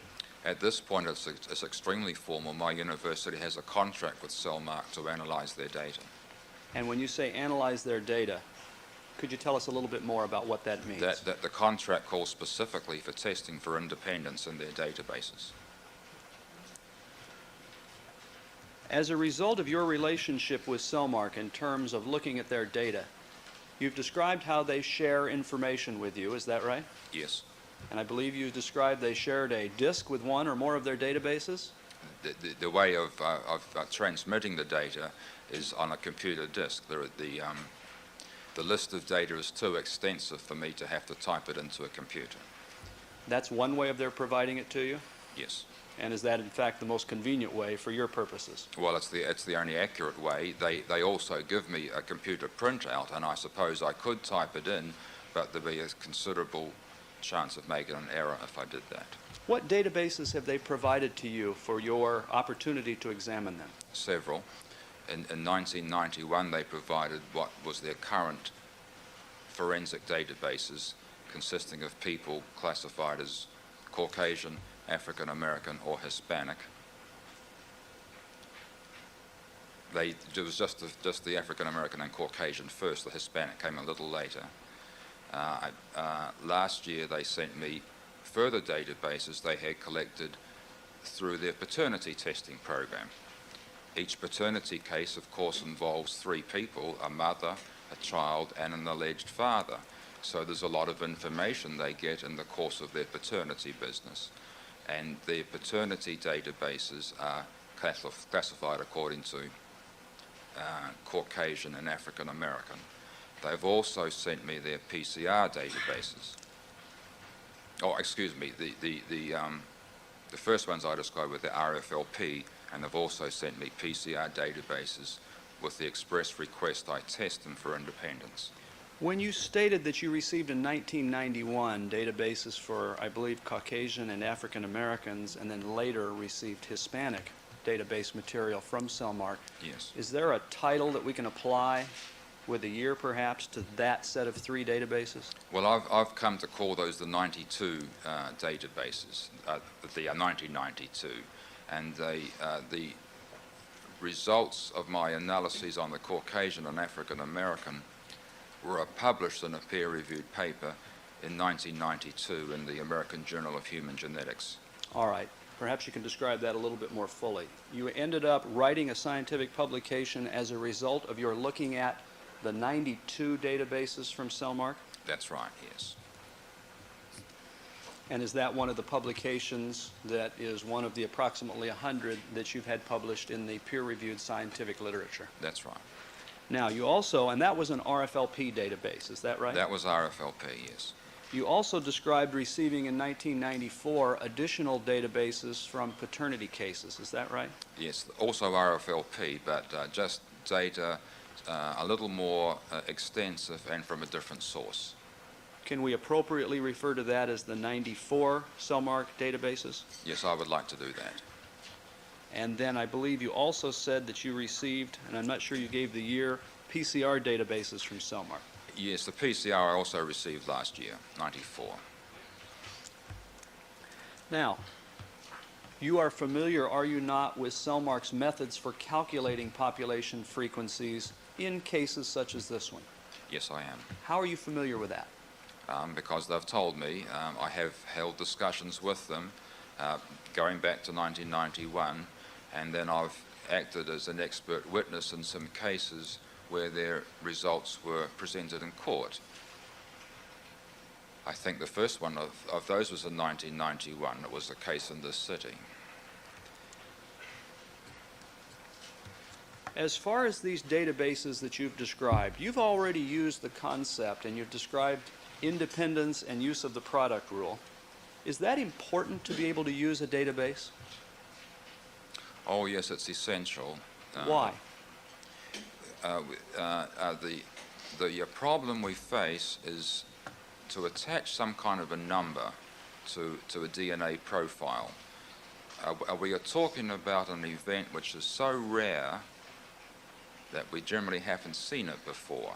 And I'm talking about the case, for example, when there's a DNA profile based on, say, 6 or 7 RFLP probes. When we have that many probes involved, there are so many possibilities, so many permutations of the types at the 6 or 7 probes. There are so many different profiles out there in the world that we can't expect to ever see them all. We certainly have never seen the matching one before in any specific case. But we have a problem. We would like to attach a number to that. We would like to say this is a very rare profile, and by the way, that means it occurs only once in 1 million people, or whatever the number is. We haven't observed 1 million people, so we have a problem. We solve the problem by thinking a little more clearly and saying, well, this profile, this single profile which has been declared to match, actually consists of several components. If it's 6 probes, each with 2 bands, I'm talking RFLPs, there are really 12 bits to the profile. It's like a 12-point pattern. Each of those points, we have a good idea of how frequently they occur in the population based on these databases. A database of a few hundred is perfectly adequate to estimate the frequency of one of the points. And what we find, as a good rule of thumb, each one of these points occurs about 10%, in about 10% of the population. Their frequencies are about 10%. That's a rough estimate? That's rough. It's often less than that, occasionally more, but it's a nice convenient figure to think of. 10% is the chance of getting one of these 12 or 14, whatever it is, points. But we have a profile of the whole 12. We want a number for the set of 12, and it's not an amazing thing. We're going to multiply those 12 frequencies together. And suddenly we've gone from something we can understand very easily. 1 out of 10? 1 out of 10. Every 10 people we come across, there'll be a couple of copies of any one of these bands, any one of the specific bands. But now we're asking, how often does the whole package come together? And it's kind of embarrassing. We suddenly end up with numbers that we find very hard to understand. If you multiply 10 by itself 12 times, you've got 12 zeros there. And we don't have a very good experience in anything with that, well, apart from the national debt, I guess, any numbers this big. So we have gone, now it's an important number obviously, and it depends crucially on being able to multiply. If this independence of these different characteristics didn't exist, would that mean then that the number may not be accurate, or the estimate may not be accurate? The estimate by multiplying really wouldn't have any meaning, yes. Is that the type of examination that you have developed tests for, statistical tests, to determine if this independence exists? That's right. Is it also the case that you use tests, that is scientific and mathematical tests, that have been developed by others for this type of analysis? Oh yes, I don't insist on doing it all myself. Some of the tests that I've used in this case, for example, the tests are very old. They go back to a very famous statistician called R.A. Fisher, writing in the 1930s. The tests he devised were good, but they were very difficult to implement. And another very prominent statistician in this country, Dr. Elizabeth Thompson, gave us, in essence, a trick, a way of doing the test on a computer, specifically for these databases. Now, you mentioned that you have actually had published, that is a scientific publication, about the 1992 databases used by Cellmark. That's right. What did that publication involve? Can you capsulize or give us a summary of that? Well, it was once again, it was very simple. I took the 2 databases I had at that time, and I think there were 4 RFLP probes at that time. Cellmark had collected types from 200 or 300 African Americans and 200 or 300 Caucasians.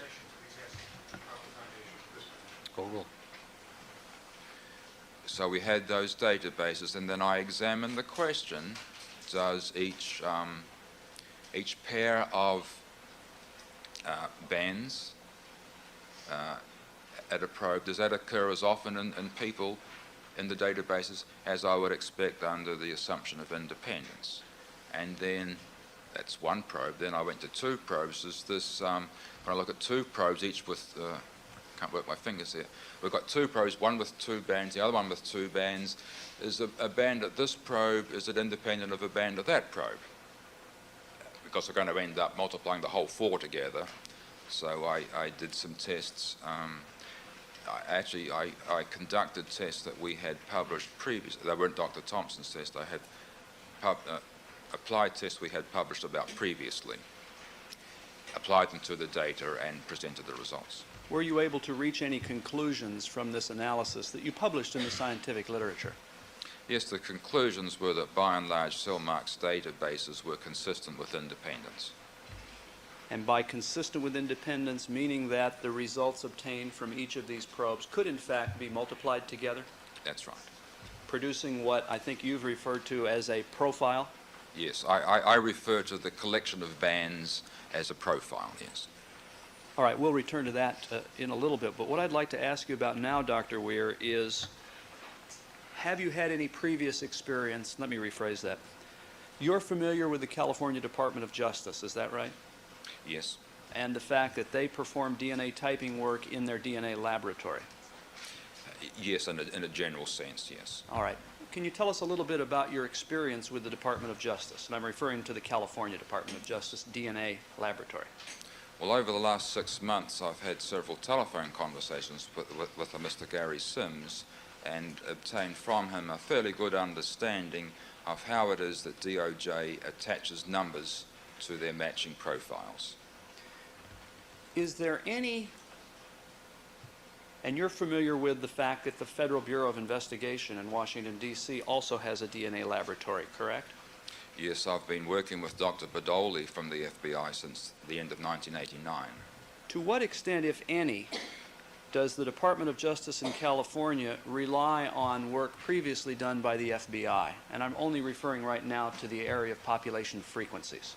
Or they rely, it's totally, all the numbers that DOJ generates in a case are based on data collected by the FBI. We'll return to this case a little bit later, as I mentioned, but for purposes of this question, to your knowledge, was the FBI or were the FBI databases used by DOJ in calculating their frequencies of results in this case? Oh, yes. Now, you've mentioned the FBI. What type of relationship or working relationship, can you tell us a little bit more about that, have you had with them? It's been a very close and harmonious relationship since the end of 1989. Dr. Badoli asked me to work with him in examining their databases. So he once again explained the procedures that they used to construct their databases. Theirs was a little different from Cellmark's. They had a somewhat wider base of people at that time. They had blood, they had DNA collected from our blood banks around the country and constructed a database, just a listing of the profiles of some hundreds of people. Dr. Badoli provided me with those databases. Those were 3 racial groups, Caucasian, African American, and Hispanic, and further subdivided into geographic region of Florida, California, and Texas. He provided me with those data. I performed some different tests on those because the FBI has a different procedure from Cellmark of deciding when bands match, for example. So I analyzed those data with Dr. Badoli's cooperation and published those results in a paper published in 1992 in the journal Genetics. We'll return to that in just a second. But this process of obtaining databases from the FBI, was that done in a similar fashion to when the databases were provided to you by Cellmark? That's right. I received a set of discs in the mail, yes. And you performed various tests on these databases? Yes, I did. And that led to your publication, and I'm sorry, what year was it that you reviewed, that is, authored a scientific publication about the FBI's databases? The paper was published in 1992. It went through several revisions, if you like. It was written, actually, I believe, early in 1991.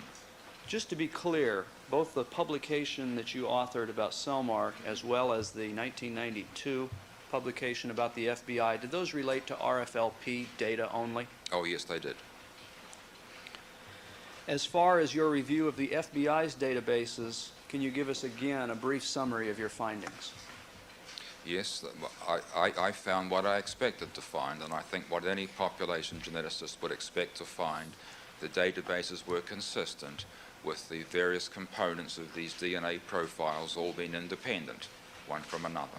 Incidentally, have there been publications by other scientists about the FBI's databases as well? Or there have been several other people who perform a similar role to myself. Dr. Chakraborty, for example. Should I spell that? I think so, yes. Chakraborty from the University of Texas has performed even more extensive analyses than I have. Were his conclusions approximately the same or different, or what? Objection, no proper foundation. Sustain. Have you in fact read the particular publication by Dr. Chakraborty? I certainly have. And did it contain conclusions and opinions? Yes, it did. And did you agree with those? I did. Now, as far as, and I'd like to take you into individual casework, such as this case, have you, before this case, been involved in evaluating this data or population frequency information of other laboratories? And actually, let me rephrase that if I may. I think that's confusing. As far as you're looking at databases from both the FBI and Cellmark, have you looked at other laboratories' databases? Yes, a variety of both private and state labs. Can you describe those, please? Well, we've had the private Cellmark mentioned. Also, it's a Life Codes, which is a private company, Genetic Design, which is in North Carolina, and a Roche Biomedical, private companies, state agencies, the State Bureau of Investigation in North Carolina, the South Carolina Law Enforcement Division, crime labs in 2 counties in Florida, crime labs in Minnesota, Oregon, Toronto, Australia, New Zealand, and the United Kingdom. So in terms of looking at a database, that's something that you've had experience with on many occasions. Yes, it is. Turning your attention now to this individual case, and you've spoken already of having conversations with, I believe, Robin Cotton and Gary Sims about this case, is that right? That's right. Were you also provided written material? Yes, I believe I've received all their written reports, at least the ones containing frequency estimates. These would be reports from Cellmark in this case? Yes, Reports from the DOJ or the Department of Justice in this case? that's right.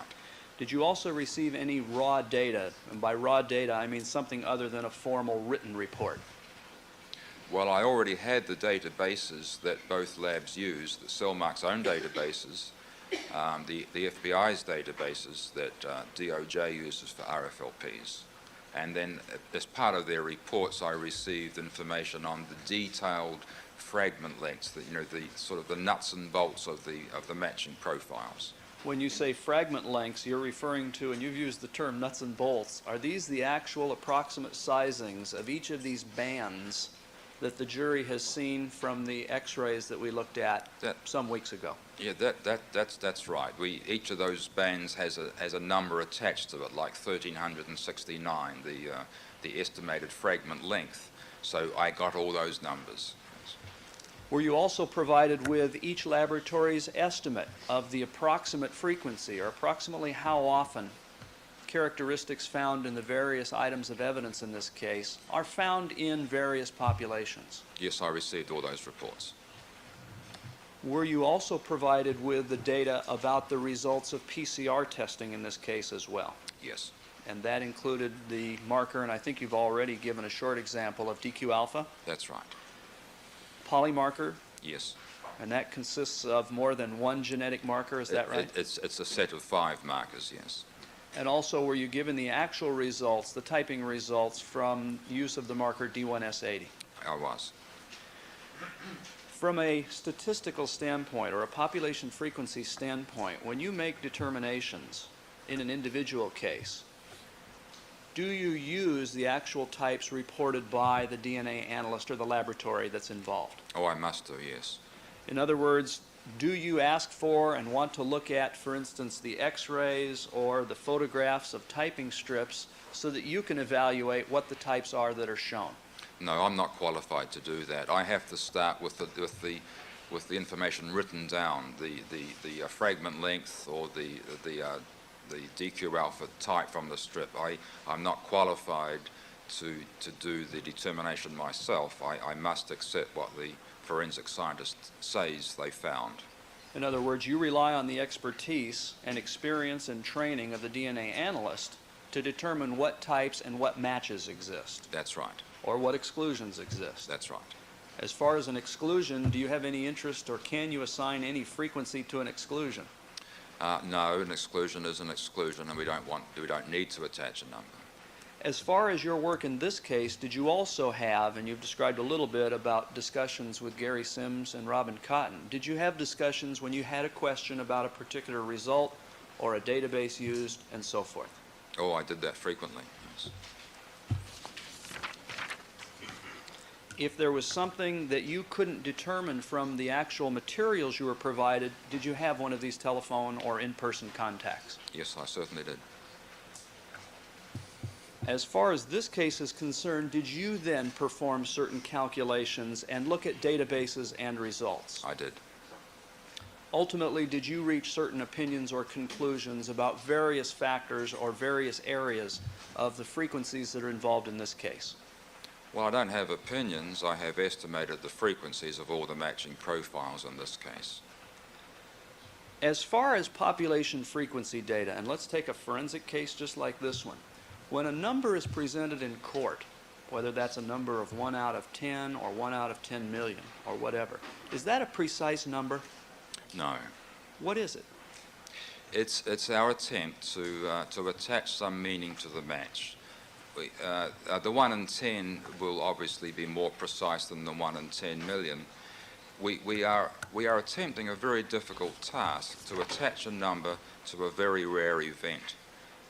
An argument could be made that maybe we should stop doing that for 7 RFLPs or 11 RFLPs. If we have a match with 22 fragments all lining up, it's inconceivable that we could come up with a number that would make any sense, and meaning that we just have no experience of such an enormous number. So, but the other thing is that we will never know for sure how many people have any particular profile. We expect that by the time we get to 7 RFLP profiles, there'll be very few, if any, other people in the world with that type, but we'll never know that. We can't type everybody in the world. We can't even count all the people in Los Angeles. That's just not possible. We have to deal with estimates, and our estimates have to be based on the information we have available to us. And that means we have to go out and type as many people as possible. And just the practicalities of that means that we'll be talking about a few hundred or a few thousand people who will be typed. Now, Cellmark in 1992 has a Caucasian database of, I don't know, 300 people, and you could base an estimate on that. And we know if we had a different database of 300 people, even collected under the same conditions, we would get a different answer, because the answers we get are estimates of the true frequency, whatever that is, which is not known, and we never will know it. So we have to be very sure to interpret these estimates as simply that. They are good estimates of a quantity which we will never know for sure. As far as the databases used in this case, did you in fact look at those databases and perform some of the tests that you've described earlier? I did. With what purpose in mind? Why did you do that? Just to make sure that it was legitimate to multiply the numbers together to end up with the profile frequencies. Did you look at the Cellmark databases that were used in this case by Cellmark? I did. Did you also look at the additional database that you received from Cellmark for 1994? I did. As far as the data used by the Department of Justice, can you tell us what databases you looked at there? And I'm only talking about RFLP at the moment. Yeah, the RFLP databases are collected by the FBI. The FBI's databases have been expanded by the addition of additional probes over time. When I wrote my 1992 paper, I think there were 5 probes at that time, and now there are 7 in the database. So the databases are being expanded So I examined the current version, the databases I received from the FBI this year, and used them, examined the databases, checked for independence, and applied them to the profiles in this case. As far as the PCR databases, and let's refer to those, and if you would just describe again as you did with regard to the RFLP, did you test those databases as used by the laboratories in this case, Cellmark and Department of Justice also? Yes, Cellmark has their own PCR databases, and they asked me the summer of 1994 to analyze them, which I did. And the DOJ's story is a little more complicated. They rely on several different sources of information about PCR types. They don't generate their own databases. I chose to examine an FBI database for PCR types. The database of the FBI has been described in publications by the FBI, which I've reviewed, but from my perspective, more importantly, I've examined that database myself. It contains the whole 7 PCR types, that's DQ alpha, D1S80, and the 5 polymarkers, the whole 7 loci typed on the same people, so that I could do tests for independence of those types. Does it make any difference in referring to these PCR markers that you looked at a different database than Cellmark used to report their frequencies from the PCR results in this case? Well, the difference is that I'll get a different number, just as Cellmark will get a different number if they added a single person to the database tomorrow. Every database gives its characteristic number. What we have found in this whole business over the last 5 years, once you start getting several loci, several probes, we can reach conclusions that a matching profile is rare, no matter which database we use. It sounds kind of strange at first sight that we should get numbers from different racial backgrounds, which are, although they're different, they're not often wildly different. So we get differences between racial groups, between different labs, between databases collected in different years. They're all different numbers. They're all addressing the same issue, and I don't think it matters, providing we keep in mind that what we're trying to do is to establish whether or not a matching profile is rare. As far as these tests that you performed on the various databases that you've just described, is there a way that you can summarize the results? And I'm talking about your examination of the databases. Well, there's a general statement I would make that by and large the components of the DNA profiles in this case are independent. There are exceptions. Occasionally I will find some evidence of an apparent association, some lack of independence between parts of some of the profiles. When you've used the term association, what's that mean? Oh, association, it refers to the lack of independence. If the piece of DNA a person receives from one parent is somehow associated with that from the other parent, meaning that if I tell you this person has a 1.2 DQ alpha, if that gives you any information at all about the other type, if that makes it more likely that the other one is a 1.4, then we have associated fragments. Now, we wouldn't expect that to be the case in these DNA markers, which as far as we know don't have any effect on us. They don't affect our health or well-being. So we expect them to be independent. We don't expect people to marry based on their DNA type, so we don't expect the two parents to have associated types, and we don't expect them to transmit associated types to their children. So when we get a database, we expect to find that the 2 bits are independent. And by and large, that's what we find. Not 100% of the time. Occasionally we find that a particular pair of types will occur more often than we expect.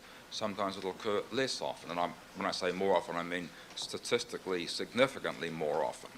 Now, was that the case as far as the conclusions that you've just described, where you've described sometimes you see this association? Was that the case in your analysis of the databases used in this case? It happens occasionally. Roughly speaking, it happens about 5% of the time. When I do a test, I will find an apparent departure from independence. What does that mean? What steps do you take? Well, I don't think it means anything.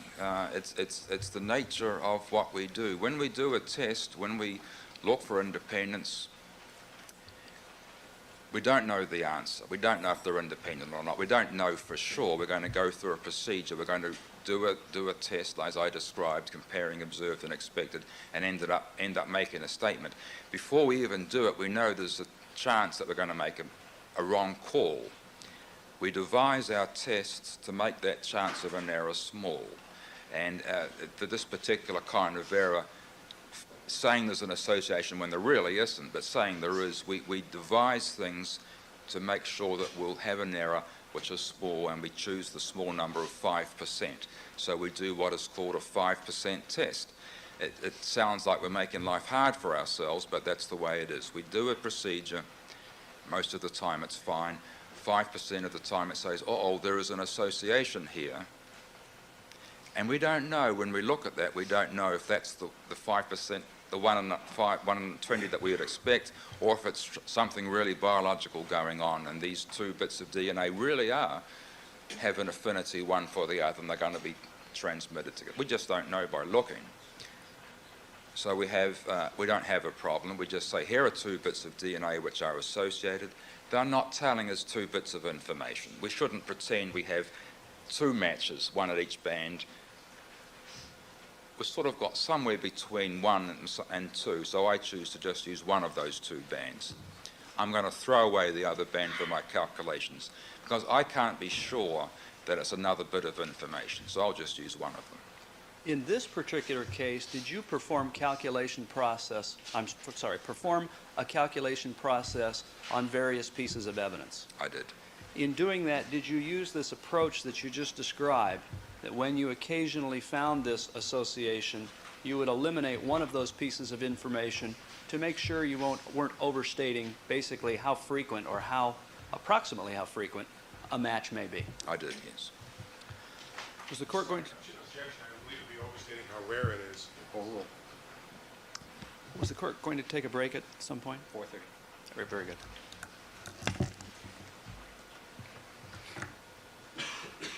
By not considering a particular fragment or a particular allele, as that term has been used in this court, would that be an example of using a very conservative approach to making a frequency estimate? Yes, it's conservative in that by, in essence, discarding, throwing away one of those matching items, we are not figuring that into the calculation, so the frequency looks to be less rare. When you discard or not use that one band, you're not reaching the conclusion, are you, that those items or bands are actually associated, are you? No, it's my feeling that they're not. I don't know of a biological reason why they would be, but I don't know what the reason is. It might be just that this particular set of 300 people in this database happen to have this particular pair of alleles more often than not. I don't attach much meaning to it, but nor can I discount that finding, nor can I ignore that finding. The calculations that you made in this case, based on the various fragment lengths, if the test was RFLP, or the different alleles, if the test was PCR in origin, were those calculations made based on methods that you've developed? Yes. Were they also based on methods that others have developed as well? Yes. As far as the methods you used, as well as the methods developed by others, have they been published in the scientific literature? All the methods have been published by myself and others over a long period of time, yes. In this calculation process, are there a series of steps that are involved?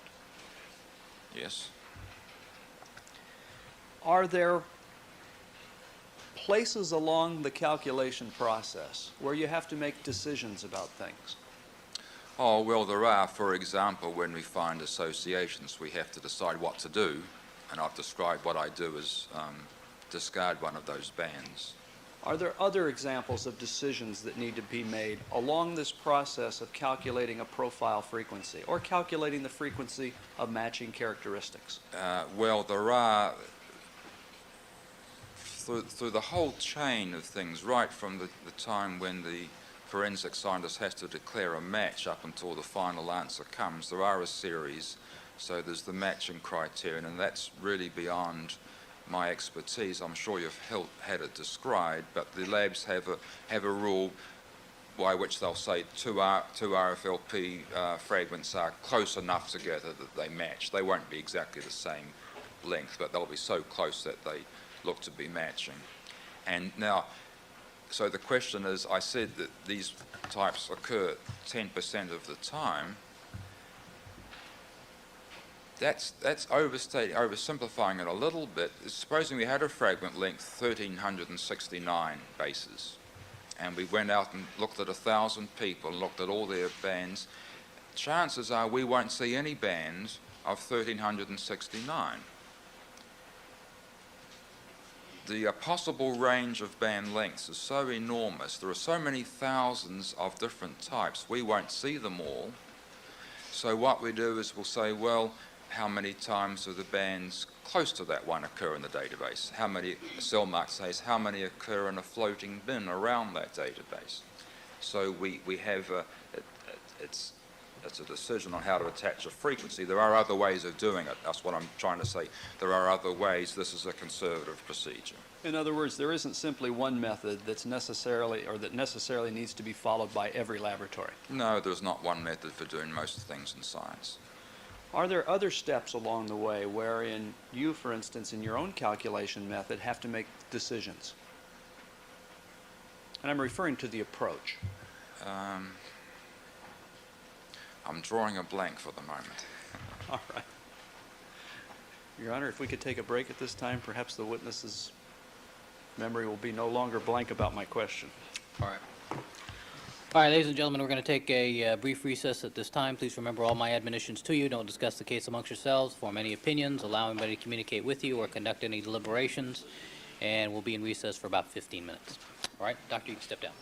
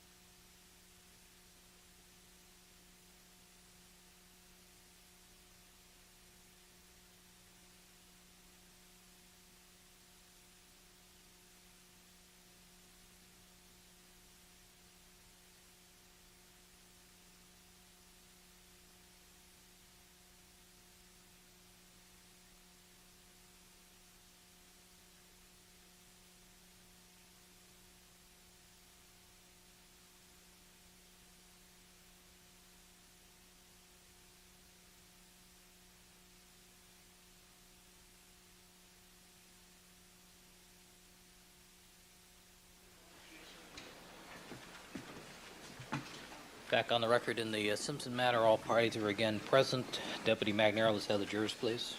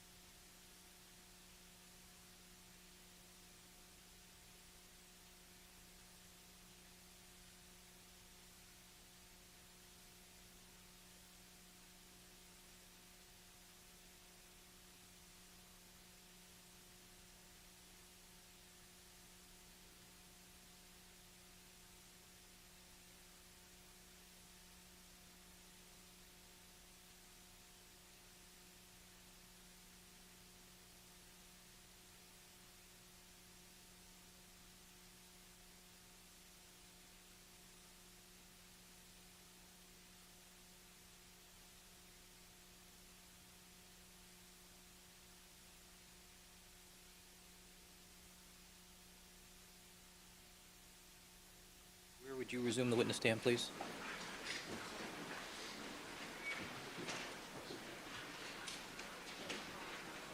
And Mr. Clark, you may conclude your direct examination. Thank you, Your Honor. You're welcome. Dr. Weir, I think we had been discussing the fact that in this case you also calculated frequency estimates for the various items of evidence that matched a particular individual. Is that right? That's right, yes. Did you also calculate frequencies, that is, approximations of how often certain characteristics that were found in mixtures occur in populations? Yes, I did. As a result of the examinations in this case of not only the databases that you described earlier, but also the actual pieces of evidence and the frequencies attached to those pieces of evidence that matched or were consistent with someone,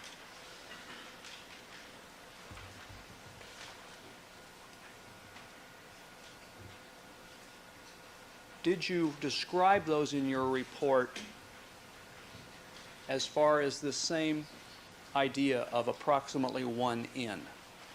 Yes, that's a fairly convenient way of writing the numbers. We could do it one of two ways. We could say the frequency is 0.000 and so on, or we could say it's 1 in a million. It's a little easier to think about the 1 in a million than write down as decimal point 5 zeros and a 1. In other words, it's a little easier in terms of understanding the math to use the term 1 in instead of, as you've said, 0.0235 or whatever combination that may be involved. It's a little easier to keep track of things. We understand the word million. It's hard for our eyes to distinguish 5 zeros in a row from 6 zeros. It's that kind of thing I'm talking about. Now, in your calculation of frequencies, when you use the methods that you have described, would your frequencies be the same as, for instance, as described on these boards by Cellmark or DOJ for various pieces of evidence? They're not exactly the same, no. Why? Well, for 3 reasons. The first one is I sometimes use different databases. And as we know, as we expect, different databases will give different answers. The second one is, along with my estimate, I attach some measure of confidence in that estimate. As I've said already, ultimately the answers we come up with are based on a few hundred people. That's just the way it is. That it's appropriate, but that's the way it is. A different set of people will give us a different answer. So as a statistician, I need to say, here is my answer, and this is how good I think the answer is. Now, we meet this concept every day. We see in the newspaper 47% of the people support the president on some issue, plus or minus 3 percentage points. So the president feels good because he's got half the people, and the opposition feels good because they've only got 44. It gives everybody room to feel good. But when we see the 47, we stick with that number, but we know whatever the true number is, it's probably going to be in this range of plus or minus 3 percentage points. And it's the plus or minus 3, which, if you think about it, is just about as important as the 47%. One without the other is only giving some of the stories. The plus or minus is an important concept. In statistics, we call that a range from the 47 minus 3 to go 44% up to the 47 plus 3 to go 50%. That range of 44 to 50, it's a confidence limit, confidence interval, excuse me. It is an interval with which we have a certain confidence that it includes the true answer. Well, it's the same thing here. Our measure of confidence, our confidence interval is going to depend on the data. It's going to reflect the size of the database.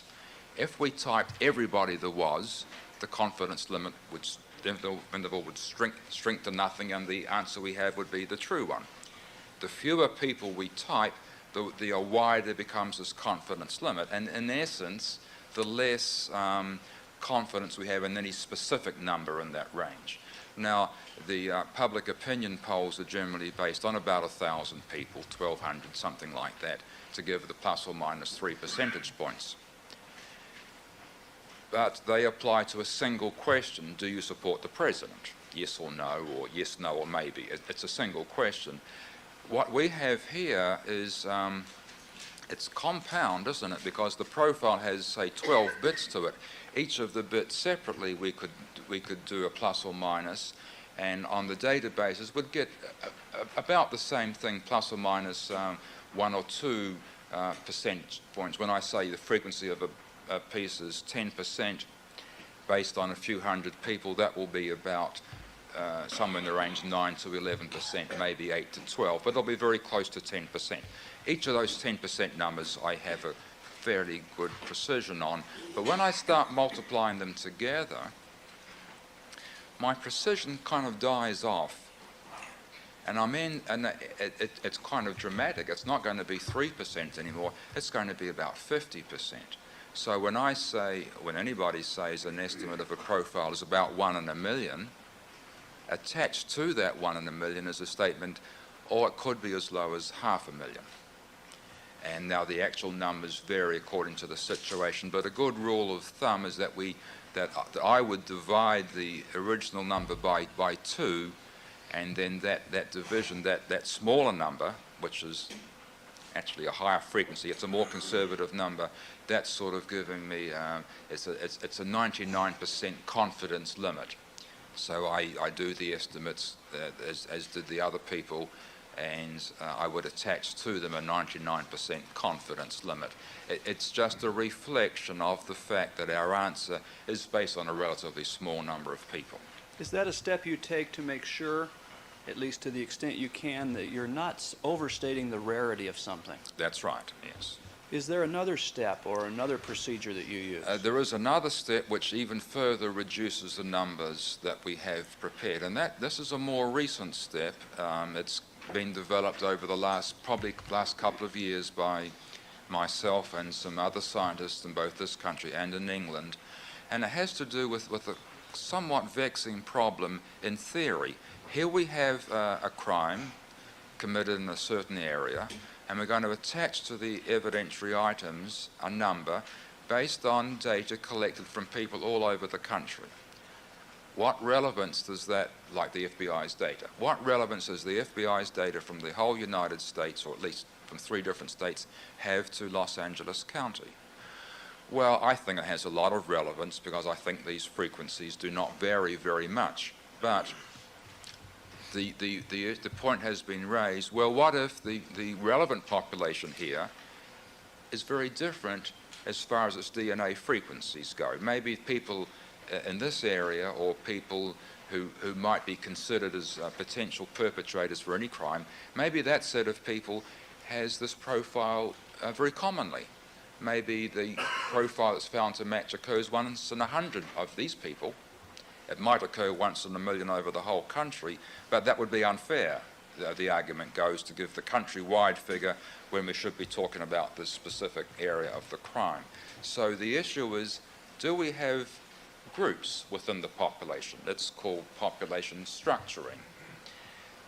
Well, we do, of course. We know that in the US Caucasian population, we have people whose backgrounds are from different European countries.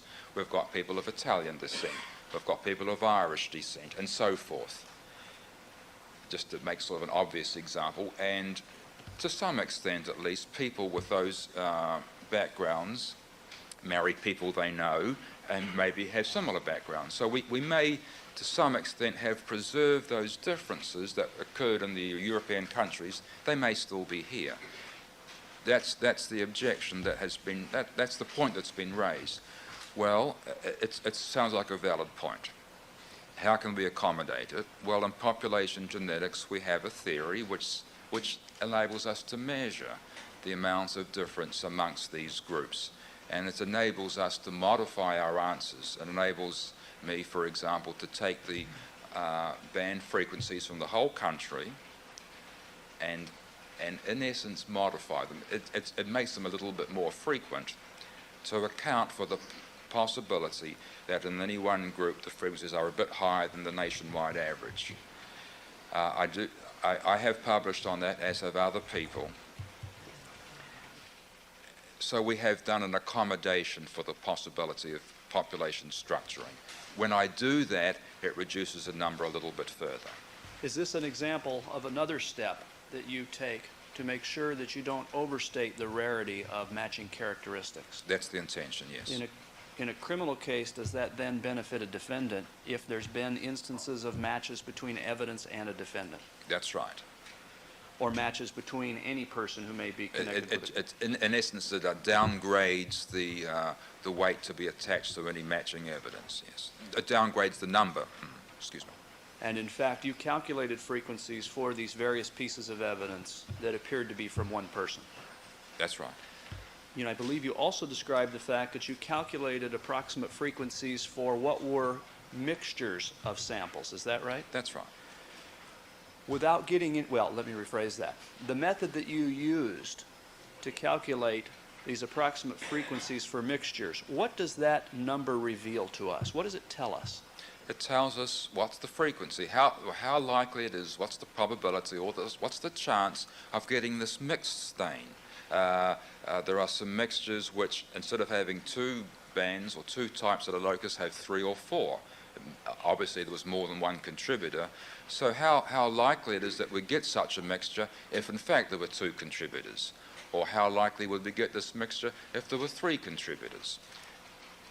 It's not different in concept at all to the single stains. We have a single stain with 2 bands, and we ask the question, how likely is it that we get those 2 bands in the one person for a single stain, or in 2 or 3 people for a mixed stain? So for a mixed stain, you would calculate estimates of how often these combinations of markers would be found in, for instance, if, for instance, 2 people were part of that stain. That's right. And you did the same if 3 people were part of that stain? Or, That's right. Or 3 different people contributed to the results that were ultimately obtained? If the mixture, the mixed stain, represents the DNA left by 2 or 3 people, yes. The method that you used to calculate that, and I'm just referring to the mixtures now, has Yes. that been published in the scientific literature? Oh, yes. All right. Did you, in fact, then make these, and let's start with instances in which there were mixtures. All right. And you've described the fact that you made certain calculations. All right. With the court's permission, I would like to use the first board of the Bundy crime scene results. And also with the court's permission, I intend to elicit from the witness certain frequencies. It was my intent to simply write them in as opposed to the witness going back and forth, if that's acceptable. All right. With the assumptions Yes, yes. clearly stated.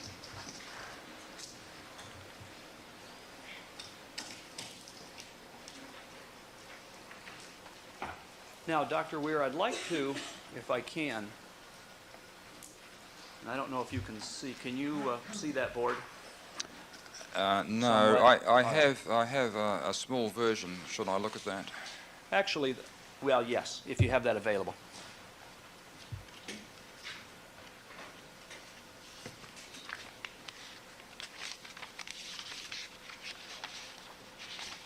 This is the Bundy crime scene. Yes. You have before you what appear to be legal size or larger Xerox copies of basically what's the board before the jury at this time? Maybe I should check. Which, for the record, Your Honor, is People's Exhibit 230. All right, Mr. Neufeld, do you want to examine that for a moment? Thank you.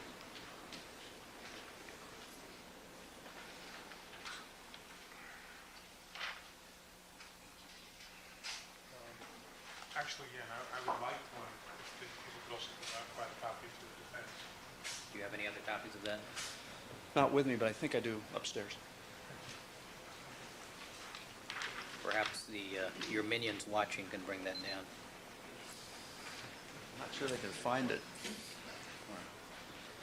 Dr. Weir, what I'd like to do is first, as to this results board, you're referring to a document in front of you that appears to be a reduced version of the board, is that right? That's right. It's a little easier for me to handle, yes. Did you have an opportunity to review that board, including the numbers that are written in off to the far right? I did. And does that, without comparing every detail by any means, between the board, the exhibit itself, and the document you have, do they appear to contain the same information? Yes. What I'd like to do is direct your attention to item number 78, which is labeled the Ronald Goldman boot drop. Do you see that? Yes. And in particular, is it your understanding that with respect to, and let's start with the RFLP results, All right. that there was observed from the use of 5 different probes, 10 bands of greater intensity that were consistent with Nicole Brown Simpson, and 4 additional bands that were consistent with 4 of the bands from Ronald Goldman? Well, I need to be careful. My analyses are based on the bands. I have not gone into the relative intensities. That's beyond my area. All right. Then limiting what I just described to you as not including the relative intensities, is that your understanding of the results reported by the laboratory on this test? Yes, Cellmark has reported the mixed stains, and it looks like 14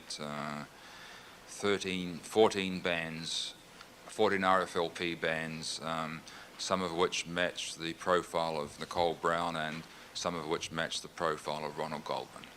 Did you, as a result, and you obtained the actual lengths of these fragments so that you could make a statistical calculation of the approximate frequency that we're about to discuss?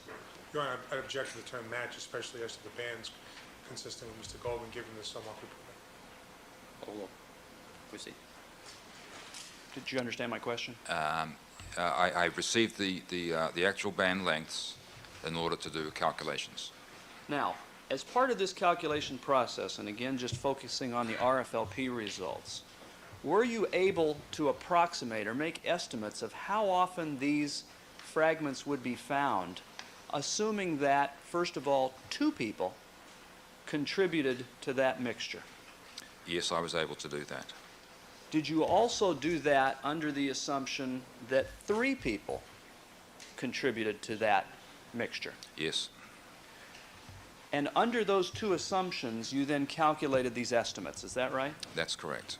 Now, from your review of how this board basically has been described as far as frequencies, there have been ranges, is that right? In other words, using simply the item above 78, number 56, there is written in under frequency 1 in 48 to 1 in 610, is that right? Yes, those will be the estimates based on different databases, yes. And in fact, more than one database is normally used because there's more than one major racial group, is that right? Well, Cellmark has 3 databases. They were using 3 databases in their report, yes. When you calculated the frequencies of these mixtures, and again, assuming 2 people contributed to item 78, and then we'll also have you describe it under the assumption 3 people contributed to 78, are you able to give us the same types of ranges for these combinations of characteristics? Yes, we can give a range, once again, depending on which databases we used. And in fact, would the estimates be different depending on which of the major groups you used? Oh, yes, they will be different to some extent, yes. Now, specifically with regard to item 78 then, if we put on the board 2 : would that be okay to signify your assumption that 2 people are in the stain? That's right. That number would be the frequency with which 2 people, in essence, plucked off the street, two random people, had between them profiles which would look like the mixed stain profile. When you perform that same estimate using 3 people, does it become a different number than do- it was with 2? It does, yes. Why? I'm not referring to this result in particular, but in general. Well, it's a different question. If the chance of getting 2 people with blue eyes walk through the door next is different from the chance of getting 3 people with blue eyes walk through the door next. So if we ask a different question, we'll get different answers.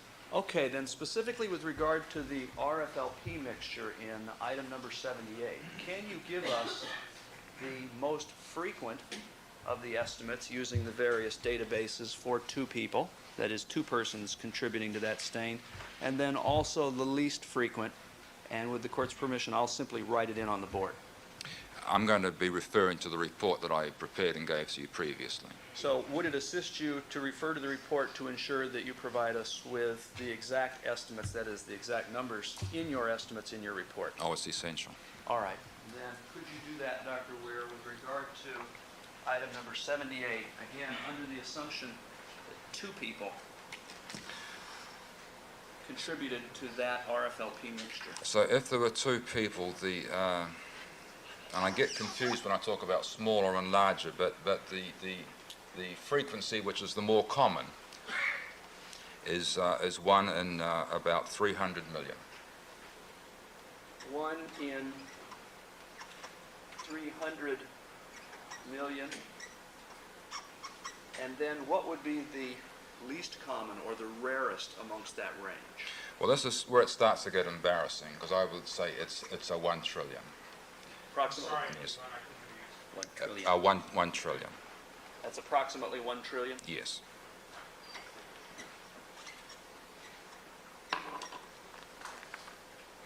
And I'll put a circle around the 2 person. And I hope that sound isn't bothering anybody. Can't make the pen sign without the squeak, apparently. Did you also make a similar calculation under the assumption that that mixture was the result of 3 people? That is, 3 persons contributed to that stain as shown by the RFLP results.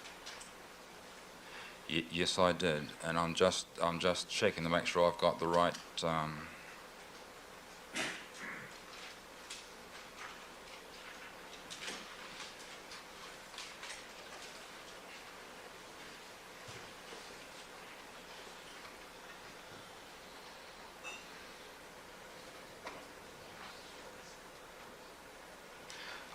I don't seem to have the cell mark figures for that item 78 for the RFLPs. Would it assist if we examine that a little bit later? It might be fast if we just went through the 2. Sorry, table 30?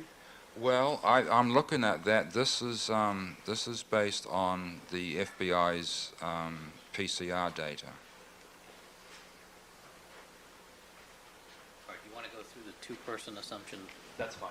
Would that be easier, Dr. Weir, to go through? Yes, the 2 yes. persons? I'm sorry. I don't have those right where I can see them. All right, while we're on item 78, there were also PCR results indicating a mixture on that same stain from Ron Goldman's boot. Is that right? That's right, yes. And did you perform the same calculation under the 2 assumptions, both that 2 persons contributed to those PCR results as well as 3 people? Yes, I did. Let's just do the 2 first, as you mentioned. Can you tell us what that range would be just for the PCR markers? Yes. For the PCR markers, this is using the FBI's data. So the range goes from 1 in 500. Sorry, Dr. First table. Oh, I'm sorry, 21C. 1 in 500? 1 in 500 to 1 in 120,000. Now, I do have the 3 contributors for the PCR stain. All right, then perhaps let's go through that. And that's again under the assumption that 3 persons contributed to this stain. Is that right? That's right. What's the frequency with which 3 people unknown to us, and we don't know who these people are or what their types were, but just the chance of drawing 3 people at random. Sorry, Your Honor. Can you just approach the witness? I just think he missed something on his table.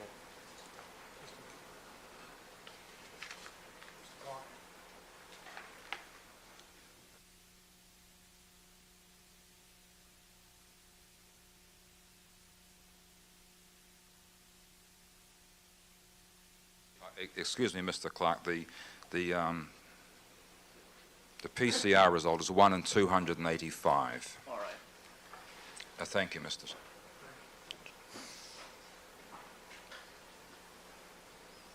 All right. Let me give that a try.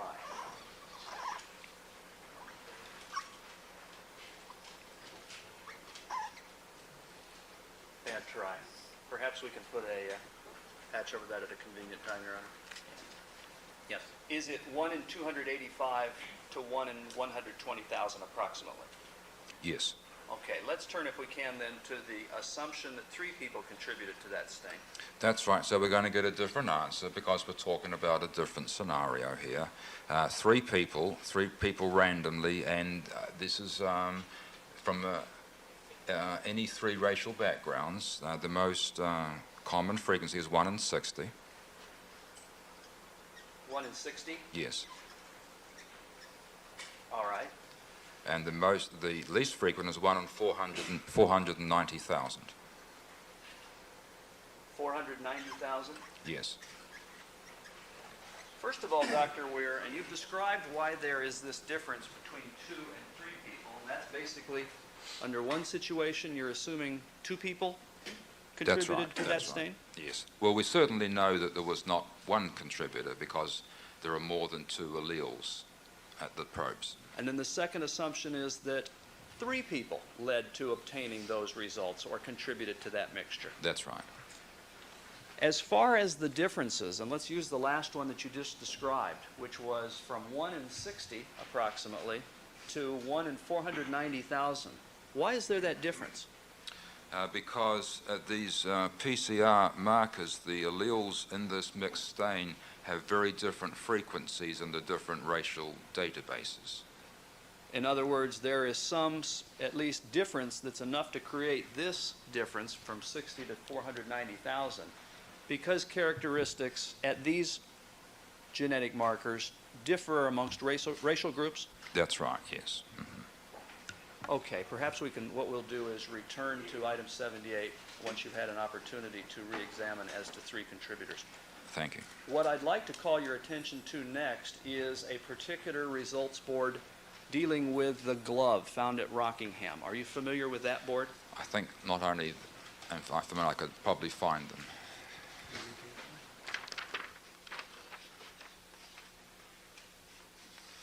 And do you have one of those similar ledger-sized sheets that appears to be a Xerox of what's contained on what will shortly be the glove results board? Yes, I do.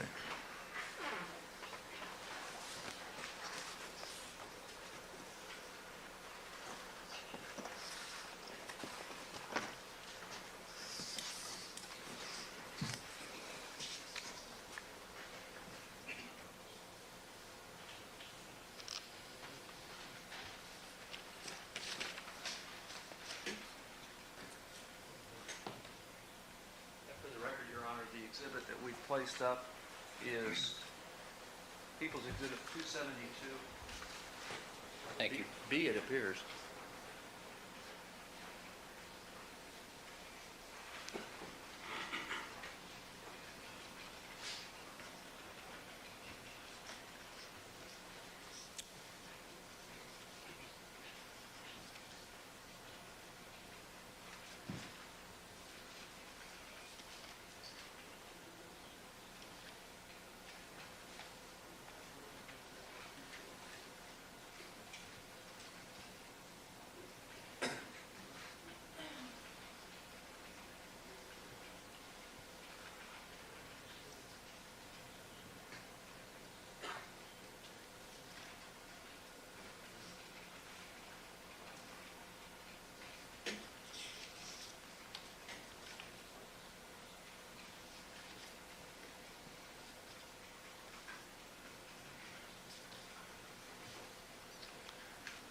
First of all, with regard to this board, you not only produced a report, you also produced an addendum. Is that right, Dr. Weir? That's right. I had done an initial analysis on these stains, including the mixtures, and then subsequently I did the RFLP results. And did that include mixtures on various locations from what's been identified as the Rockingham glove? Yes. Do you have that board, I'm sorry, do you have that Xerox in front of you that appears to contain the same information as People's Exhibit 272B, the results board? Yes. With regard to these glove, and let's start with the RFLP results, did you calculate these mixture frequencies? Yes, I did. And let me just make sure I can find them.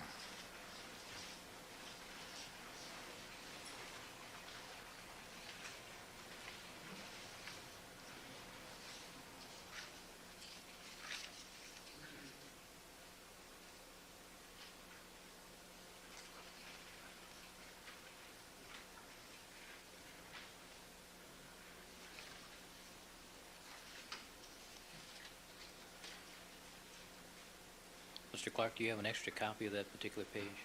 Do you have the addendum, Dr. Weir? Oh, excuse me. Yes. And does that addendum describe these frequencies for the mixtures that we're about to discuss? Yes. Okay. Starting with, and let's start with, if we could, what's marked area G1. Yes.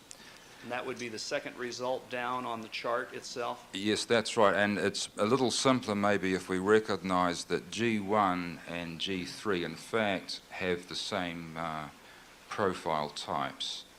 I believe that's right. G1 and G... Is that right? Is it G1 and G4, excuse me. So that when you give a result, I can write it on more than one stain to make Yes, things... it looks, in fact, doesn't it, that G1, G2 and G4 are all the same. They have a DQ alpha 1.1, 1.3, 4, and possibly a 1.2. They all have a D1S80 with the 18 and the 24 alleles.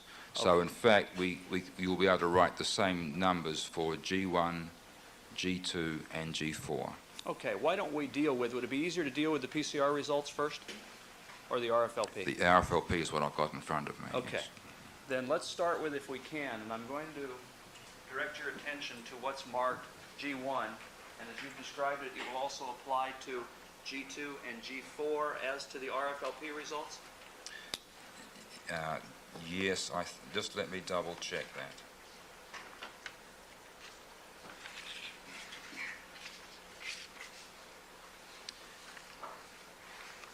Oh, well, excuse me, when I've got myself confused. Those three have the same PCR types, don't they? Okay. The RFLP, because the band lengths are a little bit different, and also a different number of bands were present, so we better do them one at a time. Okay.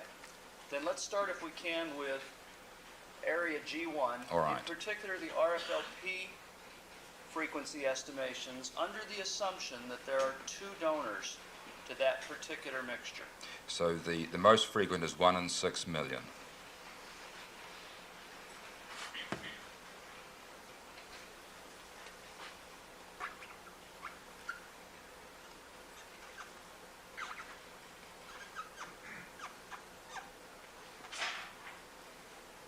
And that range goes to what? To 1 in 600 billion.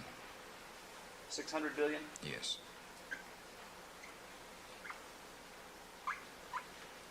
All right. And then did you also make an estimate for under the assumption there were three contributors? I don't think I'm going to be able to find that quickly. Okay. Would it be easier then to move on to So G2? Yes. Under the assumption there were two contributors on the RFLP results, then what would the range be? The range turns out to be the same for G1. The same number of bands were visible in the mixture, and DOJ's method of doing the calculations will result in the same numbers. So it'll be the range 1 in 6 million to 600 billion.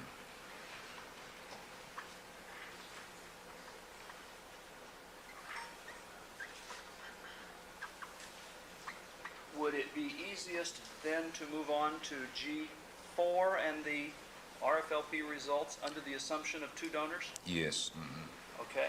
So G4 had one less matching band, and so the numbers are a little different, although not dramatically. They go from 1 in a million.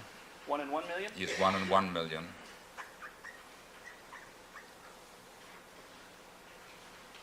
Up to 1 in